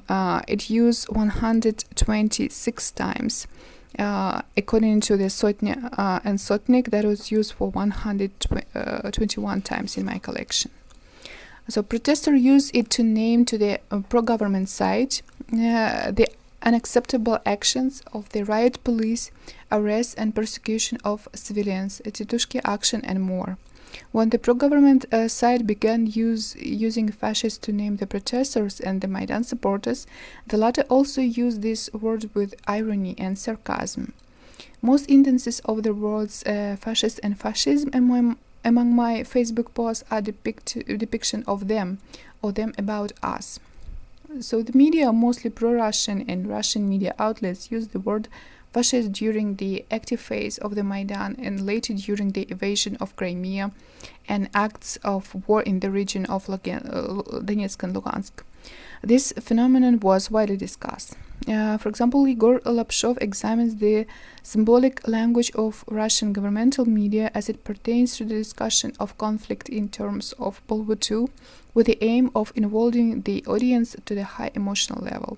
He suggests the terminology prevents the audience from feeling distance and engage them in the quotation mark secret war for the liberation, end of quotation mark, and then they view themselves, quotation mark, from the pages of the historical textbook with a clear distinction between good and evil, end of quotation mark.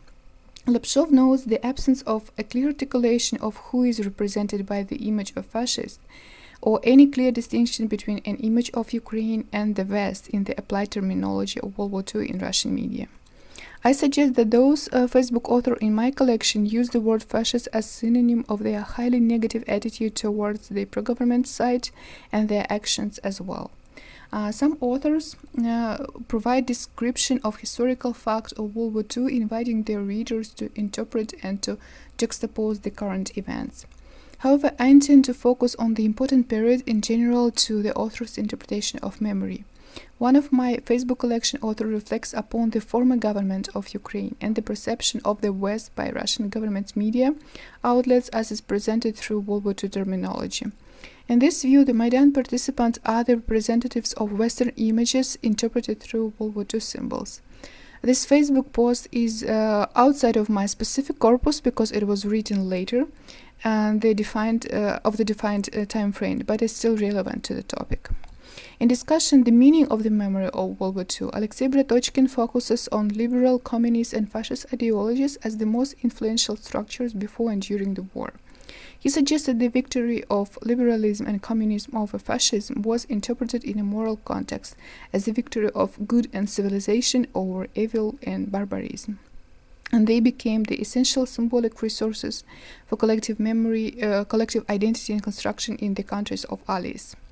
Not all post-Soviet countries went through critical reassessment of World War II events and their symbolic meanings. Bratochkin states the memory of World War II in Ukraine, Belarus and Russia after 1991 was used mostly for ideological purposes, while work in archives, academic research, publication and conferences appeared much more slowly. Following the Maidan protests during the Crimea invasion and with escalation of the tension in the east of Ukraine, the revival and reassessment of World War II memories have been employed in Ukraine all the way up to official level. This continues to this day. In 2015, May 8 was officially designated Memory and Reconciliation Day, according to the Western tradition, shifting the focus away from Victory Day, celebrated on May 9, according to Soviet tradition. The new laws about decommunization, which evoke public discourse, change of visual symbols, the name of the date of official memorial ceremonies at the end of World War II, are all instances of memory reassessment process taking place. That is, the protest initiated the reassessment process and the formation of a new perception of the historical period different from Soviet-style narrative, which has implied negative attitude to the West and positive to the communist past of the country. The new narratives and symbols were widely discussed and institutionalized quickly. I would like to tell a little bit about cultural trauma. As Arlite Tart states, society needs to re-evaluate the past and replan the future in the case of cultural trauma that usually accompanies sharp, unexpected, and deep social change, like revolution, annexation, reign of terror, massacres, and also rapid economic recession, famine, etc., causing irregularities in common mnemonic practice. After such events, especially those caused by politics, the whole society, or at least some groups, can no longer remember the past as it used to be remembered, and a new way of thinking about the past must be invented. He states that cultural trauma produces at least two, often more competing modes of remembering: the mode of the former political regime, and mode of the subject is required to use to remember under the changed circumstances. Usually one of these ways is publicly forbidden or restricted, and another is preferred or favored. However, these competing narratives coexist in society, emphasizing different aspects with the aim to transform the past in a usable form. The combined narrative of Nebesna Sotnya seems to have brought together components of all mentioned historical periods, with different emphasis in each.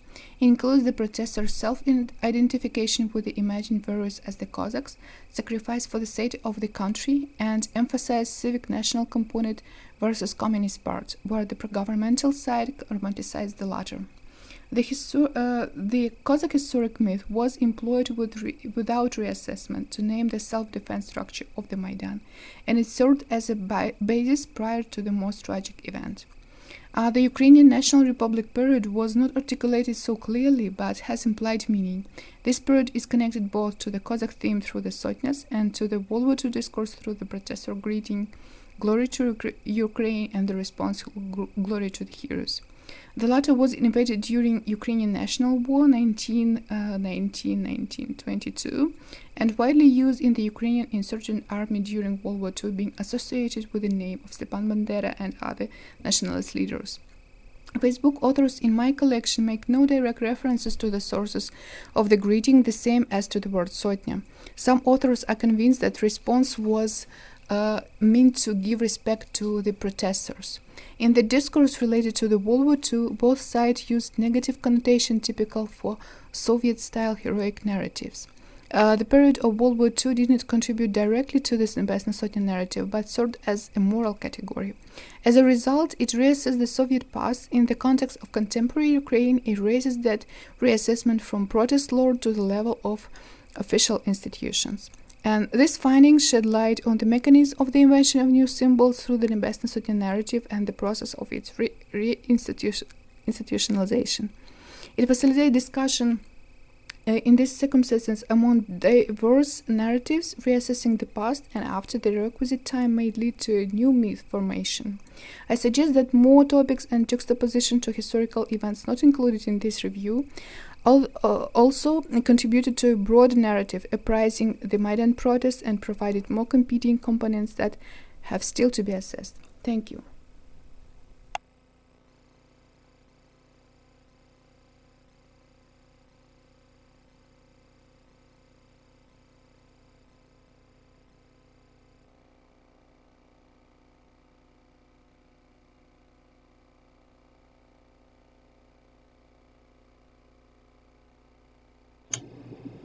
Hello, my name is Lana Kress.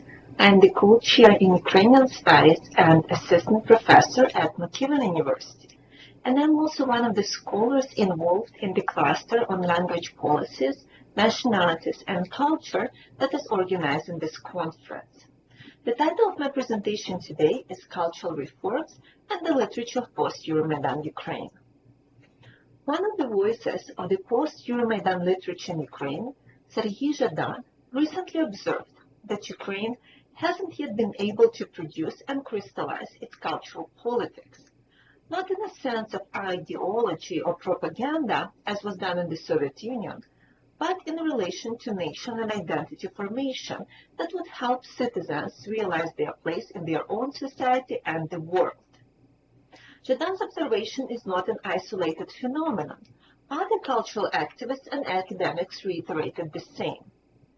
Oksana Zabushko, to give just one more example, continues Zhadan's idea and points to Ukraine's, I quote, 100 years of solitude, of cultural non-existence in the view of the outside world, end of quote. Hence, the value of culture needs to be addressed and reimagined in contemporary Ukraine. Called soft power for a reason, that is the indirect way to shape the preferences of others through appeal, culture is one of the means to conceptualize the Ukrainian national idea domestically and to give Ukraine a voice on the international arena. The reimagined role of culture can only be possible after a series of infrastructural and policy reforms. But when examining the nature of current reforms in culture, one cannot help but observe discrepancies between the government and NGO-supported proposals and their difficult, often tense debates. Here I am referring to the previous leadership of Ministry of Culture, Vyacheslav Kirilenko, who was succeeded by Yevhen Nishchuk in April. So, this presentation will focus on the long-term National Cultural Strategy for Ukraine 2025, proposed by the grassroots organization Alliance of Culture, or Alliance Kultury, as a response and a viable alternative to the previous Ukrainian Ministry of Culture's initiatives, and a food for thought for the incoming Minister Nishchuk. I will examine this document through the lens of culture as the fourth pillar of sustainable development approach, theorized by Australian scholar and commentator on cultural policy John Hawkes, which offers a new model for culture's role in society that civic activists in Ukraine aim to achieve. I will conclude by tying the preliminary reform initiatives proposed by the government and criticized by the civic activists in their long-term strategy to a commentary expressed in Andrei Lyubka's recent novel Karbid. In my larger research, I am interested to explore how the process of reforms becomes reflected in the contemporary fiction of post-Euromaidan Ukraine, and Lyubka's social commentary serves as an illustration of the concerns expressed by the NGO sector regarding the initiatives of the Ministry of Culture and their operational mechanisms. Presently, cultural reforms in Ukraine are overseen by two bodies, a governmental Ministry of Culture and a grassroots public initiative called the Alliance of Culture. The latter is a think tank formed of public intellectuals from various regions in Ukraine. It was instituted in September 2015 through the combined efforts of three NGOs, Reanimation Package of Reforms, Culture 2025, and the Congress of Cultural Activists. Following their often thorny and lengthy dialogue with the Ministry of Culture over the past year, the Alliance of Culture developed and presented their 10-year strategy for the development of culture in Ukraine until 2025 this past February.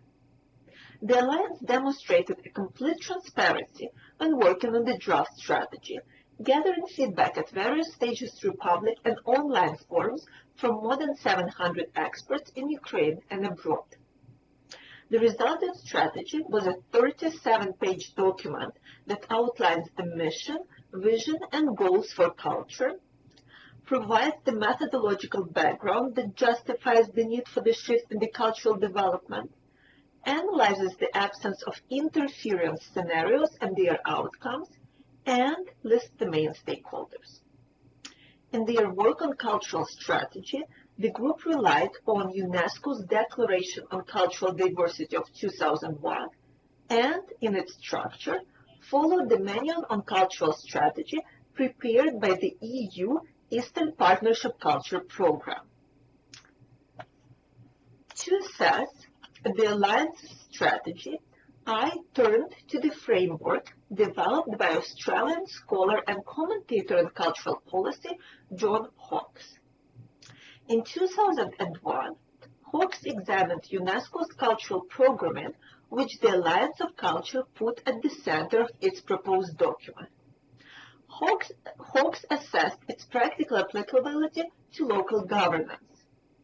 His proposed model of culture, as the fourth pillar of sustainability, rejects separate cultural planning and calls for the need to assess all public planning through four pillars of society's sustainable development, which are environmental responsibility, social justice, economic viability, and cultural vitality.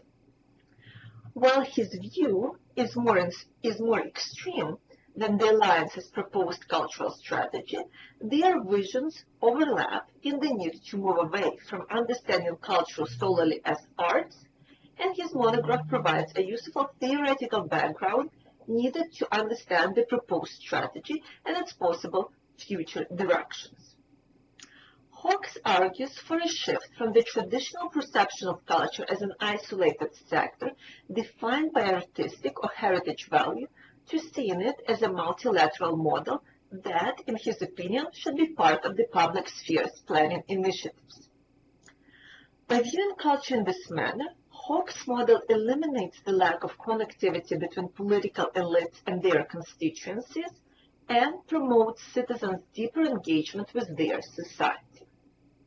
This is the exact model of participatory democracy and cultural strategy that the Alliance advocates for, since their main goal is to break the old vertical model of governance, командно-административный модель, and establish a horizontal participatory model, участницкая модель, of governance. In their proposed cultural strategy, the Alliance underscores what Hawkes called a limited and counterproductive model of the government's usage and understanding of culture. Ukraine went through Soviet policing of culture and, following the dissolution of Soviet Union, experienced two other methods of approaching culture, none of which unfortunately were able to serve the nation well: cultural stagnation and a very narrowly understood, ethnically based cultural model. Thus, the Alliance stresses the need to move away from an ideologically or otherwise biased paradigm of culture and follow the European Union's principles of inclusivity and diversity. By doing so, they emphasize, as Hawke does, the cultural democracy where the power relations within society allow for the exercise of rights and not only their availability to minority groups. Furthermore, similar to Hawke's model, the Alliance proposes to stop referring to culture as something of purely entertaining value and less important in the eyes of power makers because of its reliance on governmental subsidies, and recognizes its contribution to the national economy and sustainable development following UNESCO's vision on culture. Finally, the Alliance emphasizes the important role culture plays in the formation of civic competencies that include civic knowledge, skills, and dispositions which prepare Ukrainian youth for local and global citizenship. Because of culture's potential to develop broad, complex, critical thinking and listening, it helps form the abilities in citizens to withstand hostile political or social manipulations, fills the informational void, and aids in conflict prevention through its invitation to a multifaceted discussion. Unfortunately, the efforts of the Alliance, as they were developing their strategy, have been met with lack of understanding and support from the former Minister of Culture, Kirilenko. This can be seen from the statement on the Alliance's website released last November that calls for the appointment of the new Ministry of Culture and a criticism of the Ministry's own strategy released in the spring of 2015. The Alliance's major concern was in the fact that the Ministry of Culture attempted to implement several initiatives without holding a thorough discussion with stakeholders regarding their newly released strategy. While the Alliance praised some of the initiatives, they stress the need for conversation between government and societal sectors, stating, I quote, that such process might be even more important than the document or initiatives themselves, and it lays the ground to a new, different environment where the decision-making methodology is completely changed. End of quote. Without such change, there is no transparency, and this led activists to question the motivation behind ministry's proposals. The Alliance expressed concerns that the Ministry of Culture approached initiatives first and foremost from financial perspective, without theorizing their impact or engaging in a discussion with stakeholders, hence acting vertically and unilaterally. When proposing their own draft of the National Cultural Strategy, the Alliance called to break this vertical line of power and to separate the politics from the budget and the executive body that will be implementing cultural projects in order to avoid corruption. By doing so, they are following the above-mentioned postulates of Koch's research of decentralizing and encouraging local self-governance that would engage specialists in their own cultural sectors in operational and financial decision-making. This should diminish the current lack of trust in the government as in the apparatus that is making the decision, directly impacting the agents of various cultural sectors without giving them the voice. This is the most important part of the National Cultural Strategy proposed by the Alliance, and if done in this manner, it will be a governance reform that could break the Soviet-based vertical model susceptible to corruption, where the cultural ideological directives came from above. Corruption, reform, and governance have become a topic of post-Maidan literature. One example that I would like to mention is Andrei Lubka's recently published novel Karbid, because its plot brilliantly underscores the importance of a shift in governance before implementing any practical initiatives. And it mirrors very well the position and concerns of the Alliance of Culture. His novel takes place in the summer of 2015 in an imagined western Ukrainian town of Vedmedev in the Zakarpattia region. Considered the most western town in Ukraine due to its proximity to the border with two countries that recently became part of the EU, Hungary and Romania, the town is shown as an outpost of Europeanness and a door to Europe, while in reality, the activities of the organized crime groups in the region, in contrast to the rhetorics of Euro integration, show a desire for even stronger borders, as these help facilitate their smuggling business deals and shadow economy.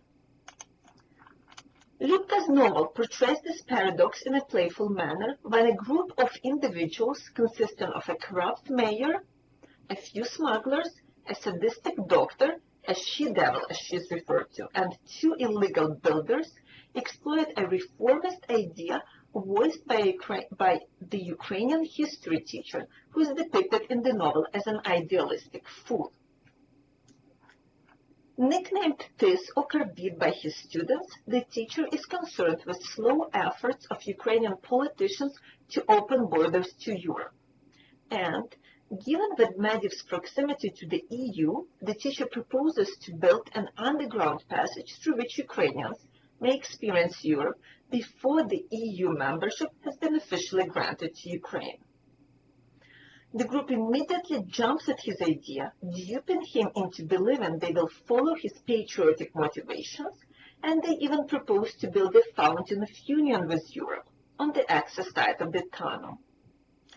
Written as a social satire a la Jonathan Swift, the novel depicts the idea of Euro integration implemented practically, in the end, as an underground tunnel used for smuggling goods, drugs, and people's organs, with the fountain serving as its cover and the dead body of the teacher floating inside it.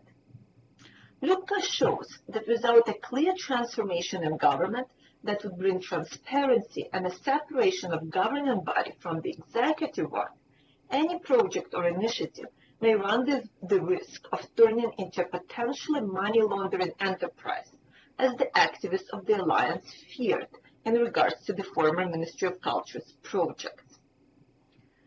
To conclude, my study shows that the reforms linked to the goal of Euromaidan and revolution of dignity are being more and more emphasized in the area of culture, and it is a positive thing. There is a strong, united group of activists with international connections and access to media and MPs who keep watch over the reform processes, and the culture area is very well served in this regard by the Alliance Group.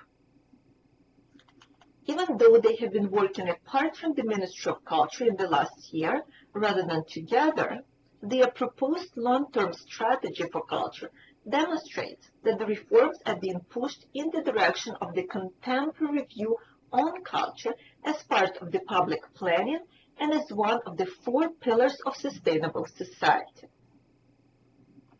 Such direction emphasizes culture's potential for nation building through diversity and polyglot, and underscores culture's vital function in a conflict-torn society as a means for the citizens to acquire civic competencies and abilities to think critically.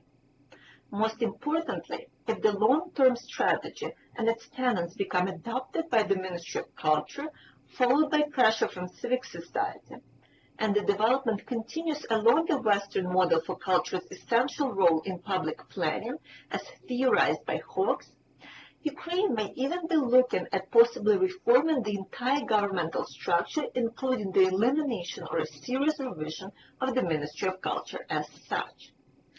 This is something to watch out for in the future, but what is solid now is the way reforms in culture are linked to all societal sectors' fight with the corruption. In the words of Andrew Wilson, it is through civic or NGOs' pressure from inside and world's pressure from outside that Ukraine will be able to reform its government apparatus in a way that would allow transparency and equal access to resources. As a result, we are left to hope that new cultural initiatives will not hang in a limbo or turn into corrupt schemes, as Lubka's underground tunnel metaphorically shows, but will become adopted and provide all qualified cultural experts equal access to information and resources, hence diminishing the gap between the state and independently operated cultural spheres, and uniting their efforts for efficient cultural politics that will end Ukraine's 100 years of cultural solitude. Thank you very much for your attention, and I'm looking forward to questions and discussion.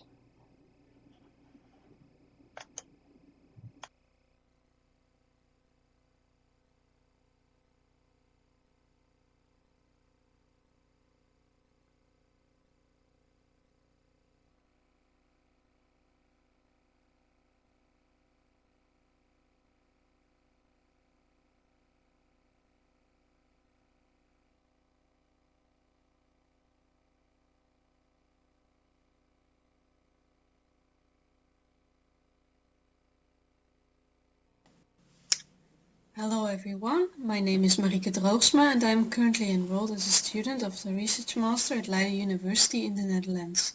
This presentation is based on my bachelor thesis written as a fulfillment of my BA degree in Russian Studies, also at Leiden University. In this presentation I will discuss the effect of military conflict on languages and their use, with a special focus on present-day Ukraine. To the best of my knowledge, there is no existing theoretical framework on how a conflict affects languages and their use, and therefore I opted to use the developments in Croatia during and after the Yugoslav War as a comparative framework. Furthermore, I will draw on existing theories on the relationship between language identity and conflict as discussed in, for example, Edwards 2009. These will be discussed in the introduction, followed by a short overview of the language situation and history in Croatia and Ukraine. In the third section, the developments in Croatia during and after the Yugoslav War are treated. In section 4, the developments in Ukraine since 2014, and then these developments will be compared and discussed. Finally, in the conclusion, I will take a few tentative steps towards a general theory of changes in languages and their usage during and after a military conflict. In his 2009 book on language and identity, John Edwards discusses the close relationship between these two terms in detail. Mostly, language is seen as one of the most important markers of a person's identity, both their personal identity, so their ethnicity, and their group identity, the nation to which they belong. Ideas that language is pivotal for the survival and also the right to existence of a people or nation have been very popular for over a century. The fact that there are counterexamples where language is not an important marker of a person's identity do not make the idea less attractive. Edwards further claims that when a language or ethnicity comes under threat, efforts will be made to protect the language or ethnic group. In this case, language and ethnicity are in a way interchangeable, as an attack on one of them is automatically seen by many people as an attack on the other, thus leading to the same result. Since a military conflict is definitely a threat to the security and well-being of a nation, it is expected that both in Croatia and in Ukraine, efforts have been made to protect the nation and thus to protect the language of that nation. The first reason for choosing Croatia as a comparative framework is that there are many similarities between the historical and linguistic developments in Croatia and Ukraine leading up to the conflict and in the conflict itself. In both territories, a conflict erupted between two entities that were still, or had for a very long time been, part of the same state, Yugoslavia and the Soviet Union respectively.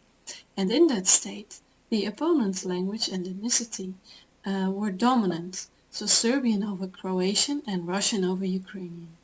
Moreover, the languages on each side of the border are fairly similar and genetically closely related. Nevertheless, there are some important differences. While Ukraine and Croatia both have a language that is closely related to the opponent's language, Croatian was for a long time even considered to be a variety of the same language, Serbo-Croatian, and was administratively used and standardized as such. Despite several official language agreements aiming to create more unity, there have always been two different standards of Serbo-Croatian. The Croatian variety that included several typically Western features and was written in Latin script, and the Serbian variety that included typically Eastern features and was written in Cyrillic script. Though this is highly debatable, some scholars like Bugarska claim that the different languages that used to be united in Serbo-Croatian still function as part of the same language system. This is very different for Ukraine. Though some people might claim Ukrainian is a dialect of Russian, this view is not widespread and it has not been institutionalized in the past century. Secondly, the cultural differences between Serbians and Croatians are bigger than between Russians and Ukrainians, particularly in religion. Serbians are Orthodox while Croatians are Catholic. Both Russians and Ukrainians are mostly Orthodox. I guess most people in the audience know quite a bit about the language situation in Ukraine, but I will summarize the most important facts for this study. Ukrainian has been the only official state language of independent Ukraine and is spoken by a majority of the population. It is the dominant language in all domains in the western regions and more rural areas, and is also dominant nationwide in domains like education and government administration. Russian is spoken by a large minority, 30% according to the 2001 census, and since Russian was the prestige language in the Soviet Union and also due to politics of Russification, it is the dominant language in all domains in the southeastern regions of Ukraine, and nationwide is dominant in domains such as media. Only since 2012, Russian can receive the status of an official regional language. It should be noted that not all of those who speak Russian identify themselves as ethnically Russian, also due to Russification. As a final remark on the language situation, I want to stress that despite the widespread use of two languages and opposing language ideologies, in everyday life there are very few problems with communication and little discrimination on the basis of language is reported. I will continue with a description of developments concerning language in Croatia during and after the Yugoslav War, so since 1991. My analysis is based on the work by Bukarski and Langston and Petistantic. One of the most important developments in Croatia was the rise of ethnic nationalism already before the conflict and the important role of the language in this nationalism. Croatians wanted their own language to be recognized as a separate independent language, just as they wanted their nation to become an independent state. Furthermore, there was an increase in booklets, TV shows and newspaper columns on the use of correct Croatian. These materials and shows mostly advocated rigorous changes in especially the lexicon of Croatian, as these were also promoted by the government and language institutes. Because that's a very important development in Croatia. The language was purified on a large scale, and both foreign words like airport and ambassador, and all supposedly Serbian elements, were replaced by a more Croatian form. In the 90s, the government of Croatia to quite some extent influenced and advocated these purifications, and they were taken over in governmental administration and government-friendly media. This language change was clearly top-down, and thus it is a question whether or not the actual language use of the population has changed. In recent years it is clear that indeed language use has changed, but only slightly, and it is dependent on whether one supports the ethnic nationalistic policies or not, and also on the situation. In official governmental administration or in school, the language use is much more according to these new purified standards than the language spoken at home or in the playground. Now we will look if there are similar developments in Ukraine since 2014. In Ukraine there is also a rise of nationalism and patriotism, but it is not so clearly defined as ethnic nationalism. Volodymyr Kulik, whom I'm sure you're all familiar with, claims, for example, that there is mostly a rise in civic nationalism, which is indeed true. There is now much more understanding of the fact that you do not need to be ethnically Ukrainian or speak the Ukrainian language to support the independence of the Ukrainian state. However, there is certainly also a spread of ethnic nationalism, as Taras Kuzio describes in his recent articles on nationalism. The official language policy in Ukraine hasn't changed much in recent years. The policy advocated by President Poroshenko and his government is that Ukrainian will be the only official state language, while there is some status for Russian on a regional level.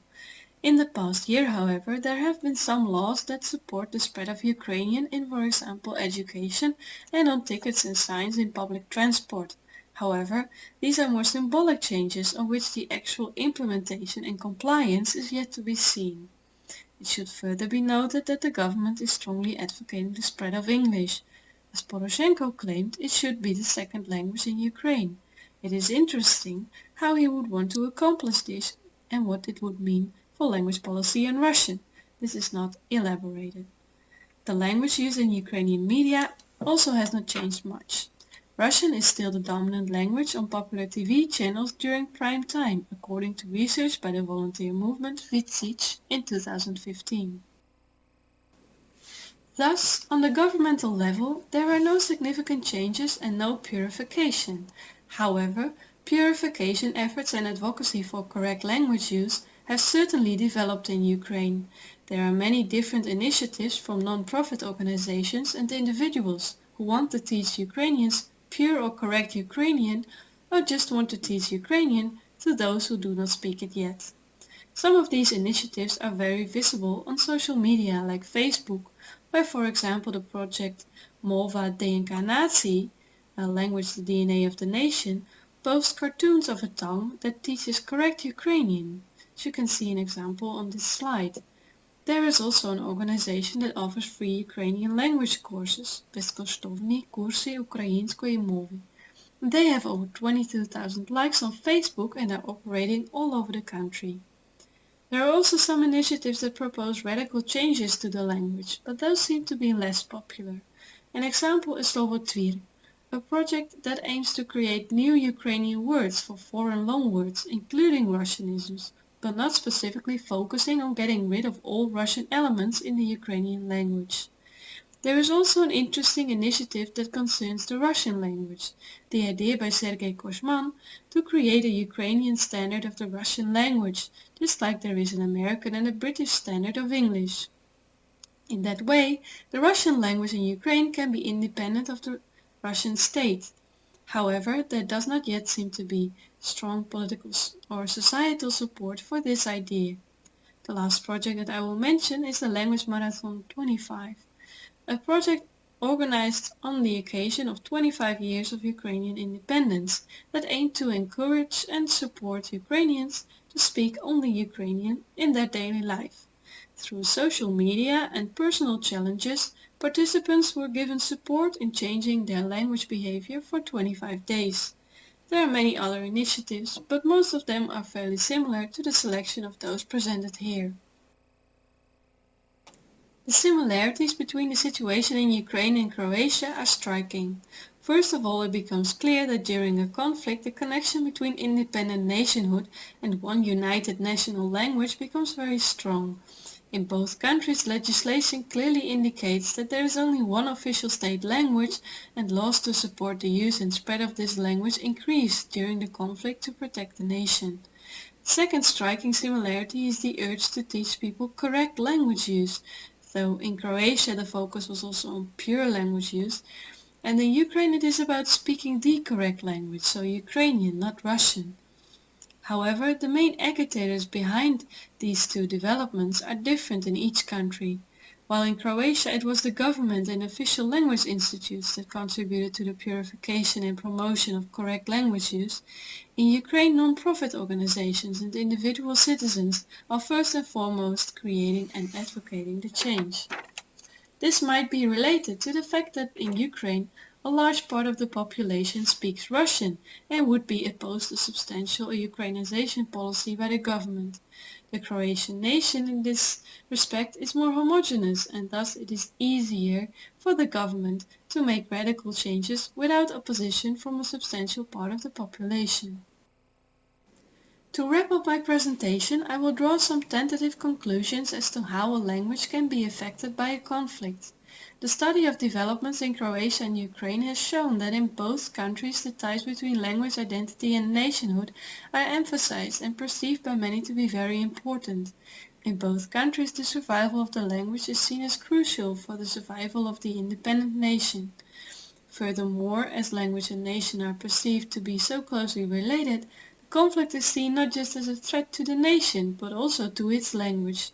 And as Edwards already claimed, when a threat to the language is perceived, people feel a strong urge to protect their language. This was clearly the case in Croatia and Ukraine, where efforts to protect the language in the form of promotion of correct language use were omnipresent in the time of conflict. Finally, it seems that during a conflict it is important to create a distance between the opponent's language and your own language, which fits with the idea of divergence as put forward by Howard Giles as part of his accommodation theory. By diverging, people dissociate themselves from their interlocutor by maintaining or emphasizing the differences.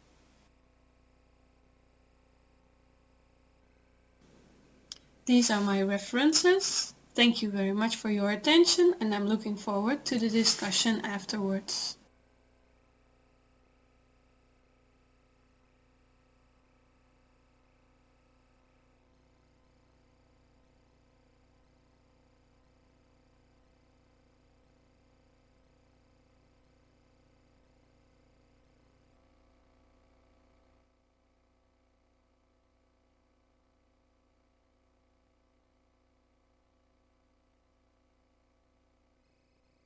Good afternoon. My name is Valery Pulkovsky, and I'm the owner of the company East European Opportunities, translation, interpreting, consultancy, and projects between Canada and Ukraine.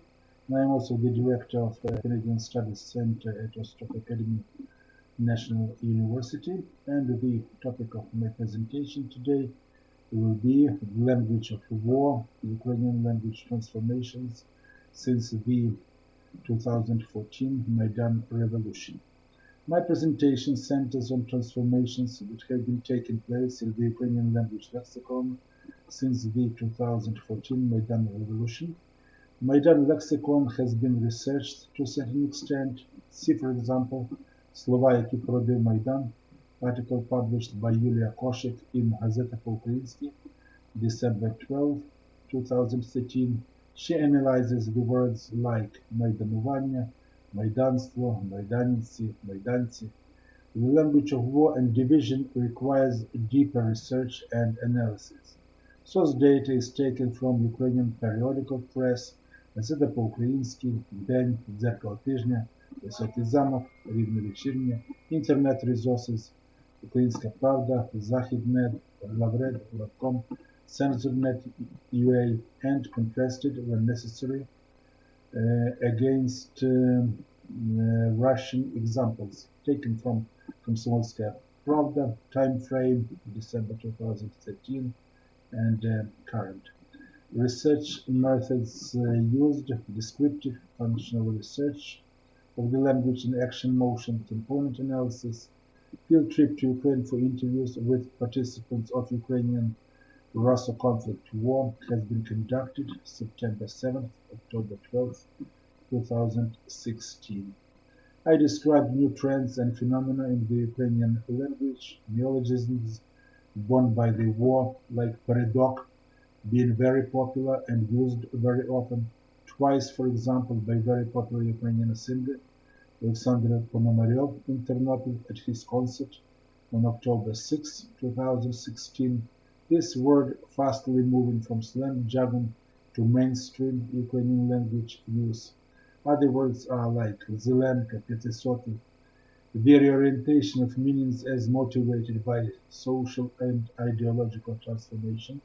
Particular emphasis is on derivatives based on Maidan and the social factors involved in language change. Particular attention is paid to city name changes, reactivation of lexicon of Orange Revolution, non-standard lexis, and occasionalisms. The role of slang jargon is considered as well as irony, sarcasm, and post-Maidan discourse. Special attention has been paid to the role of epidematics, epidematica, like Poroshenko, Rosporoshenia, Rosporoshity in the political discourse. How Ukrainian and Russian neologisms reflect the Russo-Ukrainian war conflict. What is the demagogic value of this lexicon? Metaphors and exaggeration are typical features of this period. The 2014 Maidan Revolution continued the process of liberalization and democratization of the Ukrainian language, which began with perestroika and got an impulse with Orange Revolution and after revolution period.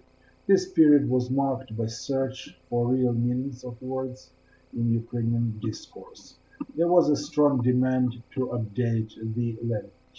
Post-Maidan period has been characterized by search for authentic Ukrainian lexicon, its consideration in a broader world context. The war brought its own lexicon. The word separatist has become very popular, but its slang jargon equivalent, separ or plural separe, even more popular. I will show here only a couple of examples. Ну, знається, якшається із сепарами-садистами. Літературна Україна, number 33, September the 1st, 2016, page 5, about famous lawyer Тетяна Монтян. This word is used even in poetry. Тікали навіть соняхи в поля, повзли між ними по землі гарячій, яка вона пекуча та земля, не знати звідки сепари, невдача. The example is taken from Літературна Україна, September the 1st, 2016, page 2, poem by Василь Кличак, Old Ilovaisk, devoted to the second anniversary of the tragedy. Neologism, occasionalism, підсепарники is also used. Замасковані сепари і підсепарники. Site Dynamo at Shurika, May 26, 2016, commentary. Ukrainian language allows to create other slang jargon like separatюра. Російський спецназ нахабний, можуть із-під носа забрати бійця і називають це сувеніром. The example is taken from Газета По-Українськи, July 12, 2016. Post-Maidan text in Ukrainian is full of allusions, connotations, innuendo. Example, quotation. Ох, і вміємо ж ми, українці, допекти різним зайдам придибайло, допекти їм безцінним у нашій рідній хаті. І робимо це за іграшки. Не зовсім так живемо, як їм хотілося. Не тих традицій дотримуємося.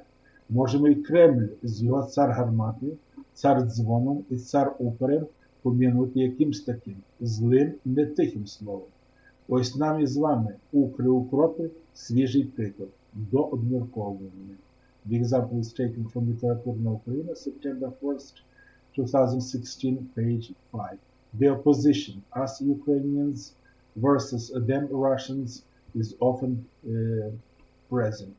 They call us ukri, ukropy, and we will make fun of that derogatory meaning.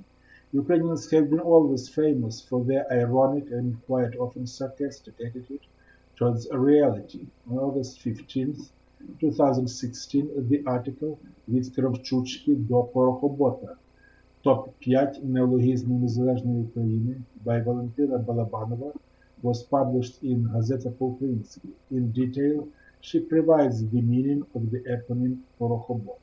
Blending has become very popular. The article entitled «Гібресія Путіна.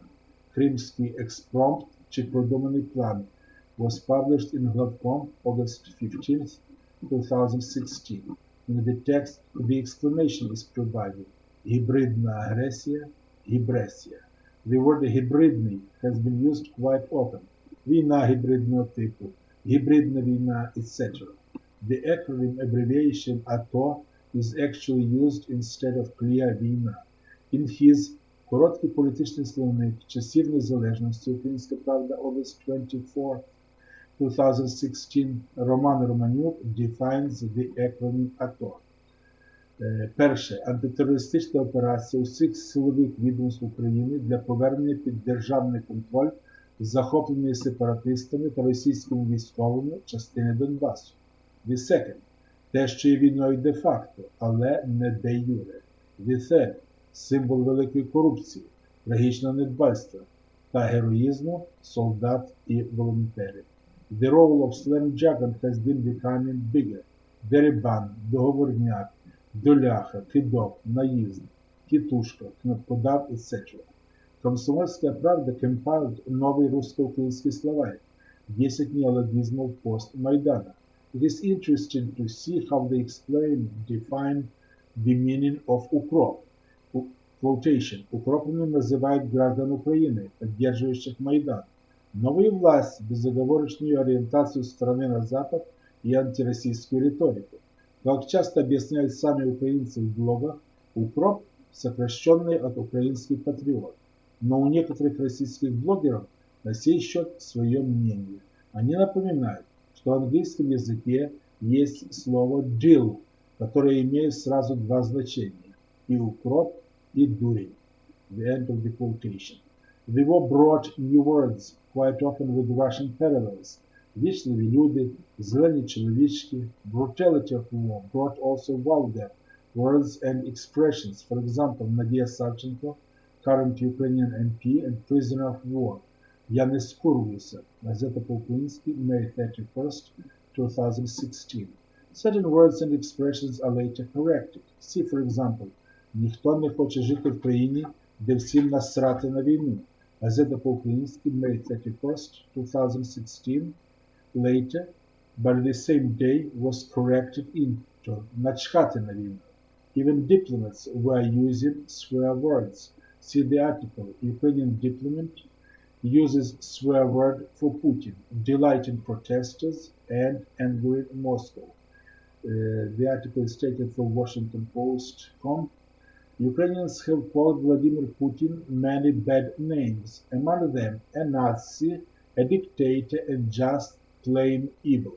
But nothing has caused a firestorm, quite like a Ukrainian diplomat's use of a school-year epithet to describe the Russian president during an unscripted moment Saturday night. End of the quotation, June 15th, 2014. Later, even acronyms were created on this dickhead, like VVH, Газета по-українськи, May 26, 2016. Instead of Vladimir Vladimirovich Putin, is Vladimir Vladimirovich He. Derivatives from the last name Putin have become quite popular. See, for example, Putinism, Putiniste, Malpe Putiniste. Adjective Putinsky has become also widespread. Путінська заручниця, путінські військові, путінські інтереси, путінська репресивна машина, путінські каземати, etc. Very interesting article, короткий словник путінської новітньої мови by Igor Yakovenko was published in the newspaper День, August 15th, 2014. We can also mention that it's pretty complicated to predict the development of the Ukrainian language in post-Maidan period because there are many contradictions, there are many uncertain moments, and obviously it also depends on the development of the country. And we can also mention and stress that further deeper research of the Ukrainian lexicon in post-Maidan period is necessary, and we hope that linguists in Ukraine and linguists living in the West will pay closer attention to the development of this lexicon. Thank you for your attention. This is the end of my presentation.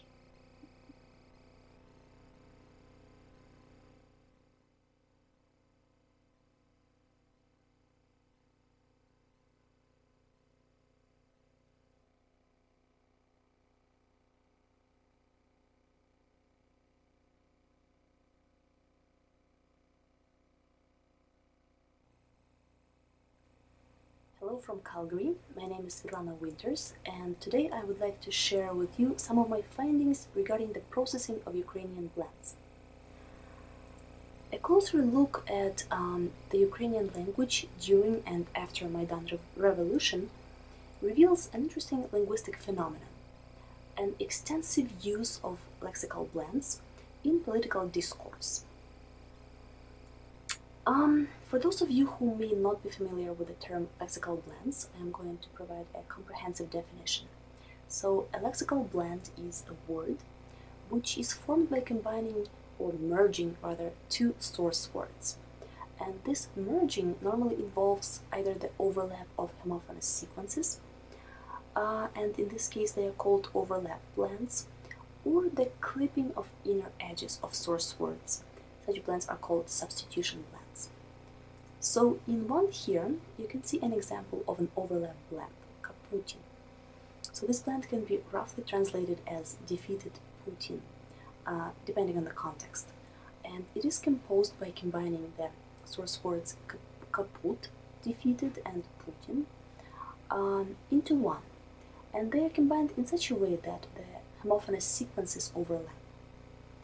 So in one, it was an example of an overlap blend. In two, you can see an example of a substitution blend. So Minrarium here is formed by combining ministerstvo, ministry, and terrarium, terrarium. And the whole blend means a ministry in which the ministers metaphorically resemble snakes by being treacherous, cold-blooded, etc. It appears that Ukrainian speakers use blends in political discourse with certain communicative goals. So they want to exert certain communicative effects on their audience. For example, creating a certain association with a referent, positive or negative, affecting the addressee's attitudes and behaviors, that is, persuading them, facilitating the retention of the word or concept in question, etc.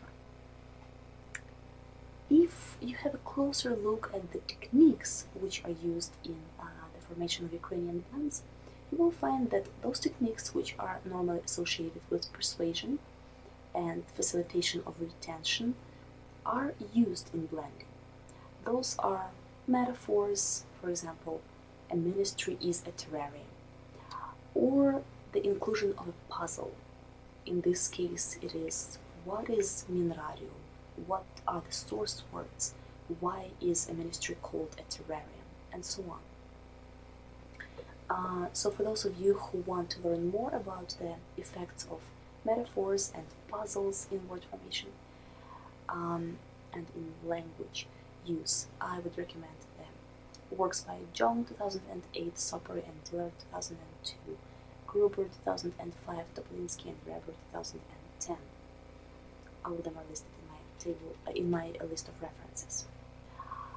So presumably, a blend can serve as an effective tool of persuasion only if its source words are recognized and its meaning is interpreted correctly. So, having this assumption in mind, I ask myself the following questions. What are the factors which facilitate the recognition of source words during the processing of Ukrainian blends? And does recognition of source words lead to an accurate interpretation of the meaning of a blend? Actually, previous research provides us with some interesting insights into these questions. So, first of all, Lehrer, in her 1996 paper, presented and proposed a list of factors which facilitate recognition of source words in blends. So those factors are the structure of a blend, the context in which it is found, the frequency of the source words, number of neighbors of the source words, frequency of neighbors, semantic compatibility of the source words, etc. Other relevant studies, which we're going to discuss now, are basically studies reporting the results of psycholinguistic experimental works. And they reveal some interesting facts for us. So Lehrer and Veres in 2010 revealed that English speakers do not process English blends online. That is automatically, immediately following their presentation, and they presented their blends visually in their experiments. However, those works which focused on offline processing of blends revealed that, in fact, when blends are presented in isolation, that is without any context, overlap blends are decomposed into source words correctly, but not substitution blends. That was the finding of Belyeva 2014. Lehrer, 1996, however, found that when blends are presented in context, then, irrespective of their structure, they are successfully decomposed by English speakers, decomposed into source words.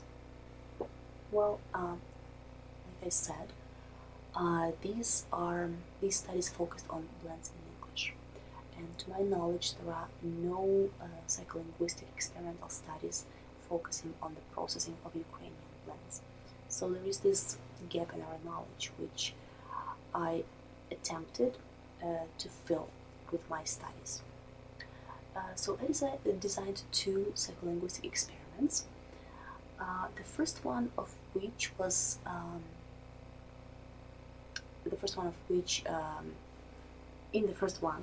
I used cross-modal semantic priming paradigm. So just in case somebody forgot, I'll explain that one of the premises of semantic priming theory is that the activation of certain concepts in our minds leads to the activation of semantically related concepts. So, for example, being exposed to the word doctor leads to the activation of the concept nurse as well as doctor, because they are semantically related. And our reaction time to the word nurse will be shorter than to any other word which is semantically unrelated to doctor or nurse. So the subjects in this experiment were exposed to audio recordings of sentences containing blends, and they were asked to perform a lexical decision task. That is, they were asked to identify whether a sequence of letters on the screen was a word or a non-word, and their reaction times to those sequences were measured.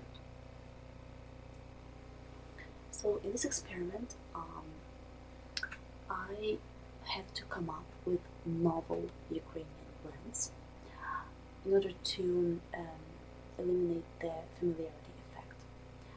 So in form, you can see an example of a blend used in this experiment, which is an overlap blend. So this example is kuharakiri, cook harakiri, which is composed of the source words kuhar, cook, and harakiri, harakiri. And I define this blend as a form of suicide in which the actual killing is done by a cook.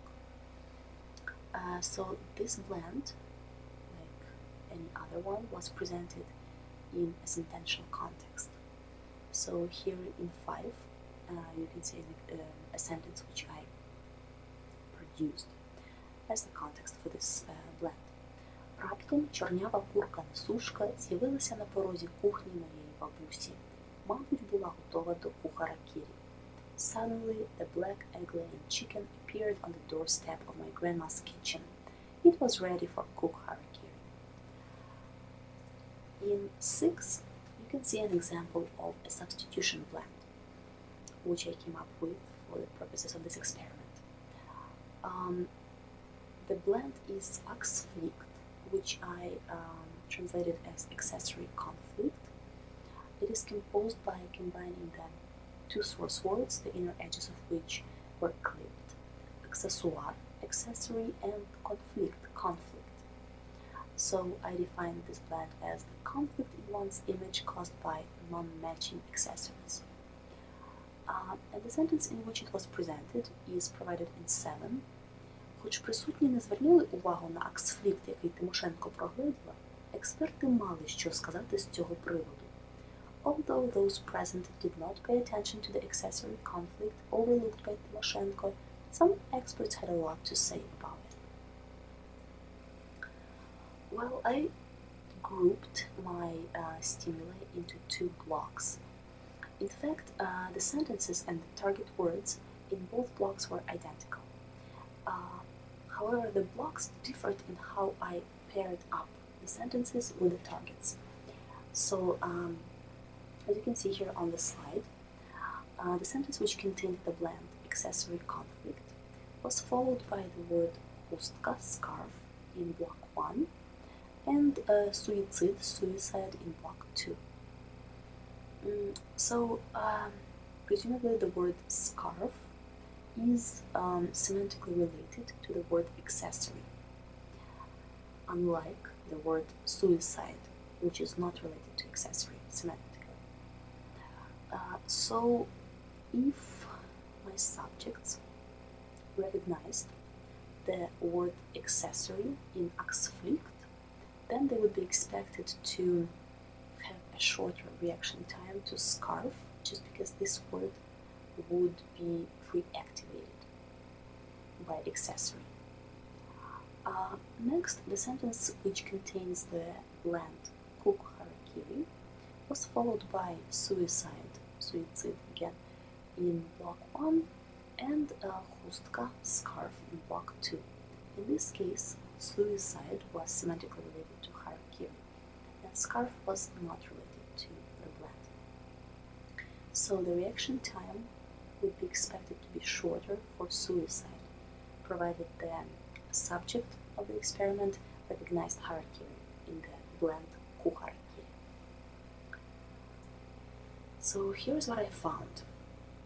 What I found was that the reaction time to target words semantically related to overlap blends, this reaction time here, was significantly shorter than the reaction time to target words which were semantically unrelated to overlap blends.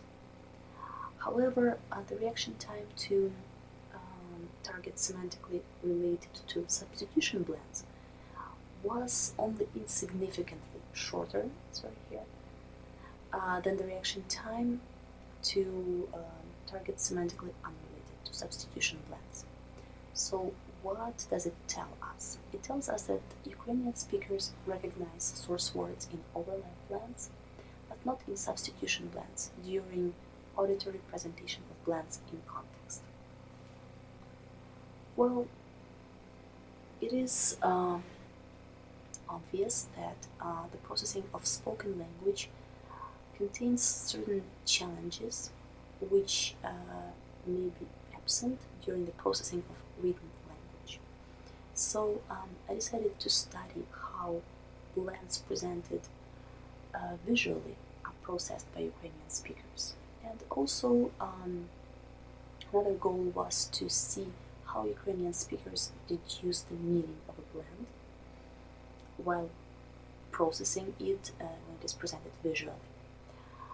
So for my experiment 2, I presented the subjects with a list of 20 written sentences containing blends. Those were the sentences used in experiment 1, but it was a different group of subjects. So the subjects were asked to cite the source words of blends and provide a definition of each blend. Here are the results. So basically 90% of subjects correctly decomposed the blends into source words irrespective of their structure. And all the subjects, when they were defining the blends, combined the meanings of the two source words which they identified. So it tells us that in written contexts, blends are correctly decomposed into source words and defined irrespective of their structure. It also shows us that Ukrainian speakers compute the meaning of a blend by combining the meanings of the two source words recognized in the blend. Well, to conclude, the factors which facilitate recognition of source words during the processing of Ukrainian blends were found to be the structure of a blend and the modality of presentation of a blend. It was also found that recognition of source words is the basis for the interpretation of the meaning of a blend. Going back to our discussion of using blends as persuasion tools in political discourse, it is important to highlight some of the implications of this research. So, first of all, when Ukrainian speakers use blends with the goal of persuasion in written political discourse, they have the freedom of using blends of both structural types. However, when they are using blends for persuasion in speech presented orally, they should use overlap blends rather than substitution blends in order to ensure that the source words are recognized and that the meaning of a blend is interpreted. Thank you very much for your attention. I will be happy to discuss my research with you over the email.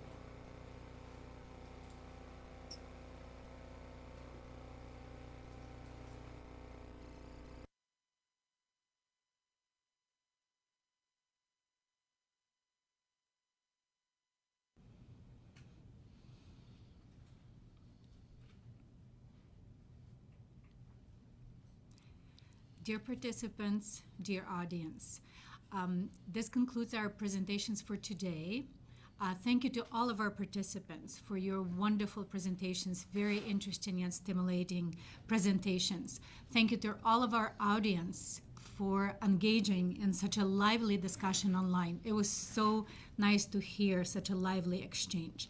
Thank you all. We would like to invite you to join us again tomorrow at 8:30 Mountain Standard Time, and we will continue with our conference. Thank you all. And thank you. I'd just like to add a few things, Ala. Today we had over 300 participants and many avid chatters, as you already mentioned, and we hope to continue the discussion tomorrow. We've got one keynote address tomorrow. We've got 4 panels, 10 presentations, and 4 discussants. So we do hope to have an increased audience tomorrow. Please join us at any time. You can chat about any of the presentations from today or from tomorrow. And just another reminder that everything that has been recorded online today will be available later within, I think, a couple of hours for you to refer to again. Thank you and see you tomorrow. До побачення, добраніч. Do побачення.